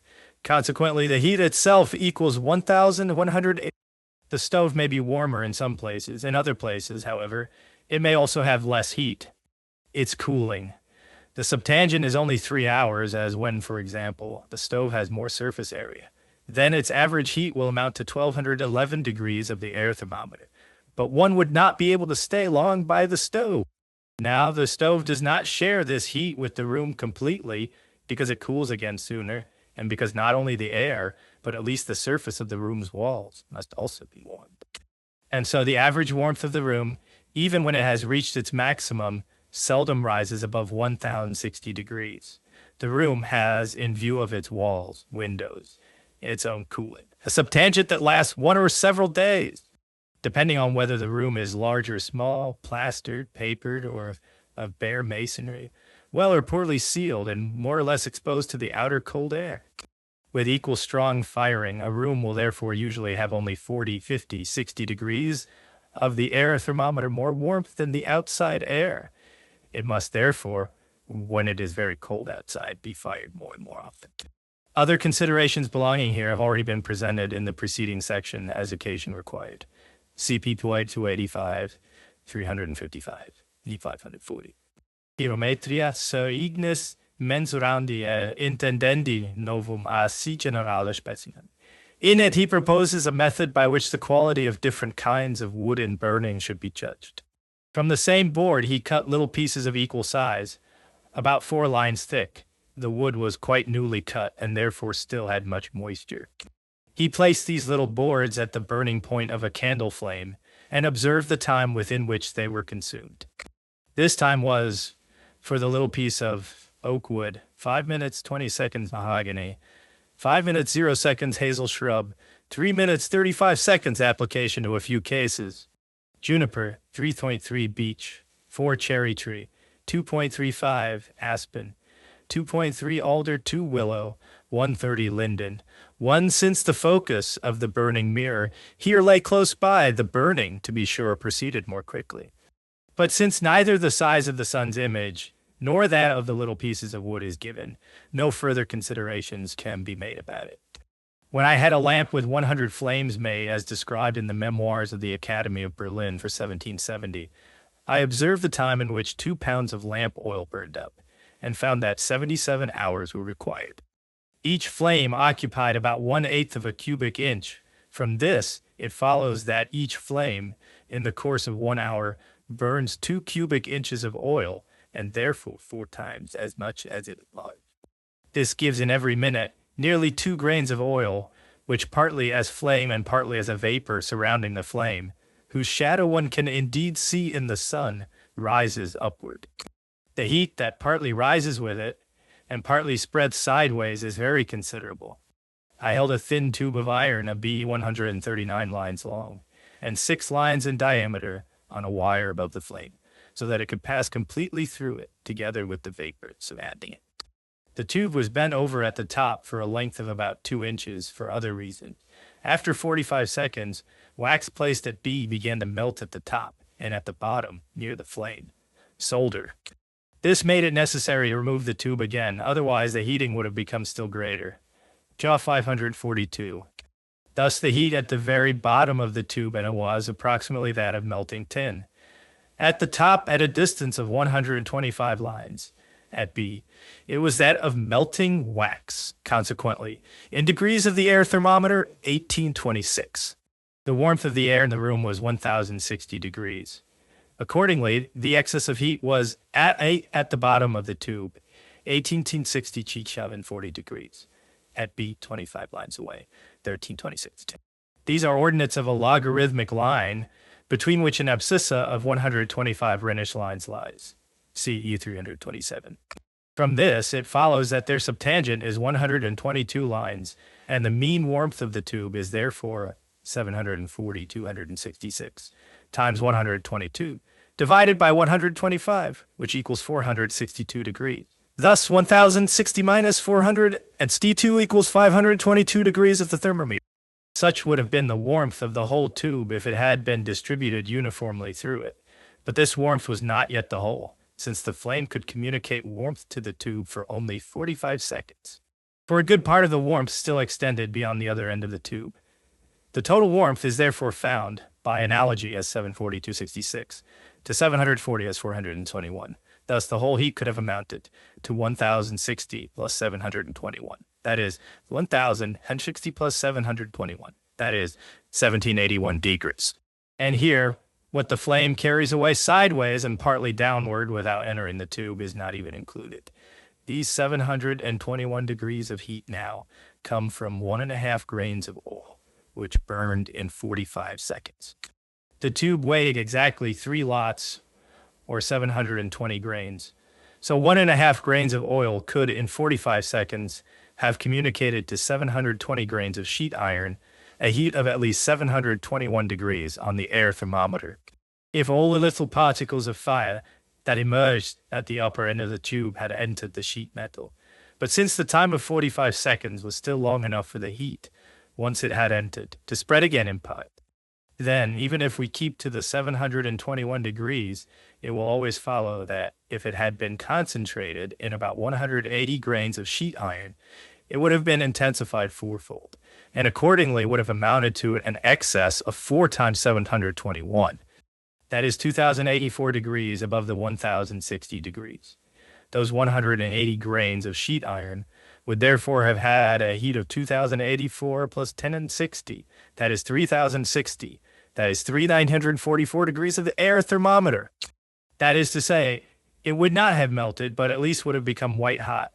This further means that the little particles of fire contained in 1 grain of lamp oil are sufficient to make 120 grains of sheet iron melt. This explains U529 and makes it fairly clear how much unmeasured heat escapes through the chimney, and how much the breaking of the draft of the fire by the surrounding air contributes, so that one must allow the fire a free current of air. Yet the air, for its part, certainly contributes to the increase of heat through combustion, I-143. In the preceding calculation, I used 2 analogies, 125 to 122 equals 742 as E26 to 740 equals 7. These can, without difficulty, be combined into the following. 125 to 122 equals 740. to 721. This means then that if the 722 degrees of heat, which are contained in a tube 125 lines long, are concentrated into a tube 122 lines long, they will amount to 740 degrees. And this further means that if the tube were infinitely long, all the heat it receives in 45 seconds concentrated into a tube of the same length as the subtangent would produce exactly the same degree of heat as that which the lower end of the tube has received. It is easy to see that this method greatly shortens the calculation, since it is only necessary to know the length of the subtangent and the heat at the end that is directly exposed to the flame. Moreover, in order to be able to determine the subtangent, one must, however, first ascertain by experiments the heat at some other point of the tube, pyrometry, or on the measure of fire and heat, 7th part, on the sensation of heat. First main section, the warmth of human and animal bodies, O544. The transformation of food into all the parts of which human and animal bodies consist, parts that differ in density and in the fineness of their composition, inevitably leads to the thought that the fiery particles contained in foodstuffs can produce unequal effects with respect to warmth. The first change already begins in the mouth during chewing, but chiefly in the stomach, and then it can also proceed in the intestines, where the nutritive juice undergoes new transformations and new alterations of warmth may occur. Finally, the rapid motion of the blood in the arteries serves especially to carry the warmth itself into the outer parts of the body. The movement of the body also always promotes the flow through the vessels, and moreover the passage of the juices through the glands. Vessels and even the solid parts, and thus the body itself, can, through rubbing, become warm, just as by rubbing one can make new warmth arise from what was previously produced and spread out. The rubbing of the fluid parts against the solid ones would probably not produce much warmth, and Douglas' opinion that the blood globules could contribute more to this will be anticipated by him, since the food must first be transformed into blood before any warmth can be produced from it. And thus, if one says that the food cooks in the stomach, the blood would have to supply the fire for it. One proceeds less forcedly if this way of imagining it is reversed. Heat does not arise out of nothing. If there are not already tiny particles of fire that are pressed together by rubbing and made more active, as in G14, then rubbing will accomplish very little. From air nourishment, the origin of heat must first be grasped, and for that the change in the forces of cohesion is already sufficient. A545. The result, or immediate experience, now convinces us that the warmth of the human body, at least in its inner parts, has a fairly definite degree. This degree is about the 96th or 98th degree on Fahrenheit scale, and is therefore always greater than the warmth of the outside air, since even in the mildest countries, the air seldom reaches this degree of warmth. From this, it necessarily follows that the human body is constantly cooling, and that if it is to maintain the above-mentioned degree of warmth, it requires a continual supply of inner heat. This must therefore be produced by means of air and nourishment. War 546. If one considers only the difference between the warmth of the body and that of the outside air, it seems that in winter, the body must lose more heat and therefore must generate more new heat than in summer. This conclusion is in some respects, though with proper limitation, correct. In summer, one must generally drink more, whereas in winter, one eats more. But in summer, all passages are also more open, and especially the sweat pores. Fluids pass through them more frequently. Their evaporation goes as far as actual sweat. The example mentioned above, P281 of a thermometer becoming cold when it dries, does not apply here, because the drying took place by evaporation. On this matter, Dr. John Leining, a physician in Charlestown in South Carolina, carried out very detailed experiments. Day after day, he weighed food and drink, along with the urine passed, and at the same time observed the warmth of the outside air according to Fahrenheit's thermometer. From the observations he took for each month, the true mean by dividing the sum by the number of observations and reducing everything to hours. The result is presented in the following table. Our artificial ventilation, night, day. Our artificial fire, day, night. Average thermometer reading for the year. Morning, evening. Our customary dwelling, March, April, May, June, July, August, September, October, November, December, January. February, mean. The three numbers marked with an asterisk, which were reported somewhat doubtfully, I have left out of the total and of the mean given at the bottom of the columns. And I have also reduced the last column to hours, so that it could be compared more easily with the second, third, and fifth columns, dual 548. The outer parts of the body are more exposed to changes of warmth, and would therefore freeze more easily if the skin and clothing did not greatly contribute to preserving heat. In winter, the lighting of fires helps us, so that we feel the effect of cold less severely when we must remain in it, and the habit of eating warm foods and also drinking warm and strong beverages likewise help to support the body's warmth and in part to increase it. Experience also shows that one feels the cold of the outside air less both in the morning after rising and after the evening meal. Finally, it is known that people gradually become accustomed to very different degrees of external warmth and cold. 549. The most detailed experiments and observations on the warmth of the body in different seasons were made known by Rowlandson Martin in the Swedish treatises. He used the Swedish quicksilver thermometer, C115, and found, according to the same, from 22 May 1763 until 18 April 1764, the warmth of the lower abdomen between 35 and 37 degrees, of the chest 31 to 37, 15 to 37, of the feet 20 to 34, of the air minus 36 to plus 23. The observations were made from 9 to 10 o'clock in the morning on an empty stomach and in a closed room, and were often repeated. Martin also states expressly that one can scarcely infer anything more from them than from the extreme degrees listed here. Thus he found, for example, that the lowest warmth of the hand was 16 degrees. This occurred once with the greatest cold of the air, 36 degrees below freezing, another time at 17, and a third time at 5 degrees below freezing. It is obvious that Martin could not keep his hand exposed for long to such severe cold the first time, and therefore nothing definite can be concluded from the coldness of the air about the coldness of the hand. End 550. It would have been more important if Martin had also noted what, each time, according to his sensation, the air indicated in warmth or cold, whether it seemed to him cool, hot, warm, lukewarm, fresh, dry, cold, very cold, and so on. From this, by means of the observed thermometer readings, several useful conclusions could have been drawn. Above all, however, it should have been observed at what thermometer reading the air seems to be temperate. That this does not happen throughout the whole year at a single fixed degree has already been shown by Mariotte through the observations cited above, pp. 152, 156, by which he at the same time contradicted the previously common prejudice that cellars are warm in winter and cool in summer, because they seem so to us by our sensation. He showed, by means of the thermometer, that deep cellars change their warmth little or not at all, and that if they do not remain entirely unchanged at 1 degree, they are colder in winter than in summer. That this must be so can be inferred from other considerations. In any case, it was good that this was determined precisely by means of the thermometer. But the prejudice refuted by Mariotte can now be used if we conclude that the air we call temperate, that is, which we call neither cold nor warm, must, in fact, be warmer in summer than in winter. For if a cellar that is constantly equally warm seems cold to us in summer, then the air that then seems temperate must be warmer. And if, on the other hand, the cellar, if in winter it seems warm to us, then the air that we take to be temperate at such times must in fact be colder.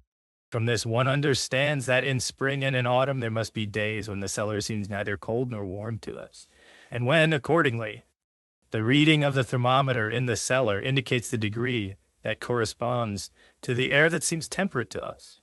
This degree is, in Europe, especially on this side of the Alps and the Baltic Sea, about 10 degrees Reaumur above the freezing point, or 54 degrees Fahrenheit. Between the tropics, it is never so low, because there is a constant summer heat. 552.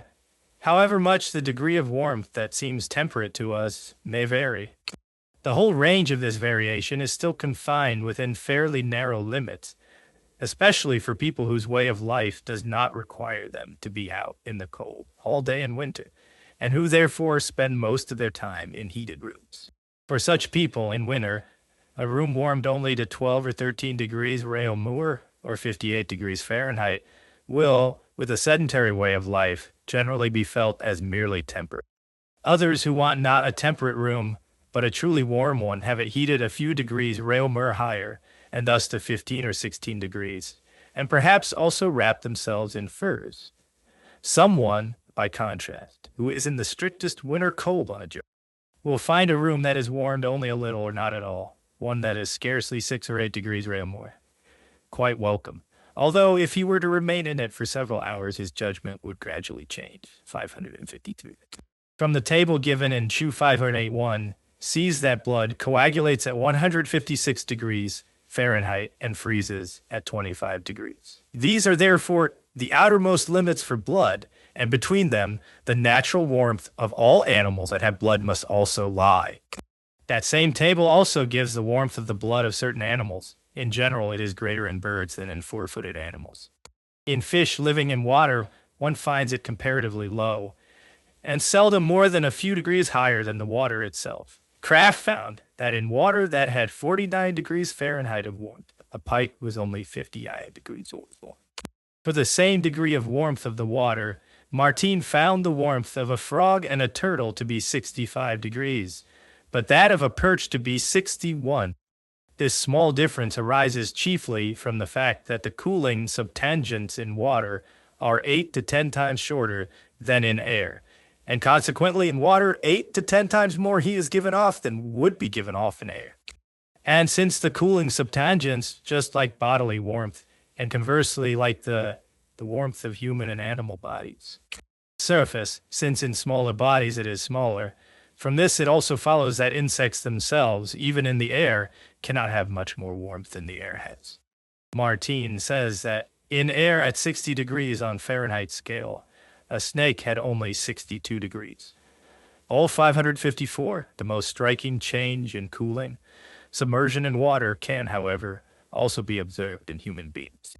Rawlinson and Martin ordered several people to swim. Before they went into the water, he found, by the Swedish thermometer, the warmth of their hand to be 33 degrees, the chest 34, the foot 27 to 30 degrees. After swimming, the warmth of the hand was 2 degrees, the chest 24, the foot 17 to 20 degrees. It is not stated how long they remained in the water. The water was 15 to 16 degrees warm, and the air 21 degrees. After they had dressed again, they were warmer than they had been before swimming. It seems that through the cooling that occurred 8 times faster, a strong inflow of inner warmth toward the surface had arisen. 20th chapter. Estimating warmth by sensation. 555. If more warmth is carried off from our body, or even from the outer limbs, than flows in from within, we feel cold and speak of cold. If, on the other hand, less warmth is carried off than flows in from within, warmth accumulates, and we speak of warmth. If finally the outflow is equal to the inflow, we feel neither warmth nor cold and speak of temperateness. Thus, we do not feel warmth and cold themselves, but only the increase and decrease of them. That is their change. And this is so true that even in the strongest fever chill, one finds the warmth of the body on the thermometer greater than in the healthy state. Martin found by Fahrenheit's thermometer the natural warmth of his body. 97, 98 degrees in the heat of a fever. 107, 108 during the strongest fever chill. 99, 101 here. Then it was the increase and decrease of warmth that produced the sensation of heat and chill. Estimating warmth by sensation. 556 for the calculation of the changes that occur here, we can use the formula given above, P270. YD7. Here, N means the inflow of internal heat and the time. Y means the excess heat of the body, the hand, or some other limb above the warmth of the air, the water, or other bodies that we touch. And A7 means the cooling surface. If we transform this formula, we obtain quantity and on 7. Thus, this value expresses our judgment about the warmth or coldness of the air, the water, or other bodies that we touch. If they seem temperate to us, that is, neither warm nor cold, then sheet shows 0, because in that case the warmth is neither increased nor diminished. But if we find them warm, then 1/7 or soft of them, the warmth increases. If, on the other hand, it decreases, then they watch 7 joy. And consequently, 557. This judgment is often valid only for the first moment or for a very short time. For when the bodies we touch are small, they soon take on the warmth of the hand, and then John quickly becomes very small, or even completely equal to zero. A garment that we put on in winter without first warming it, an unheated bed that we lie down in, cold instruments, tools, devices, and the like that we take in the hand. These provide countless everyday examples. 558. If, however, the difference between the warmth of the body and that of the air or the water, etc., is very great, then it takes a longer time, and in the meantime, even internal heat can be altered. And in fact, it is noticeably greater in winter when we have been in the cold for a long time. The same was also found in Martin's experiment, P554, with the workers after swimming. One may therefore regard the inflow age constant only for a short time. Yet this is enough, since our judgment about warmth likewise does not remain unchanged for long, especially because we have assumed that inflow to be only as it actually is. Estimating warmth by sensation, 559. In the calculations presented so far, the degree of warmth is now properly taken as the basis, since the air would have to have it each time in order to seem temperate. We want to set the actual warmth of the air is BBA, and the warmth of the body, which is assumed constant, is T. The cooling constant is 7, and the internal inflow of heat as above is thus IB as the excess of warmth, and the formula becomes E-chun afroxidi tau. And the formula is reduced simply to afroxidi du tau BS7. That is to say, our judgment of the warmth of the air depends on the difference between its actual warmth, B, and the warmth, AE, that it would have to have in order to appear temperate. We take the degree 0 and count upward from there the degrees of warmth and downward the degrees of cold. If the degree were unchanging, then the thermometer scale proposed by Michele de Crest, 125, would be precisely the one that agrees with the language of our sensation of warmth. He sets 0 where the thermometer in the cellar of the Paris Observatory stands almost unchanging. Thus, by the degrees that we have in spring and autumn, he means what we call temperate in those temperate seasons. A551. The spiral thermometers were likewise divided by philosophers and physicians on the same principle. Because he considered the temperate degree, too indeterminate, he preferred to take the freezing point as the beginning of his scale. 105. Wolf's Florentine thermometer, 177, 178, likewise shows 0 at its room degree, and thus designates fairly well the temperate warmth. Yet Fahrenheit's first division had 0 at his later 48 degree, 112, which one can regard as about temperate. At that time, to be sure, with respect to warmth and cold, there was no other language than that of our sensation, and we still use it when speaking of the weather even now. When we touch water or other bodies, the subtangent becomes for the most part smaller, namely, in water, 8 to 10 times. One may in general set it equal to theta. Let the warmth of the body be y, that of the temperate seeming surrounding air be a, and that of the touched body be beta. Yet the sense of warmth may, at least at first, retain some value. Thus we obtain the excess of warmth y minus beta, and the formula changes into the following. Dior dtgk and theta beta y. Let alpha be the warmth that the body must have in order on being touched, to seem neither cold nor warm, but temperate. Then, if one puts alpha in place of beta, dj 0, and this gives an delta alpha. Previously, for the air, we had in tosh. There further follows the analogy, wache alpha, tau, data. And this is meant to say, the warmth of the temperate-seeming body must differ from the warmth of the body all the less, the smaller the cooling subtangent is. Let, according to Fahrenheit's thermometer, the warmth of the hand in summer be 96 degrees. The warmth of the air that then seems temperate is 60 degrees. So if we set tau delta 91, we have 96, 60, 96, alpha 91, therefore alpha 92 degrees. So the water must have a warmth of 92 degrees if, when the hand is immersed in it, it is to seem temperate. Since the water seldom actually has this warmth, one can understand from this why it seems cold to us, even in summer. If, however, both the air and the water have the warmth of the body, then B01 and then in both cases, estimating warmth by sensation.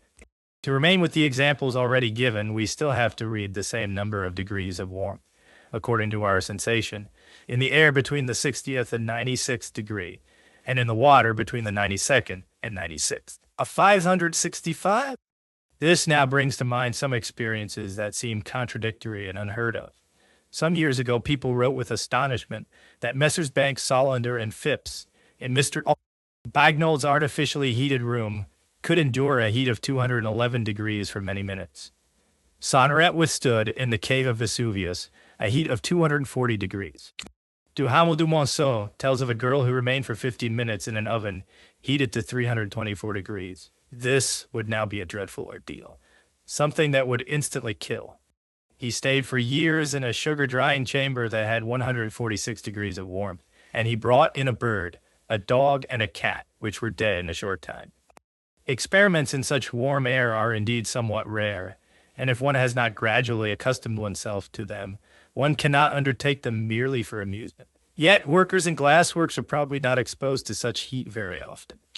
But to see whether the matter can be understood in this way, we need only, instead of air, take water and see how warm it must be, so that when one dips a hand into it, it seems to have exactly that degree of warmth.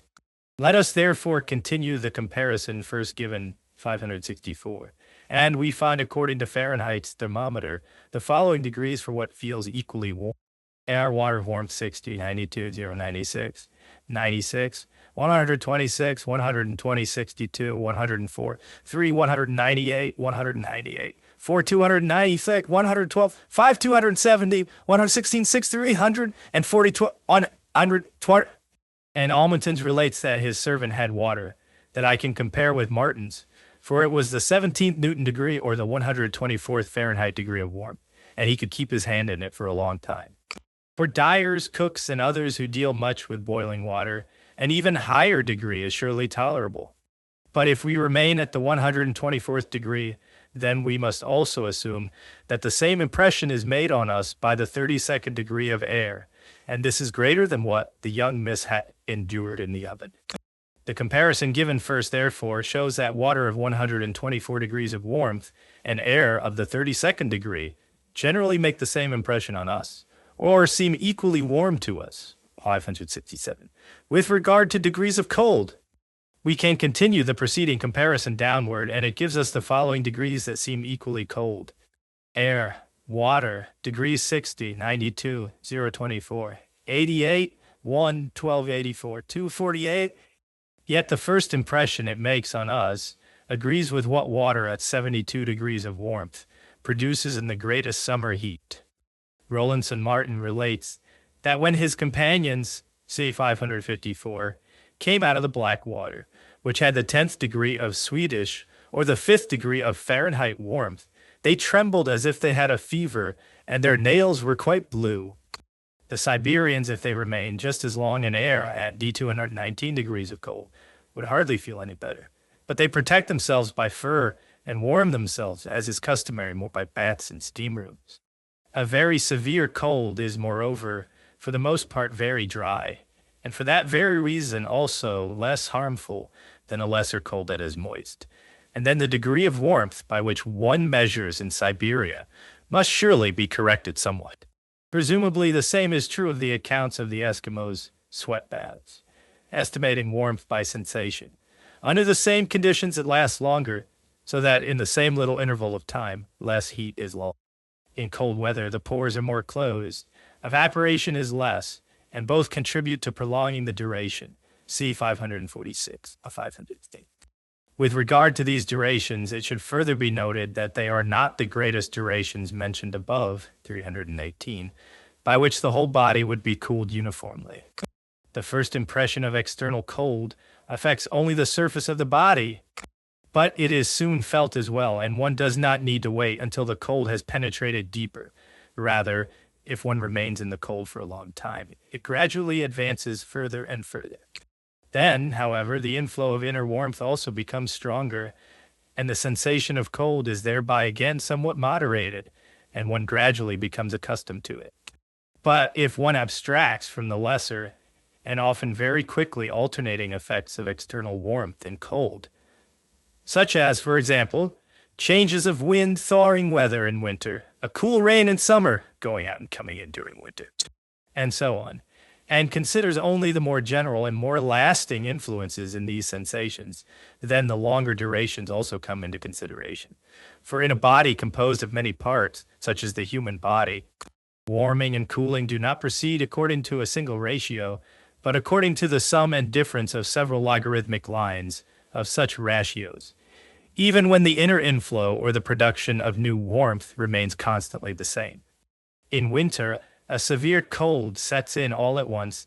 It is most noticeable on the first day. On the second day, it is already somewhat less perceptible, and after 3, 4, or 5 days, one has already become fairly accustomed to it, even though the cold has not diminished.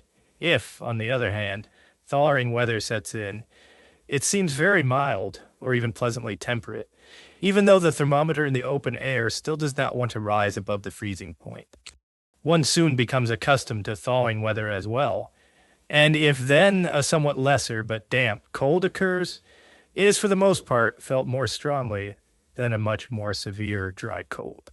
In general, one is best accustomed to the cold in autumn, because the severest cold usually sets in during January. If then, at the beginning of March, as happens almost every year, there come a few fine days, it seems as though it were going to become full spring at once, yet the thermometer in the open air still does not rise much above the freezing point, and it still freezes every night.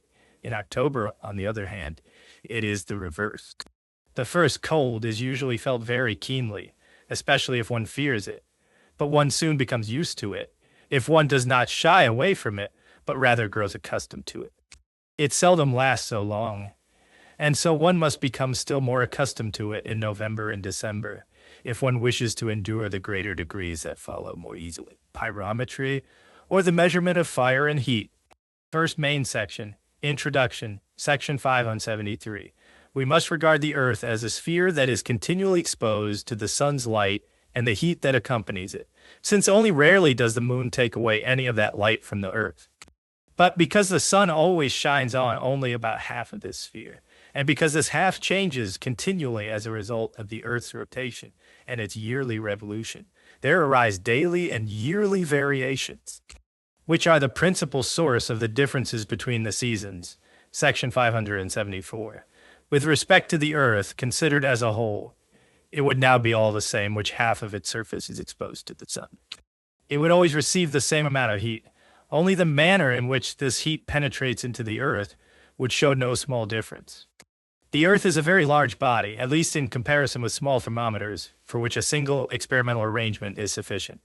But here we are not speaking of small-scale experiments in relation to the Earth. Several experimental arrangements will be required, and it will be fortunate, if they differ so much from one another, that the result of each can be considered on its own. Among these circumstances, the greatest is that which concerns the Earth as a whole. Suppose the Earth had at first been absolutely cold, then it would have received all the warmth it now has only gradually from the sun, and that would certainly have required a very long time. For suppose that heat moves through the Earth as quickly as it does through water, even then, in 1 minute, it would travel only a distance of 8 fathoms. Now, from the Earth's surface to its center, there are about 20 million feet to traverse, and so it would take 2 million hours, or 57 years, for that distance to be covered.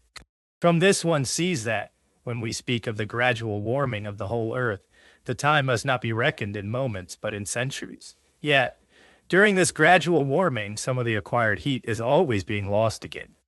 The Earth is a sphere which, in freezing, and thus in a sense in cooling, radiates into the surrounding space. At this altitude, its diameter is the measure of its cooling, and if we estimate this by the scale of a thermometer of spirit of wine, or also of water, then for each line 1 minute of time must be counted. This gives, for 40 million feet, a time of 4 million days, or 11,000 years. After the lapse of this time, the Earth would have retained only 1/736th part of the heat it had received in total. This heat would indeed be very great in quantity, but very small in intensity. I must, however, note that we are speaking here of the average warmth of the whole Earth. For because heat spreads so slowly, the warmth at the surface would necessarily accumulate, and only after many thousands of years would it approach uniform distribution. The average warmth would then be no greater than the surplus of heat that a small little globe of Earth receives from the sun, for the size of the sphere changes nothing in this. This surplus amounts to scarcely 5 to 20 degrees Reaumur.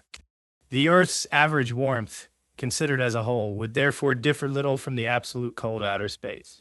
But the matter is not so. We do not know how warm or how cold it is at the Earth's center. Yet we do know that at much lesser depths there is fire, and not in small quantity, and seems to have been created in order to give the Earth a warmth that it could not obtain from the sun alone. This fire, however, lies at unequal depths and is unevenly distributed. In the case of fire-breathing mountains, it reaches up to the surface and contributes to the fact that, for example, in Iceland, the winter cold is very moderate. Where the heat spreads freely beneath the Earth, it decreases in inverse proportion to the square of the distance. If it extends through subterranean passages and fissures, or if it mixes with an underground water that flows past, then with increasing distance, it decreases logarithmically. One can easily imagine cases in which both kinds of decrease occur at the same time, yet one must probably picture it as diminishing even more. For the underground passages are not so perfectly cylindrical or uniformly continuous as the pipe described in G541. And the varying density and resistance to heat of the subterranean bodies is enough to cause many irregularities in the spread of the warmth produced by the subterranean fire. To be sure, lesser degrees of warmth, and at times even of cold, which arise merely from mixtures of dissimilar materials, and which may also be the beginning of a fire that is truly about to arise. Such mixtures and the fires themselves may be what several world systems, as the fundamental waters of the Earth, have assumed. At least they supply the material for it, and thus also for its continued maintenance. From the unequal depth and distribution, it also becomes understandable that not all parts of the Earth's surface are warmed by it equally, and that therefore countries which are equally exposed to the sun can nevertheless be very unequal in warmth or cold. And since it is very probable that the subterranean heat changes its location, at least in this way, that in one place it suffers a loss of material, while in another place mixtures and new fire arise, so it may also be that countries which were formerly colder gradually become warmer, and conversely that those which have more warmth later suffer from lack of it. There are several changes in the Earth for which many centuries are required. Dol 580. The effects of this basic warmth are therefore for each country more or less different, but over considerable periods of time they seem on the whole not to be very great. The daily and yearly changes are accordingly properly to be ascribed to the sun. If, however, earthquakes arise from newly kindled subterranean ignitions, then it is presumably the case that thereby, so to speak, a new source of warmth is opened up, which, moreover, does not always occur very widely, c. 578, and is also not always of long duration, and therefore it is usually to be counted only among the somewhat rarer causes of weather, 580. The fairly constant effect of the Earth's internal heat, and at least its very long-lasting uniform action, together with the continually ongoing influence of the sun's rays and many other considerations, lead us to assume a state of equilibrium in which the Earth has long since been, and in which it remains within fairly definite limits. The basic law of this equilibrium is that the heat which the whole Earth receives from the sun over the course of a year also departs again within the space of a year, so that the total amount of heat, reckoned from one year to another, remains the same, and apart from the smaller inequalities that occur now and then, always stays essentially unchanged. 580. The sun itself appears to be a source that remains fairly constant, from which ever new light and warmth continually stream. Whether the actual light consists of particles of fire, or whether it is only the propagation through the world space of an ever-present light matter that communicates ever-new wave-like motions, this may be left undecided here. I only note in passing that those who in the first case fear the sun might become poor in material, must, in the other case, fear just as much that the sun might, little by little, run short of the force that continually produces new motion. Such worries do not remove the difficulty. They only give it another form. those who speak of the sun and the preservation of its light in the same way as we must speak of earthly fire and the preservation of its substance, do not consider that the matter of the sun, because of the immeasurable subtlety of its light, must be a matter that has little or nothing in common with earthly materials. See 374, and therefore cannot, for that reason alone, be compared with them. Sunlight consists of colored rays, as is well known. The question is whether these colored rays on the surface of the sun, each kind by itself, come from particular bodies, so that bodies on the sun could also be distinguished by their color. Sunspots would then have to be explained from changes in the color of the bodies, just as well as from other causes. There are stars that have a reddish light. On their surface, therefore, the prevailing color must also be red, at 583. Sunspots have a weaker light, and to that extent can diminish the warming of the earth. But since they, for the most part, since the sun's rays are very small, the effect is slight, and the light caught by the sun's atmosphere may contribute just as little. The clouds with which the sky is often covered are, with respect to the sun's light and warmth, a quite different obstacle. Rain, hail, and snow deprive the earth's surface of so much warmth that the same quantity of sunlight would scarcely restore it over several days. One therefore sees that, when the question is the daily warming of the earth at certain places, the calculation for a clear day must turn out quite differently than when the weather is overcast, or when rain or snow cools the earth. One also sees that when one is to consider the annual warming and cooling of the various parts of the earth's surface, these cooling causes greatly shorten the cooling subtangents, and that it is a matter restricted by conditions when one sets the warmth that the earth receives from the sun in each season in proportion to that which it could receive without such hindrances. Moreover, I have already remarked above, p. 287, that not all the sun's warmth is lost because of the air and the clouds. Sunlight merely changes its path and still reaches the earth's surface, though always more or less. This path can sometimes be such that in some places more rays meet, and therefore more warmth arises than would result from the sun shining straight down from a clear sky. Second main section, quantity of the sun's warmth, 500. The quantity of the sun's warmth depends in general on the density of its rays, on the time or duration, and on the size of the surface on which they fall, and is proportional to the product of these three determining factors, 500. The density of the sun's rays varies in inverse proportion to the square of their distance. For this purpose, I shall take the earth's mean distance from the sun as 1, and the density, which then results likewise, as 1. Accordingly, for any other distance, it can be expressed as 1 divided by z squared. The time is most conveniently represented by 2π, as the circumference of a circle whose radius is 1, and always with the distinction that, when we are speaking of the sun's daily revolution, 2πi means 24 hours, but when we are speaking of the yearly revolution, it means an entire year.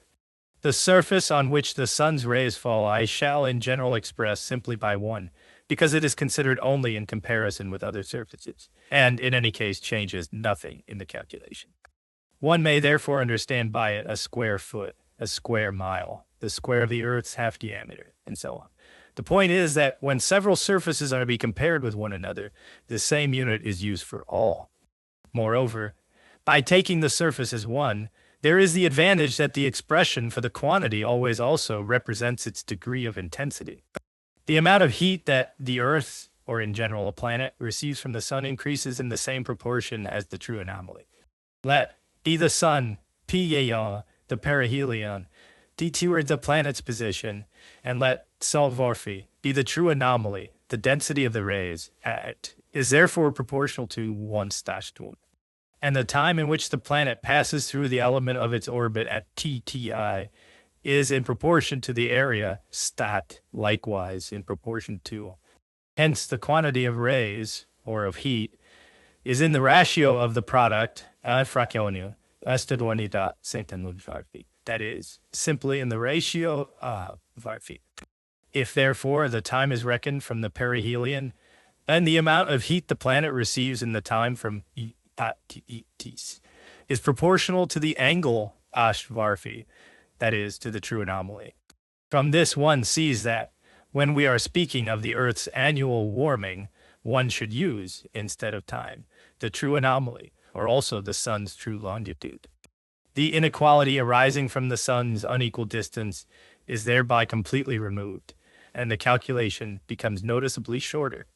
Moreover, this inequality in the Earth is much smaller than it would be if one used the artificial expression mentioned above, 583. Should be taken into consideration.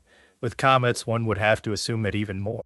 For the time during which they pass through the 180 degrees of their anomaly that lie nearest the sun is often only a few days or weeks.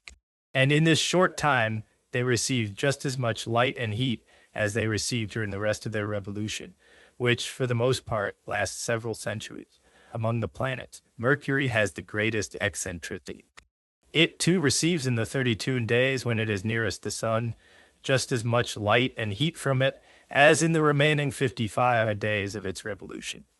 The heat that the sun imparts to any given place on the Earth's surface is at every moment proportional to the sine of the sun's altitude, that is, of the angle of incidence. I therefore express the intensity of the solar rays falling perpendicularly as the sine of 90 degrees. That is as 1. And since in daily warming time is the key factor, I express time by the hour angle, taking the radius as 1/5. Let then, 1 hour angle measured from noon, E the height of the equator, P the polar height northward, Dutch the sun's declination northward, Sich its complement, or the sun's distance from the zenith. Then spherical astronomy gives the equation. Cos it's in cos it cosios. Now, since this cos is precisely the sine of the sun's altitude, it need only be multiplied by the element of time d. And if z denotes the quantity of heat for an area equal to 1 and O denotes time, we obtain the equation gg sin all cos equals t cos, from which it follows that z. In this formula, the time is then measured from noon. It lasts until the sun sets, where it, if it represents the difference in ascension, becomes. Substituting this value into the equation gives the quantity of heat for the whole afternoon. Sounder cos it cos, and for the whole day, namely from sunrise to sunset. C equals cosine E. Time times cosine C times P out plus 2 times. Sine E times C times cosine phi. Or Z equals R times P times R times time plus 2 times cosine cosine. Section 593. But now we have sine phi equals sine delta times tangent P. Therefore, sine delta times sine P equals sine phi times cosine delta times cosine P. If this value is substituted into the last equation, it becomes Z equals cosine delta times cosine P times pi times P times plus 2 phi plus 2 times cosine phi. And this means that for equal length of day, the amount of solar warmth is proportional to cosine delta times cosine P. But cosine delta times cosine P is the difference between the sine of the sun's altitude at noon and at 6 o'clock. Section 500. For the equator, P equals 0, phi equals 0, then simply Z equals 2 times cosine delta. For the pole, on the other hand, P equals 90 degrees, and for the day arc, we have 2 phi equals pi. Therefore, simply Z equals 2 pi times sine delta. In general, when the sun is on the equator, we have delta equals 0, phi equals 0, and consequently, likewise, very briefly, Z equals 2 times cosine, P equals 2 times sine theta. These are the simplest cases that the formula includes. Section 595. Halley long ago calculated the following table, which can be derived from the equation in section 592. It gives the value of Z for the days when the sun is at the equator and at both tropics, and for polar heights from 10 to 10 degrees.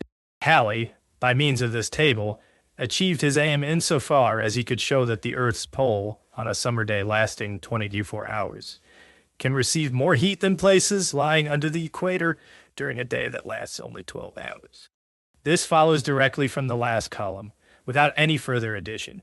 From this one sees that on the day of the summer solstice, the amount of heat decreases from the equator to the climate of Italy, becomes somewhat smaller in the climate of Germany, but from there increases again all the way to the pole, and is in fact greatest at the pole itself. The observations made with thermometers that agree with one another, and that were set up in the shade also showed more and more that in the northern countries, the summer warmth is often just as great as in the more southerly lands nearer the equator, although it lasts for a short time.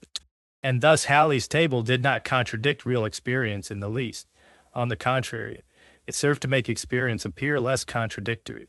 When in 1754 I undertook the calculations belonging to it, I did not fail to take into account what Halley had done for the days of the equinoxes and solstices, but I also took into account the differences that occur, whereby I limited myself to some of the more noteworthy latitudes and calculated only the half-day warmth. The result is contained in the following table. Come out of the sun's warmth, I chose the latitude of 49 degrees because the longest day there is about 16 hours, and this parallel runs fairly through the middle of the better known, and in terms of warmth, temperate part of Europe. 597. This table now shows more precisely how the half-yearly warming changes through the year at the stated latitudes. The three middle columns can also serve fairly well to give some idea of the intermediate latitudes. It also served me for various incidental reflections, and especially for comparing the yearly warming. Recently, I took the values in the table as the mean between the preceding and following days, and from that calculated the total for 365 days. I found it to be, for the pole, 287, polar circle, 350, 49-degree latitude, 487, tropic, 646, equator, 700. Amount of solar heat from this one sees that the total annual solar heat within the polar circles is about half of that under the equator. But at the pole it is still smaller, scarcely 1/3 598. In the calculation of the formula for the day arc, 592, the day arc caused most of the complication. This was one reason why I derived the other formula, 593, from it. For in that formula, the expression varphi AC dot, and therefore, without regard to the polar height, gives for a given day length a given value. And this then need only be multiplied by IEC cot delta HCDE coach for phi in order to obtain the daily or half-daily warming of the Earth. Accordingly, for the expression ki in varphi, ABC do varphi right, 2 kosh varphi, I computed the following table, which contains the values from ET fracting paitwinum to U0, quantity of solar heat. If one first determines TA, then this table gives varphi kiwatt delta, delta dt teta, 2 theta, 2 theta. The use of this table extends in this way from the equator to the polar circle, and in general as far as the day begins at midnight. That is, in summer becomes longer than 24 hours.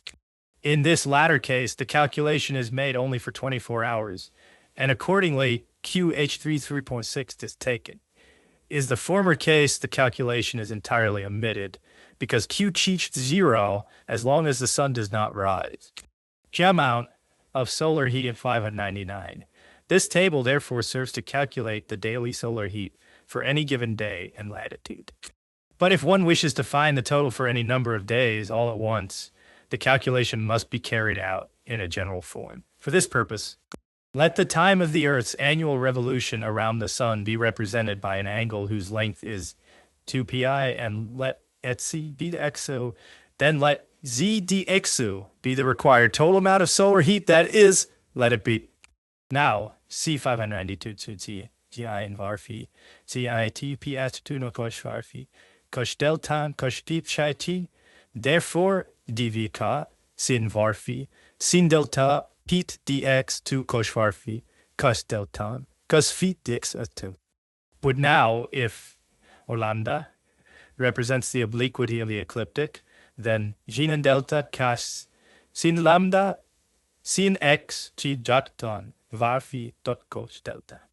And from this one finds dv qip sin varphi sin lambda sin xx 2 kosh varphi dxo left 100 frac away twitter info.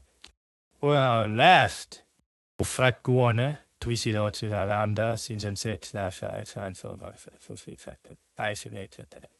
600 for brevity. Let us set that dv kawaii sin varphi sin lambdan sin exia et tutokoshwafi.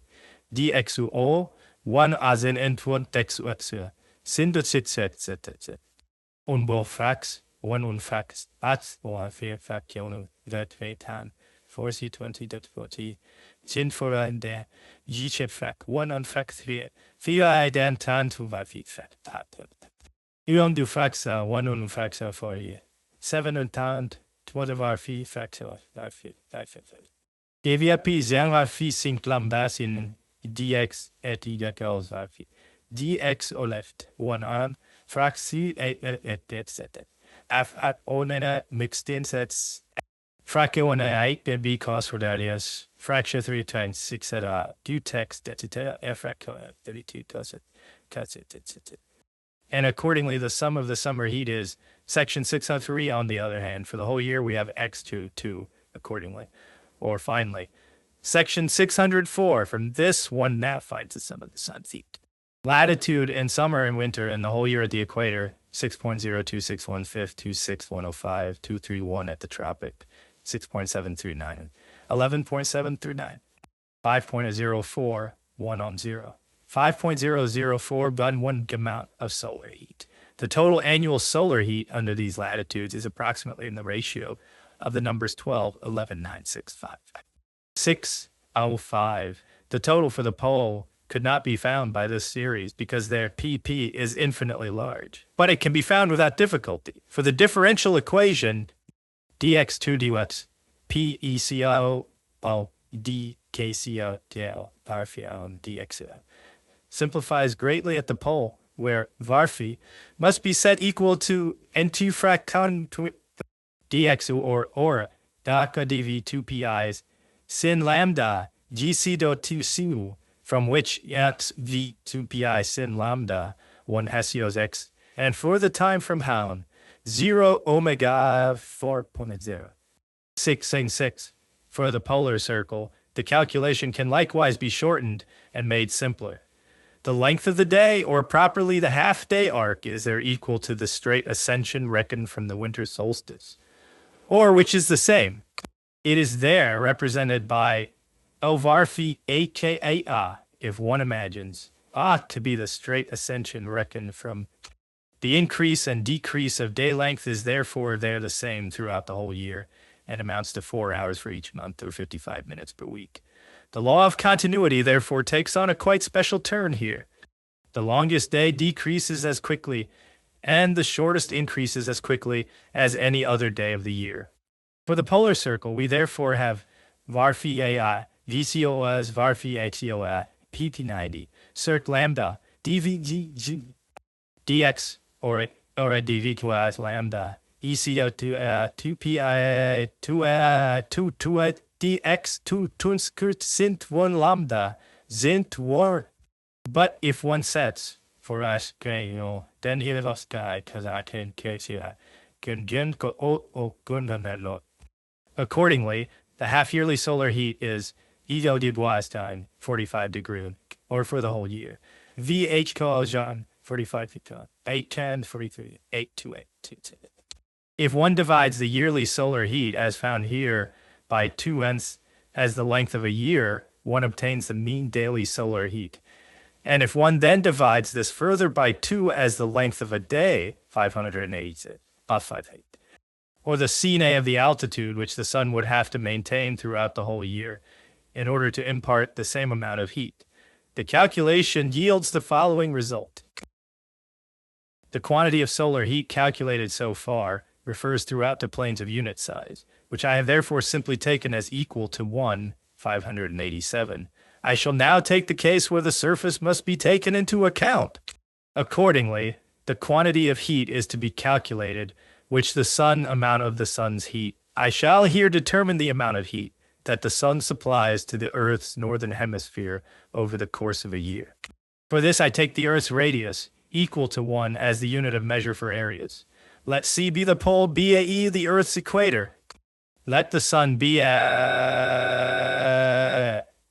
C figure with its declinations equal to E, so that if one draws from S as from a pole, the great circle of the sphere BD, the region ABDA, is that part of the northern hemisphere upon which the sun casts its rays. The intensity falling at each point P is expressed by the cosine of the arc SP. C 590. If one therefore sets PSH, EPS, all that, then one finds the sum of the heat. For any instant, over the infinitely small triangle, PSPDG1 FJ, now cos chat cot V10. And from this it follows that DZ one half to 20 F town 1 F town. Z2 1 F de arc town 10 F to F. For the entire illuminated part of the northern hemisphere, Z cheek 1 half down for a whole day. 2 Z here 1 of OF. And finally, for the half year from E to ETT. And for the other half of the year, TUA 2F Giln 2 3 4 5 1 6 1 6 2 6. These quantities are very nearly in the ratio 5 to 3, or more exactly 42 to 25, third chapter, the daily warmth of the sun, 6 and 9. In the preceding chapter, I calculated the amount of heat that the sun imparts to any given place on the earth, both daily and yearly. This calculation has, in itself, its full accuracy, but it does not determine how and how much the earth will be warmed by it. That requires considerations of a quite different kind. I have already said above, 583, that not all the sun's heat reaches the earth, since the air and also clouds intercept a considerable portion, and that this will be shown more clearly later. Yet without any serious error, we may assume that the heat the earth actually receives from the sun is at least proportional to that which it could receive without such hindrances. This cannot well be otherwise, and as experience indicates. I shall therefore take this assumption as the basis for the simplest case. All 610. The heat that the earth receives from the sun penetrates into it, and for this reason alone, it is weaker at the surface than it otherwise would be.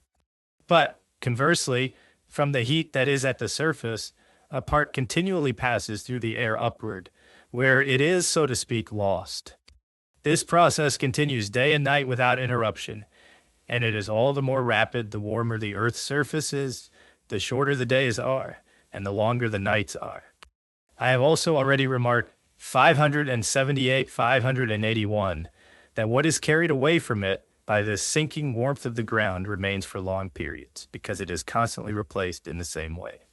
It is therefore unnecessary, insofar as we are considering only the changes caused by the sun, to undertake calculations about it. The sun imparts warmth to the earth. Of this a part is, as we say, given off again little by little by little. In this respect, I assume that the part given off is proportional to what is actually present, and that, at least with regard to daily warming, it is the same whether it goes into the air or sinks into the depths. Here we are speaking only of the warmth at the surface, 612. Let everything be as in 591. Thus, CLLA, the solar warmth flowing in during the time element, du megabyte, is indicated by 2 years. And since the constant of radiation is 7, the part given off in that same time element, 2 megabyte, is therefore udifroxy, the omega 7. The change will accordingly be Gaia kg cos varphi in cos delta to mega on sin varphi sin delta cos omega d omega fracti d omega. From which 7 8 cos varphi cos delta frac 77 1 was 77 sin varphi sin delta frac 7 donio 77 sin varphi sin delta custom. This can be determined by requiring that at sunrise, while, but then del omega t d left v p I varphi right varphi.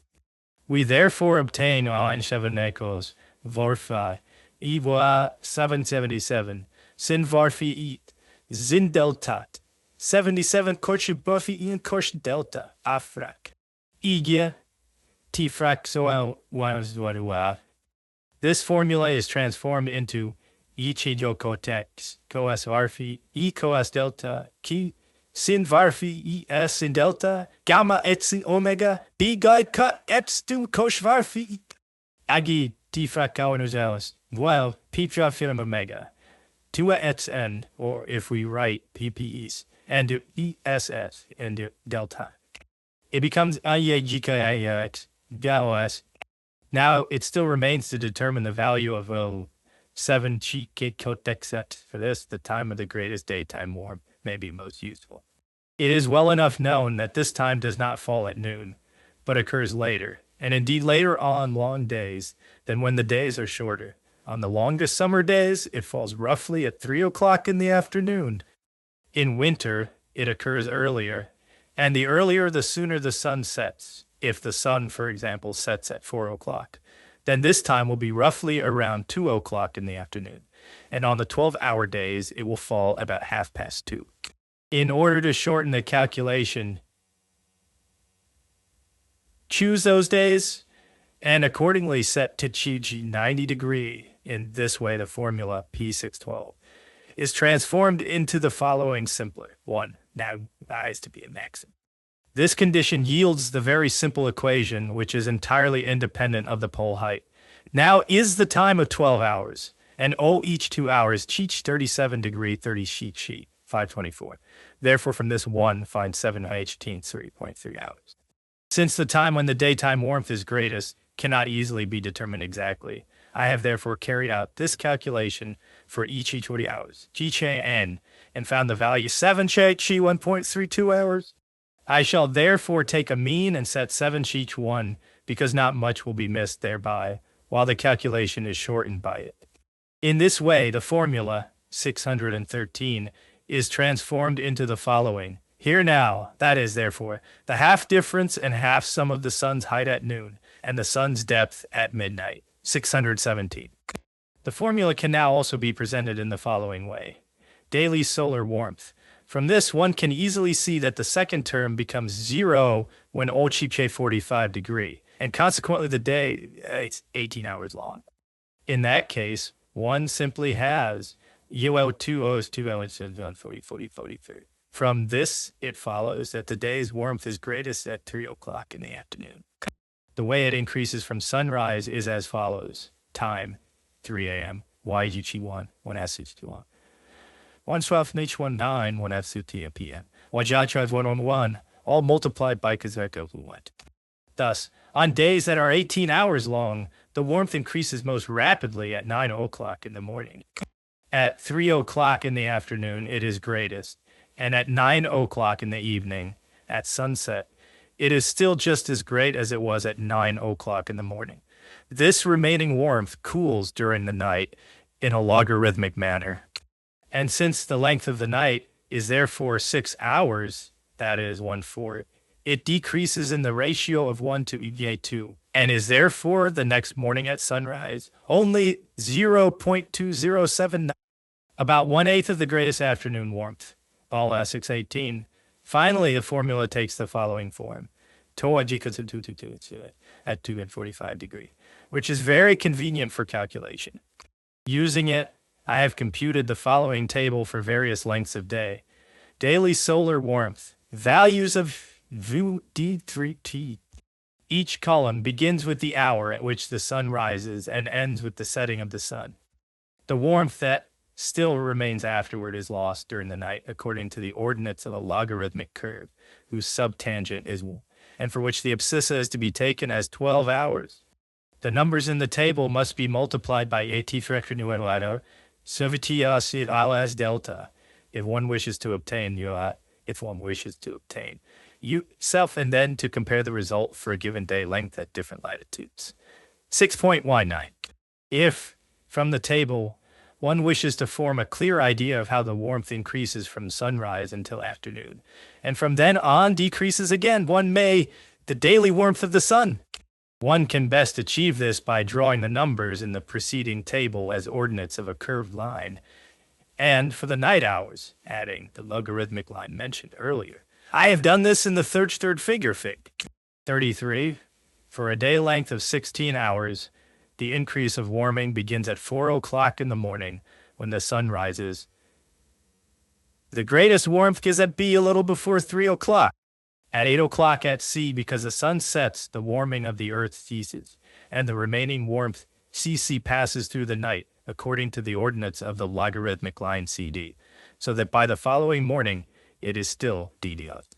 This occurs provided that, in the calculation, we have used only a cooling constant, namely the one that is actually used for daily warming and cooling, if one disregards all slight deviations and assumes that the sun shines all day through a clear sky and that the air is calm. But the warmth that goes into the earth is not truly lost. Rather, in later days it rises again and serves to strengthen the effect of the sun's warmth. Daily warming and cooling, therefore, depend very much on this. Hence, there is also a yearly cooling constant, and this causes the line at D, which I have just drawn, not to be perfectly straight, but rather to be the curved line whose ordinates represent the yearly retention of warmth for the same pole height. This means that the point D, depending on the season, falls higher or lower than in the figure, according as the line shifts upward or downward. In the calculation given here, I have set aside all accidental causes of changes in warmth. It therefore properly applies only to clear and calm days, such as sometimes follow one another for several days. If, meanwhile, the sky is only partly covered with clouds and the air is still, I have already remarked above that the earth will be less warm from morning until midday, and from then on will cool again somewhat. Yet this change amounts, for the most part, to only a fraction of what it would be on completely clear and calm days. The changes brought about by rain, dew, mist, snow, hail, wind, and so on are quite irregular, because they depend on their own causes and on the yearly change of warmth in their consideration. Rain and winds can be cold as well as warm. But these are mostly only relative. Sultry summer heat is often relieved by rain and thunderstorms, and the thermometer falls the more the nearer one is to the place where it is raining or storming. The therefore corresponding cooling spreads far and wide, because the warmth in the air very quickly moves toward the colder places. See 346. But if, after cold weather, rain comes with a warm wind, the cold diminishes. This happens especially in winter, when, after preceding severe frost, thawing weather sets in.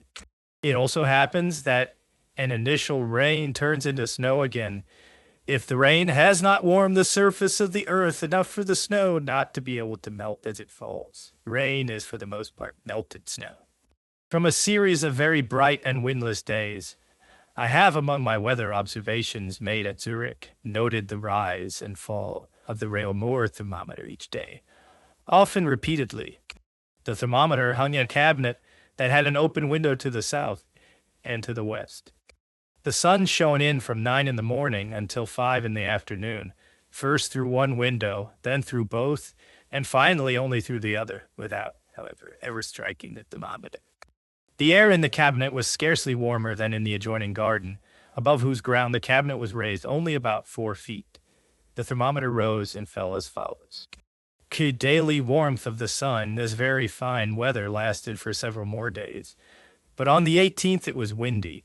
On the 19th, the sun was at times covered with clouds. It may well have rained somewhere in the distance, for on the evening of the 20th, at 10 o'clock, the thermometer stood at 16 degrees, and on the morning of the 21st, at 6 o'clock, at 12 degrees. Thus again, almost as low as at the beginning of the 18th. On the 22nd, clouds and rain set in. This fine weather was especially pleasant, since in the 5 preceding months there had not been so fine days at all. This is also the reason why, during those 5 days, the thermometer stood noticeably higher from day to day. For the greatest warmth occurred on the last day alone as follows. On the 13th, 19.7. On the 14th, 19.9. On the 15th, 22.1. On the 16th, 22.2. On the 17th, 21.1. That the greatest warmth occurred after 3 o'clock, rather than before, must be explained by the fact that the sun rises above the mountains only at 7 o'clock in the morning, and only around 9 o'clock begins to shine into the study. These two circumstances mean that I can present these observations only as a sample of the rule stated above.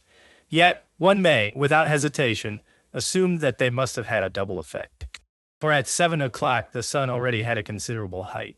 Therefore, as soon as it emerged from behind the mountain, it began with full force to warm the ground. This causes the line of BCD from A to B to rise very little, but from B onward to rise all the more steeply. Then, since the sun after its true rising lay for 2 hours in the mountain shadow, the ground and the air remained cooler during that time. This makes the greatest warmth of the day smaller and shifts the time at which it occurs.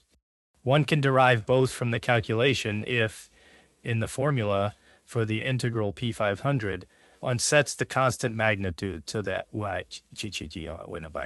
but one can also be assured of it by a very simple consideration. For the warmth is greatest when is 0, and consequently the warmth that the Earth receives in a given time from the Sun is then equal to that which it loses in the same time through its own share. Now, since this latter is truly the existing warmth, it is proportional to it, and therefore likewise smaller in the case occurring here. Thus, the former must also be small. But this requires a lower height of the Sun, and therefore, since it is afternoon, a later time. Then, however, the Sun sinks more quickly, and so the maximum must in turn decrease more quickly.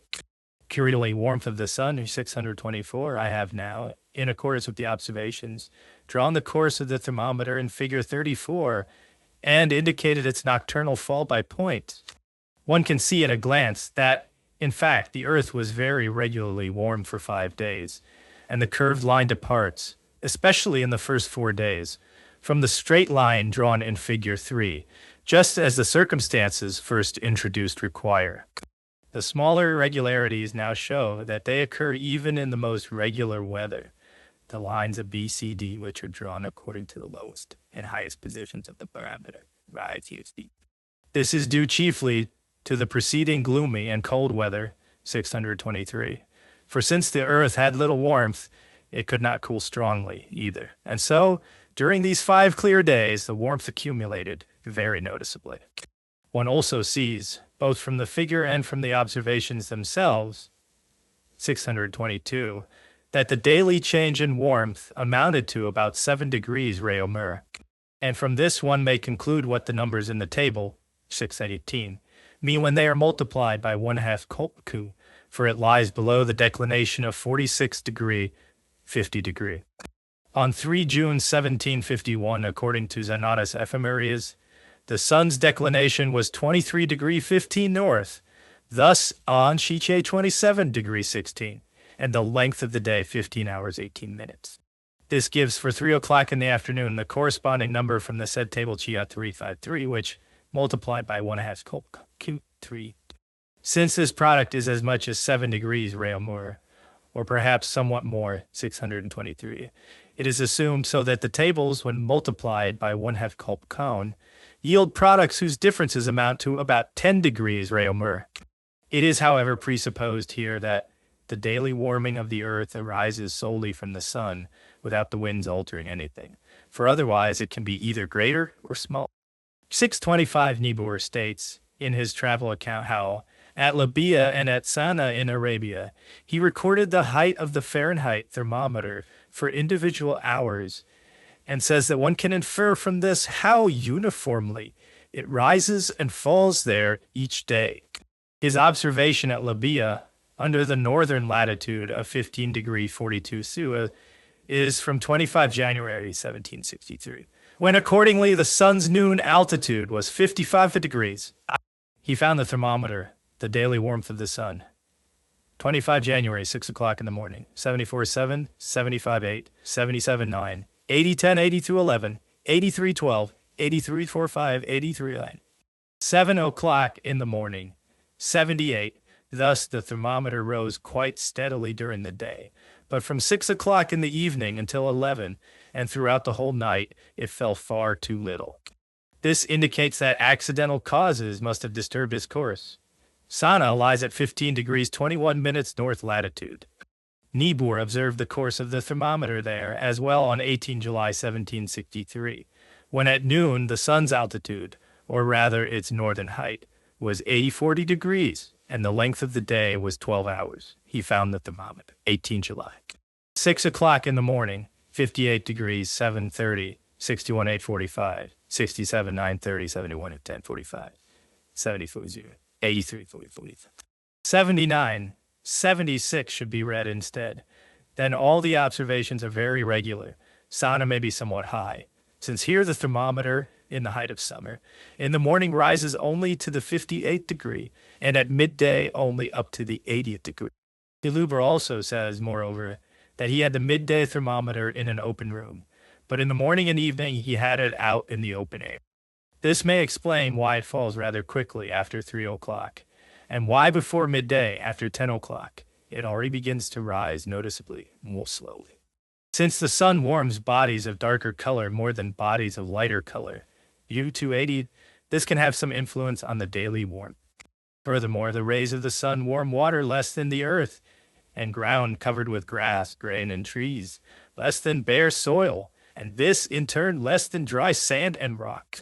Such circumstances, therefore, have an influence on the initial differential formula established above 612. It is therefore made more general by means of a coefficient n as follows. dn gracosiga dn, legendvo fcind. Y is now determined according to the degree to which the soil can be warmed. This coefficient, moreover, does not otherwise change the calculation, for if one sets view n ray, one obtains duh coset cosit evicidja. This therefore means that the warmth throughout the whole day is found to be in the ratio of n to 1 greater or smaller than it would be according to the preceding calculation, where ngj1 is assumed. And this, in turn, means that for y1, one should not set 10, but 10 degrees Reaumur. Loses heat more quickly or more slowly, something to which moist or dry, denser or thinner air, as well as the wind, can contribute. Then this circumstance, which I have called the cooling subtrahend, has its own value. I have, for the sake of brevity, set 7h1, but if such changes are to be included in the calculation, then one must either keep 7 at least constant for a whole day, and then the general formula, 612, serves. Or if 7 changes from moment to moment, then at least the law of the change must be known, and then it may be shown whether the differential formula, P612, can be integrated. Fourth chapter, the yearly warmth of the sun in general, 628. In the preceding chapter, I considered that solar warmth which sinks into the earth with respect to the daily warming of the surface as lost, P612. Yet I remarked, P620, that the yearly warming and cooling of the earth depends entirely on it, because this warmth accumulates in summer within the earth, and then serves to compensate, in some measure, for the lack of solar warmth in winter. The summer days are thereby less warm, but the winter days are also less cold than they would be without such an economy of heat. 629. We may now assume in general that each day more heat enters the earth, the more the sun imparts to the surface. Thus, the heat that enters the earth each day is proportional to the amount of daily solar warmth. However, this proportionality is, because of accidental hindrances, such as clouds, rain, snow, and the like, no less variable. And this causes each year to have its own alternation of warmth and cold. But if we look at the average of several years, a mean proportionality can nevertheless be established. The calculation is thereby simplified, and the irregularities need not be given any special consideration. The fundamental heat can likewise, and for the same reasons as in the preceding chapter, P611, be left out of the calculation. Here we are speaking of the heat that actually remains. Here the question concerns the yearly alternation that is brought about by the sun. 630. According to E599, for each small interval of time dx, the increase of the yearly heat would now be dush qfp pi, sin red dx 2f2 2 cos pi to it. But here the question is the heat that truly remains and therefore must be subtracted, namely what is due to the cooling. This subtractive term can now be represented by V dx theta, for it is directly proportional to the preceding warmth V and inversely proportional to the annual cooling. The cotangent, which I denote by theta, expresses it. We therefore actually have dvh sin dx2 sin dx sin that allows theta. Sin gen generis sin tampia sin gen. If for brevity we set here dvq dx f dx theta, then v o x theta q dx constant and 600 q sin q spia 108 b otia.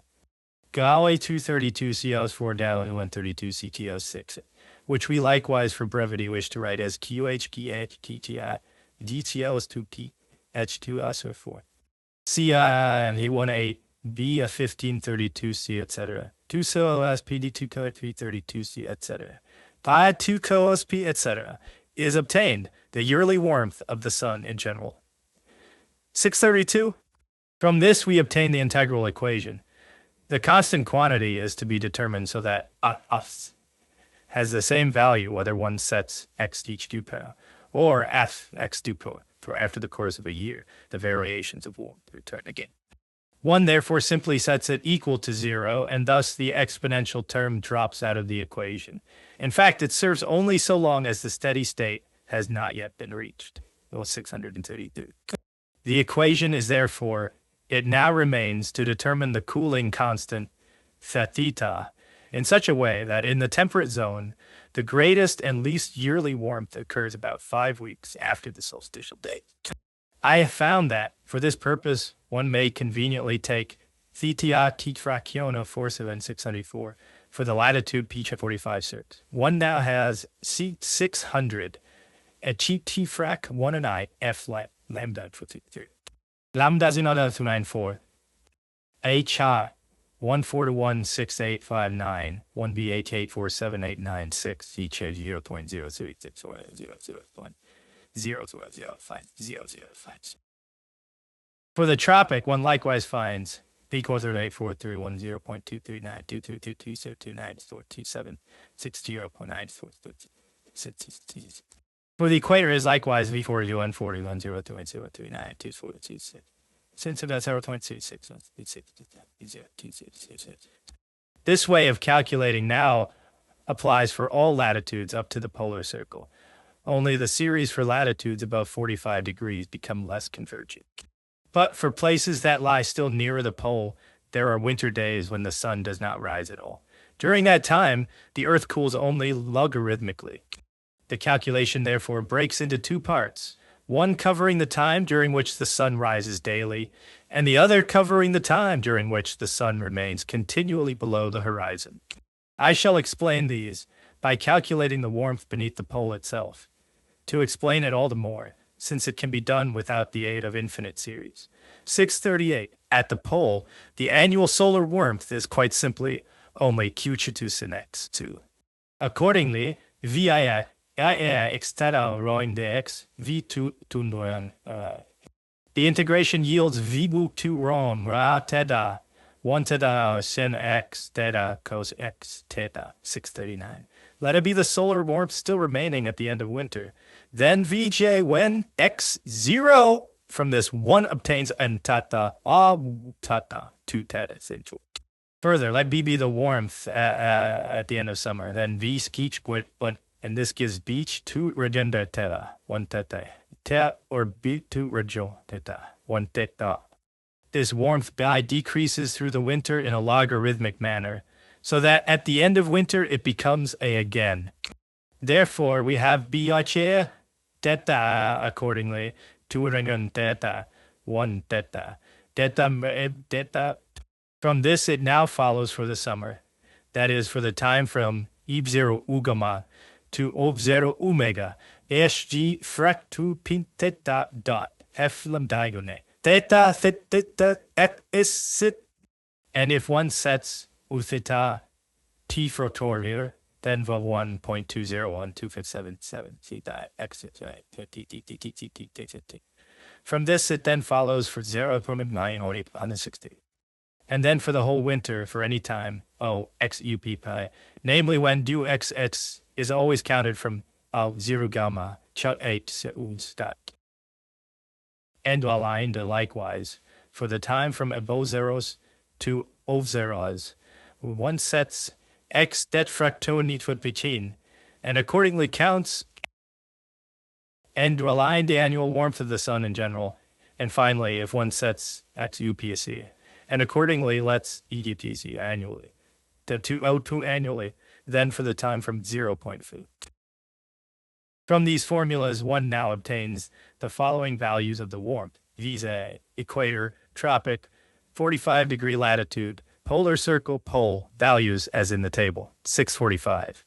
From the numbers in this table, and also from other calculations that follow, I have now drawn the 55th figure, which accordingly allows one to survey at a glance the annual change of warmth under the polar heights. The scale for it is still determined in a twofold way, and must be made clear by means of actual experience. For the warming power of the sun in degrees of the thermometer is still to be determined, and one must also investigate how great the mean ground warmth is. From a comparison of several observations, it has at least seemed to me that the degrees indicated in the figure for the seasons will not be far wrong. The summer warmth falls between the 8th and 10th degree. And this is also what the mean position, according to the observations from all countries, indicates.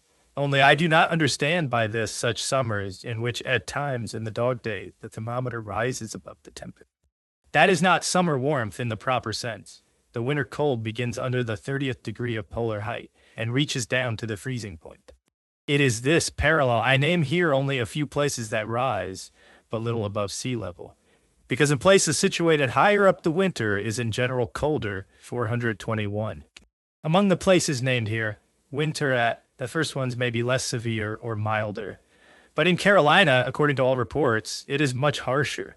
It is enough here if the determination does not deviate too far from the true mean. The degree 0 for winter is given by the 55th degree of latitude, and then by Edinburgh, Tartu, Memel, Kamchatka, the Hudson Bay, etc. In the first of these places, winter is seldom so severe, but it is more so in the last ones. And so the determination keeps fairly close to the mean. This mean is really what I have set out here to calculate, and for which the step ladder drawn in the figure is arranged. Since it depends very much on the circumstances of the place where one observes, one must, of course, in applying it to particular cases, often make a not insignificant alteration.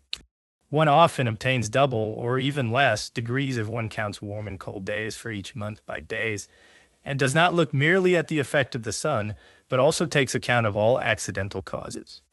This is why the step ladder drawn in the figure for the inhabited part of Europe does not indicate such a mean, but comes very close to the extreme degrees, 646. One also sees from the figure what has always been said in mathematical geography, namely that under the equator the year consists of twice summer and twice winter. Only these winters differ very little from the summers.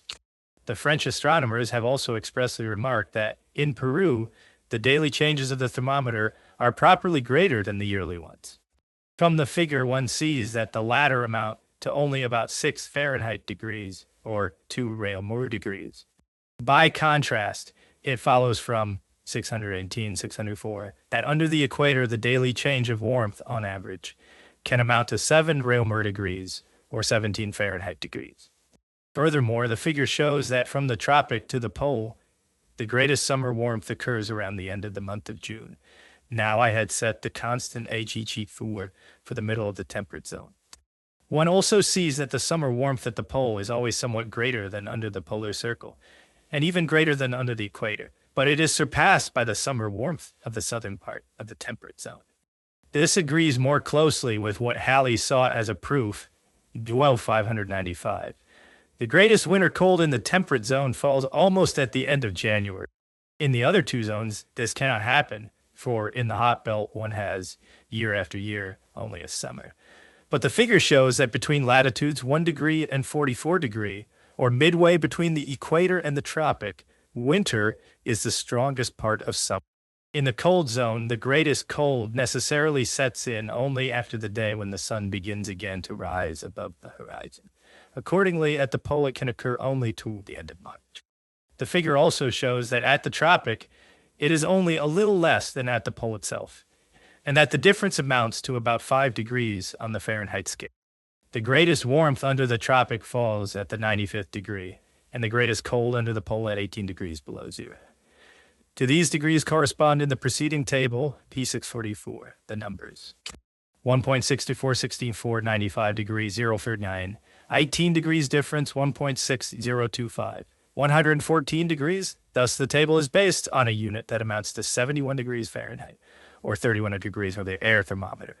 Accordingly, 146 degrees of the air thermometer. Accordingly, the seventh part of the absorbed warmth is about that amount. Now the numbers in the table indicate the warmth received from the sun. This yields the 19th degree below zero on the Fahrenheit thermometer, which one may therefore regard as the degree of the mean basic warmth. It follows then that at the pole, At the end of winter or of March, scarcely more than this basic warmth remains. Since the night itself lasts half a year, the ground has time enough to lose again all the warmth it had received from the sun. In order to state more clearly how the sun's warmth and winter cold change with the different polar heights, I have drawn the 36th figure. Here the abscissas represent the degrees of polar height, and the ordinates the degrees of summer warmth and winter cold. In the middle between these two curved lines, I have also drawn a dotted line, which for each polar height indicates the mean between sun warmth and winter cold. This mean lies everywhere above the freezing point, and in the cold zone is almost entirely the same. Yet at the pole it is somewhat smaller than between the 70th and 80th degrees of latitude. How far this mean lies above the 19th degree below zero.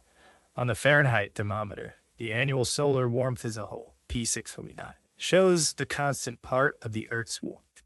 If one therefore adds this to the basic warmth, the total basic warmth is represented by the ordinates of the dotted line. The greatest summer warmth falls at the 3rd G3rd or 3rd G4th degree of latitude, and there point D. For one sees that the line there has a double maximum and also a double minimum. The least summer warmth is under the equator, and then likewise near the polar circle. The angle of incidence, by contrast, decreases steadily. But for better clarification, I must say that I have drawn these lines from the 31st figure. It will therefore be understood from the meaning of the blossoms that the annual solar warmth here is actually meant to be where the sun is farthest from the zenith point. For under the tropic, this alone occurs, and under the equator, both are the same. The smaller angle of incidence, therefore, belongs to the greatest summer warmth, the more one moves from the equator toward the tropic. The sun makes up through the longer day what it cannot provide, because of its lower noon altitude.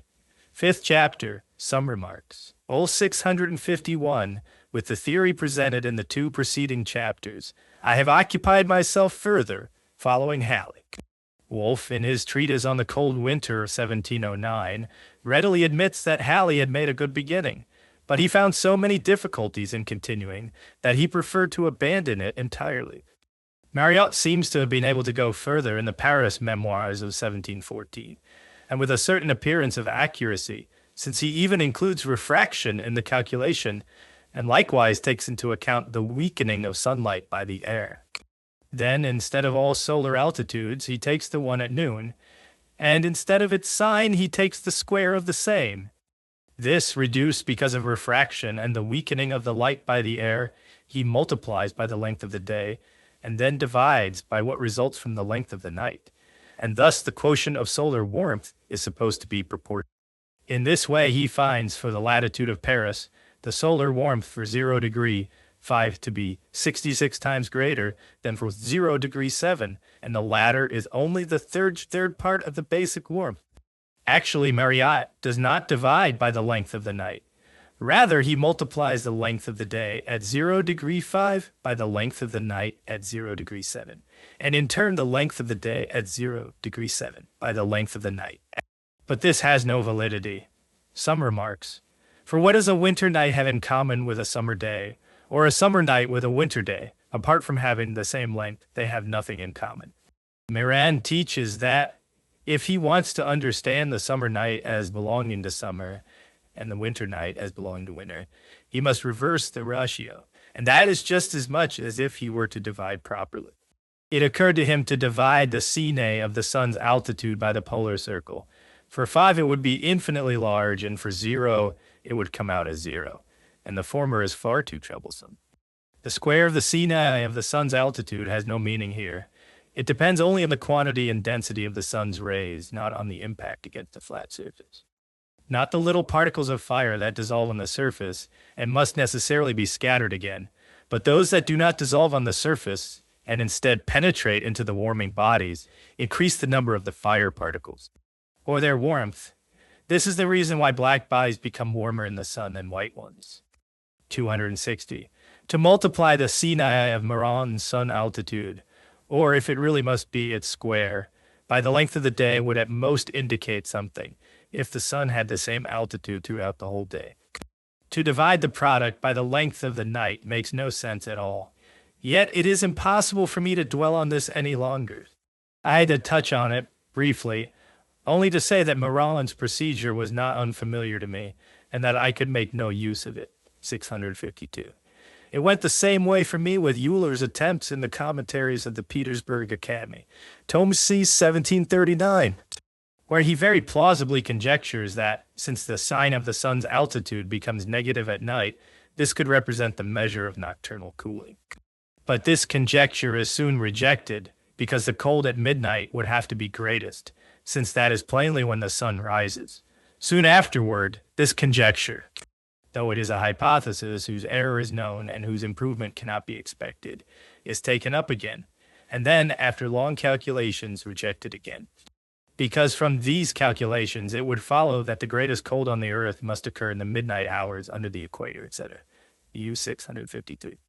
What Marin and Euler could not achieve through long inferences and calculations, Mayer, the improver of the lunar tables, sought to obtain by mere estimation, and with fairly good success. His treatise, with which the first volume of his opuscula begins, is a proof that a little power of judgment often accomplishes more than the most refined calculations. Mayer therefore sets out, more in the form of an example than from exact observation, the mean degree of warmth for each latitude, according to the Roman thermometer, something about 12 plus 12 times the cosine of 2p. This is really supposed to be the curve that the ordinates of the dotted curved line in figure 35 represent. If this line were exactly a sine curve, Mayer would have hit the mark, and only the coefficients would have needed some improvement. The difference, moreover, is very small. Mayer seems to have assumed that the middle warmth under the equator must be a maximum, and under the pole a minimum. He satisfies this condition by his expression, 12 plus 12 times the cosine of 2p. But that is certainly not enough, because a much more general expression, a plus b times the cosine of 2 phi plus c times the cosine of 4 phi, and so on, does the same. Section 654. The mean degree of warmth decreases slightly when a place is elevated above sea level. Here it is only lacking, as in section 421, in that the warmth does not decrease in an arithmetic progression, but always more slowly, section 655. Mayer further asserts that the greatest summer warmth and winter cold occur under higher latitudes later, after the days of the solstices. He provides a table for this, which is calculated roughly according to the formula, 20 minus 20 times the cosine of 2p days. But this is not very correct. Mayer does not see that under the equator it is not the greatest, but the least warmth that follows the solstice, and that under the pole the greatest cold occurs at the end of March, thus more than 90 days after March 3. Section 656. Mayer presents the half-yearly change in a table that seems to be calculated according to section 3 and p, under the equator. It would therefore have to be 0, which it is not, as in section 646. Under the pole, it is certainly greater than 2 or more degrees, for in Germany, it will not be smaller, where the extreme degrees range from minus 18 to plus 27, and consequently, the greatest change amounts to 45 degrees. Section 657, Mayer lets the yearly change proceed in general according to 2 times x, so that he counts the degrees x from the day that follows the day of greatest cold by 3 months. This rule has the exceptions indicated above in section 656. Under the equator, one would have to speak of 2 times as rather than sine x, because there is neither winter nor summer, as in section 636. Finally, Mayer sets the daily variation at 8 degrees, the greatest warmth at 2, 3, to 4 o'clock in the afternoon, the least at the rising of the sun, and he makes the remaining hourly values proportional according to the nature of the situation, as best he could indicate. He laments the lack of observations that would surely have provided him with more and more definite knowledge. His treatise is really only an instruction on how to compare good observations with a true, though still incomplete theory, and how to improve the theory little by little. Thus, says Mayer, astronomers have always done it. They first accepted mere appearance, and little by little, the truth became clear to them. 6th chapter. Application of the theory to observations. On the calculation of the annual warmth, the differential formula used for this purpose can be derived only from the remarks I made shortly before about daily warming. The coefficient n is necessary in both, and the cooling equation likewise suffers, as equation 7 does. Some change if, with respect to the difference, one assumes that the ground either takes in the sun's warmth with equal ease or gives it off again. Since such a change, where it is necessary, likewise entails a change of the coefficients in the integral equations, it will be enough if we retain only the general form of it,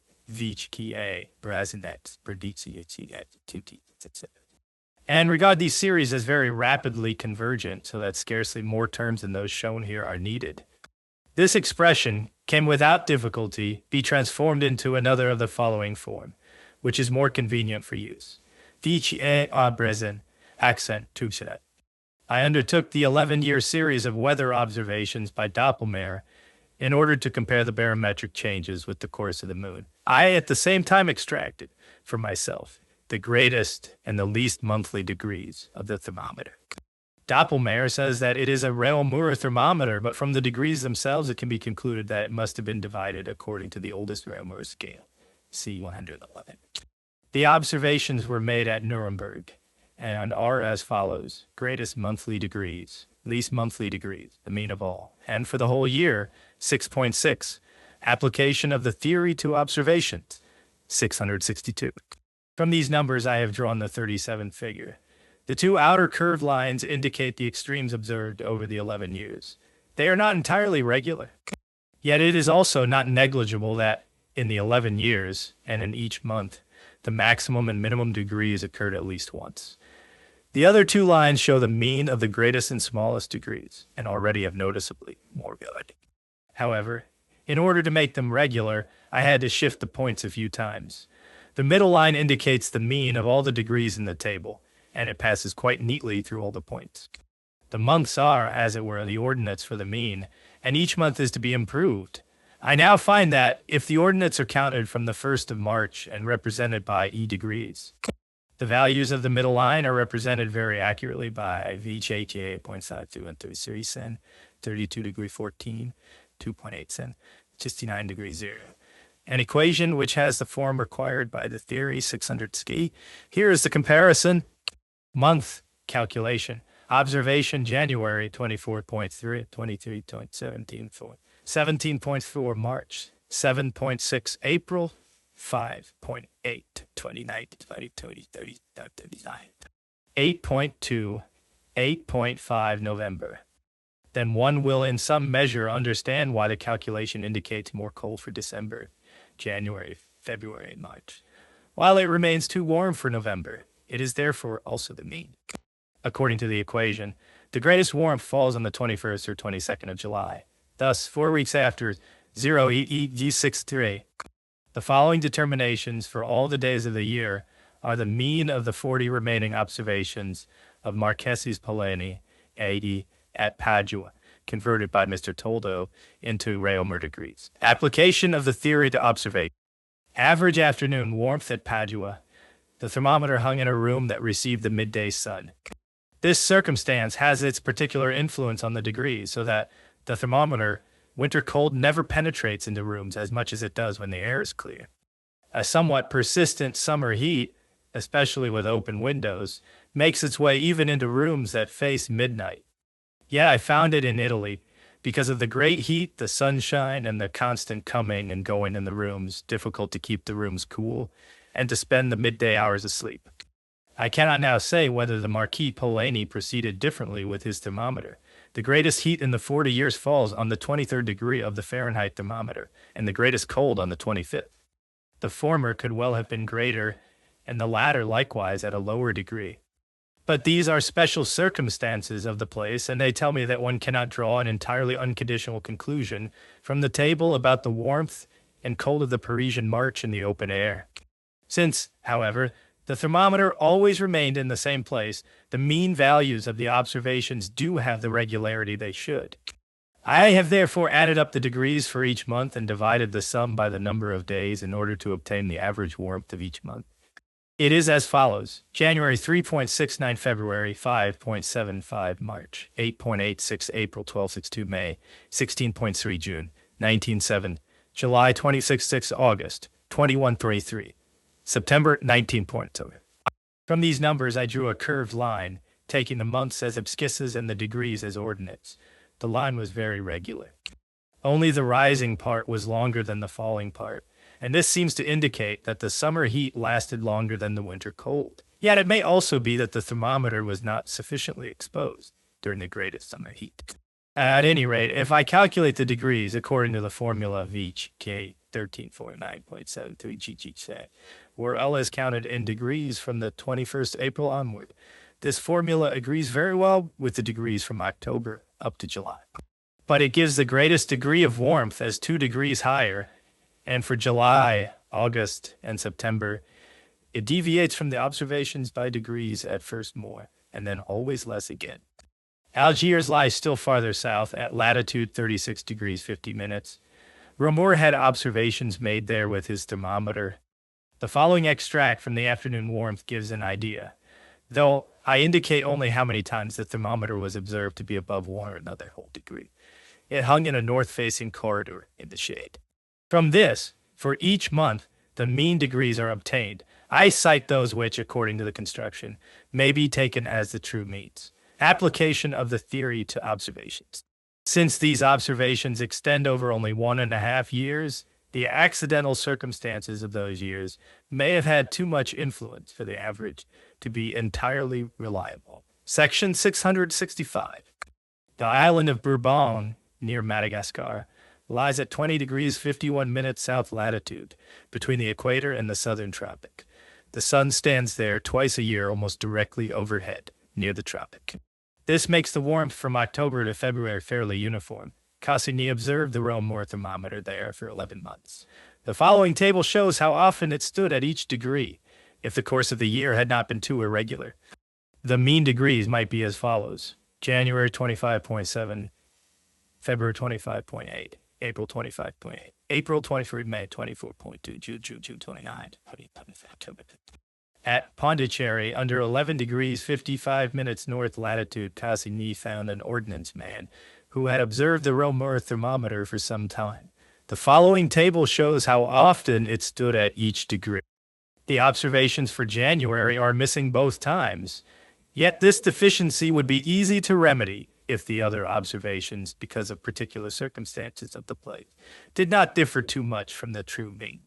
From the table, one sees that in 1737 June and in 1738 May, there was the greatest warmth, and yet the sun passes through the solstitial point the first time on the 21st of June, the second time on the 21st of August.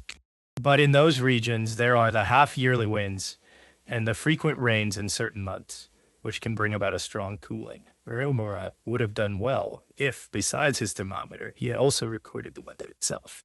To see, then, what these irregularities consist in, I have, for the latitude of 11 degrees 44 minutes, which is half of the greatest obliquity of the ecliptic, application of the theory to observations. I calculated the annual solar warmth according to the general formula, 633, and found that, in general, VGQ 1.22386.0.60. From this, I computed the following table, and the least at the end of January, but according to the observations, for this one would have to assume the middle of June and of December. So the delay would be 2 months in summer and 1 month in winter, if the prevailing winds and rain were not present. According to the annual mean on the copper plate belonging to the year 1805, and according to the calculation, the summer heat ought to be 90 degrees and the winter cold 6 degrees. These agree with Reaumur's 28th and 16.7 degrees. The observations give both as 4 to 5 degrees greater. This is for the same reason that was found in Syria at 50 and in Senegal at 39 degrees, 132. It may therefore remain as it stands here. In the hot regions of the earth, the annual changes of warmth are small.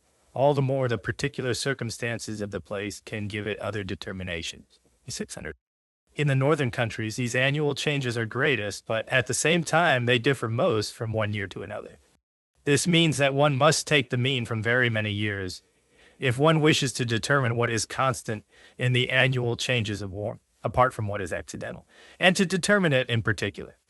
Morgentine has provided the mean from 1739 to 1757 From the observations made over 19 years by Celsius, Stromer, Kinner, and Waller on the fixed annual phenomena. He also added for 7 years the mean from the nocturnal and midday observations. From these, I have calculated the mean for each month by simply adding together the mean degrees given for each 10-day period and taking 1/3 of the sum. The result is presented in the following table in degrees of the Swedish thermometer. Month, mean warmth, mean of morning and evening, mean of midday warmth, January, 4.5, 6.1, 3.7, February, 5.8, 3.5, 11.6, R4, April, Utah 7, 0.1, 7.4, May, 8.8, 4, June 15, 3, 10, 10.8, 0.6, 133, D.5 December, 2.6, 2.7. I plotted the numbers of the first column as ordinates with the months as abscissas and found them very regular, so that if X is counted in degrees from the 1st of April, the formula Y5.6, 10.7, CX point. This formula is derived from the observations, and thus, like the observations themselves, depends on the circumstances of the place, among which presumably belongs the fact that the thermometer was not in free air. P 172, although Worthington expressly says the contrary. I then computed according to the general formula, P 633, the annual warmth for the 60th degree of latitude, and found the equation was 0.883, 0.5, 0.390, using the theory on observations. From these numbers, I have now drawn the curved line of figure 38. This figure is intended only to show the scale for the ordinates. For this purpose, I plotted the degrees of the Swedish thermometer in such a way that the first and last ordinates coincide with the newly observed degrees, P67.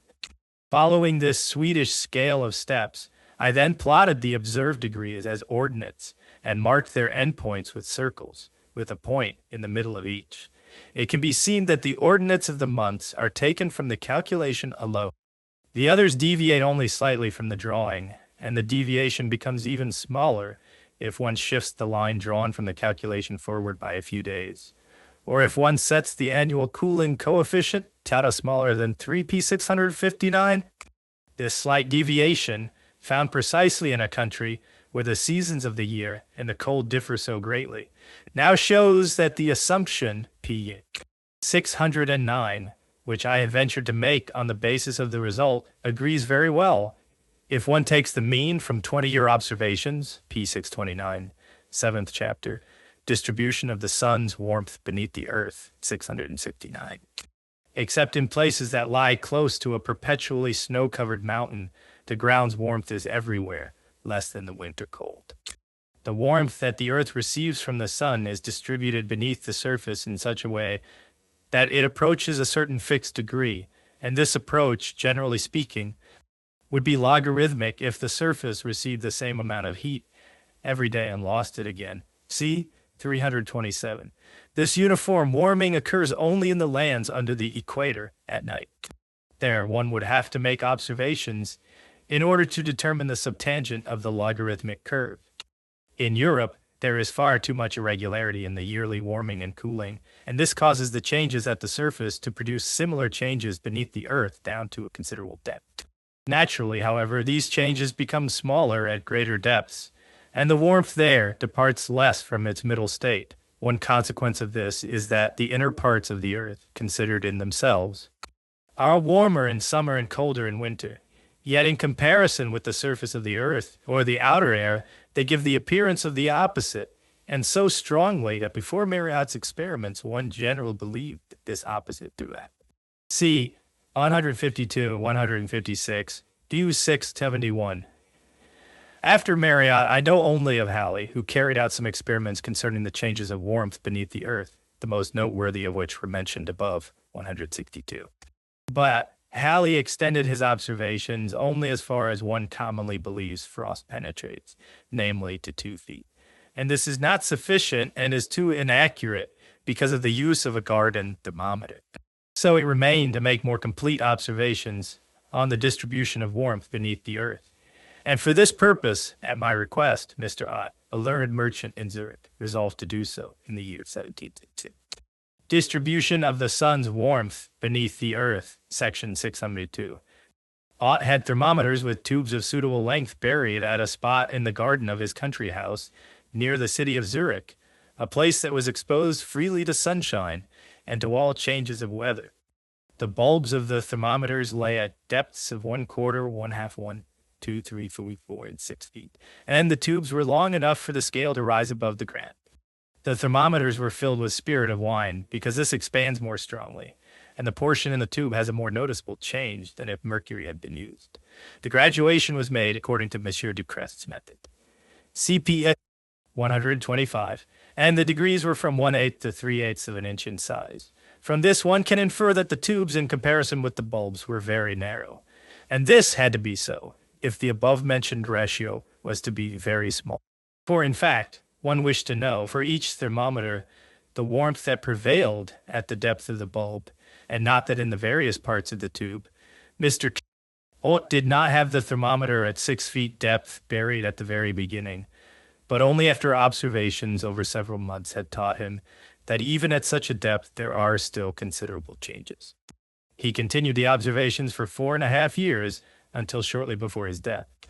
In the spring of 1768, he sent them to me, after having a fairly complete copy made, so that if they should be lost in being sent back, they could be replaced fairly well. Section 603. Mr. Ott did not merely take the trouble to record the readings of the thermometers. For each thermometer he calculated, for half months and whole months, the mean from the readings, by adding them together and dividing the sum by the number of observations. He also noted the greatest and least heights, and from these in particular took the mean, which often differs noticeably from the former, and is also less useful. Finally, for each month he also took the mean of all 4 years, so that what one year had too much or too little would be balanced by the others. This yielded in parts of the Ducrest thermometer the following table: distribution of the sun's warmth beneath the earth, months, feet, depth of the thermometers below the ground. For the thermometers placed 1, 2, 3, 4, and 6 feet deep, just as many curved lines, but I indicated the ordinates for the one only 3 inches deep merely by dots, partly so as not to confuse the figure, and partly because this thermometer would still have had to be observed for several more years in order to be able to determine its true mean position. The crest step scale is shown there, and by means of it I have given the abscissas and indicated the months, or more properly the mean days of them, by their initial letters. One can see from the figure without difficulty that beneath the earth the greatest warmth and the greatest cold occur the later, the deeper the place is. For example, at a depth of 6 feet these times fall at the beginning of September and of March. At still greater depths, later still, if, accordingly, Marriott does not find later seasons in his cellars, which were much deeper, pp. 153, 154. This is most likely because in the passages leading to the cellars, it is not the earth, but the air by which the warmth is carried onward much more easily. The lines drawn in the figure have, in general, exactly the same shape as those drawn for the external warmth of the sun. They can therefore likewise be represented by equations of the form y, df, dt, etc. And if one wishes to compute it from the general equation given above, 633, then the subtangent θ must be taken larger, so that the greatest and the least warmth occur later. The inflow of solar warmth is indeed also smaller, yet in the same proportion for the same depth, in the same way. This changes nothing except for the unity that lies at the basis, because the resulting change takes place throughout the whole year in the same ratio. For if in the formula 631, one sets vitiates tete, qdx tete, qdx con, and puts in q in place of q, so that n is constant, one obtains v rho ax t dx and over const, and thus for any time x dv1, and provided that the subtangent t already has its determined value. One therefore obtains more generally 633 v n daba d n data at x 1 theta t theta cos 2 theta. And since toward the middle of the temperate zone, where Zurich lies at 47 degree 22 latitude, the coefficients CD, etc., are very small, 634 V becomes with sufficient accuracy a maximum or minimum when the expression t theta osx becomes such t. If one sets theta tan x, then theta cos x of fx x consequently is a maximum when x take 90 degree, and v is a minimum when x take 200 degree. Thus, Hinz expresses in degrees the time from the solstices to the day of greatest heat or cold, and Inxia theta gives the length of the delay. Therefore, for every depth is less than 90 degrees, and so the greatest heat and cold in the earth never lag beyond the time of the equinoxes. Section 676. The figure, as well as the plate, further shows that the ordinates rise less above Ho than they sink below on Vyo, and that the ratio is roughly as 4:7. In this respect, the temperature of the earth, or the 0 point of its thermometer, seems to be set too high by Michel de Crest. For Michel de Crest believed he had found it in a deep well at La Rochelle, or in the region around it. De Academia del Cimento,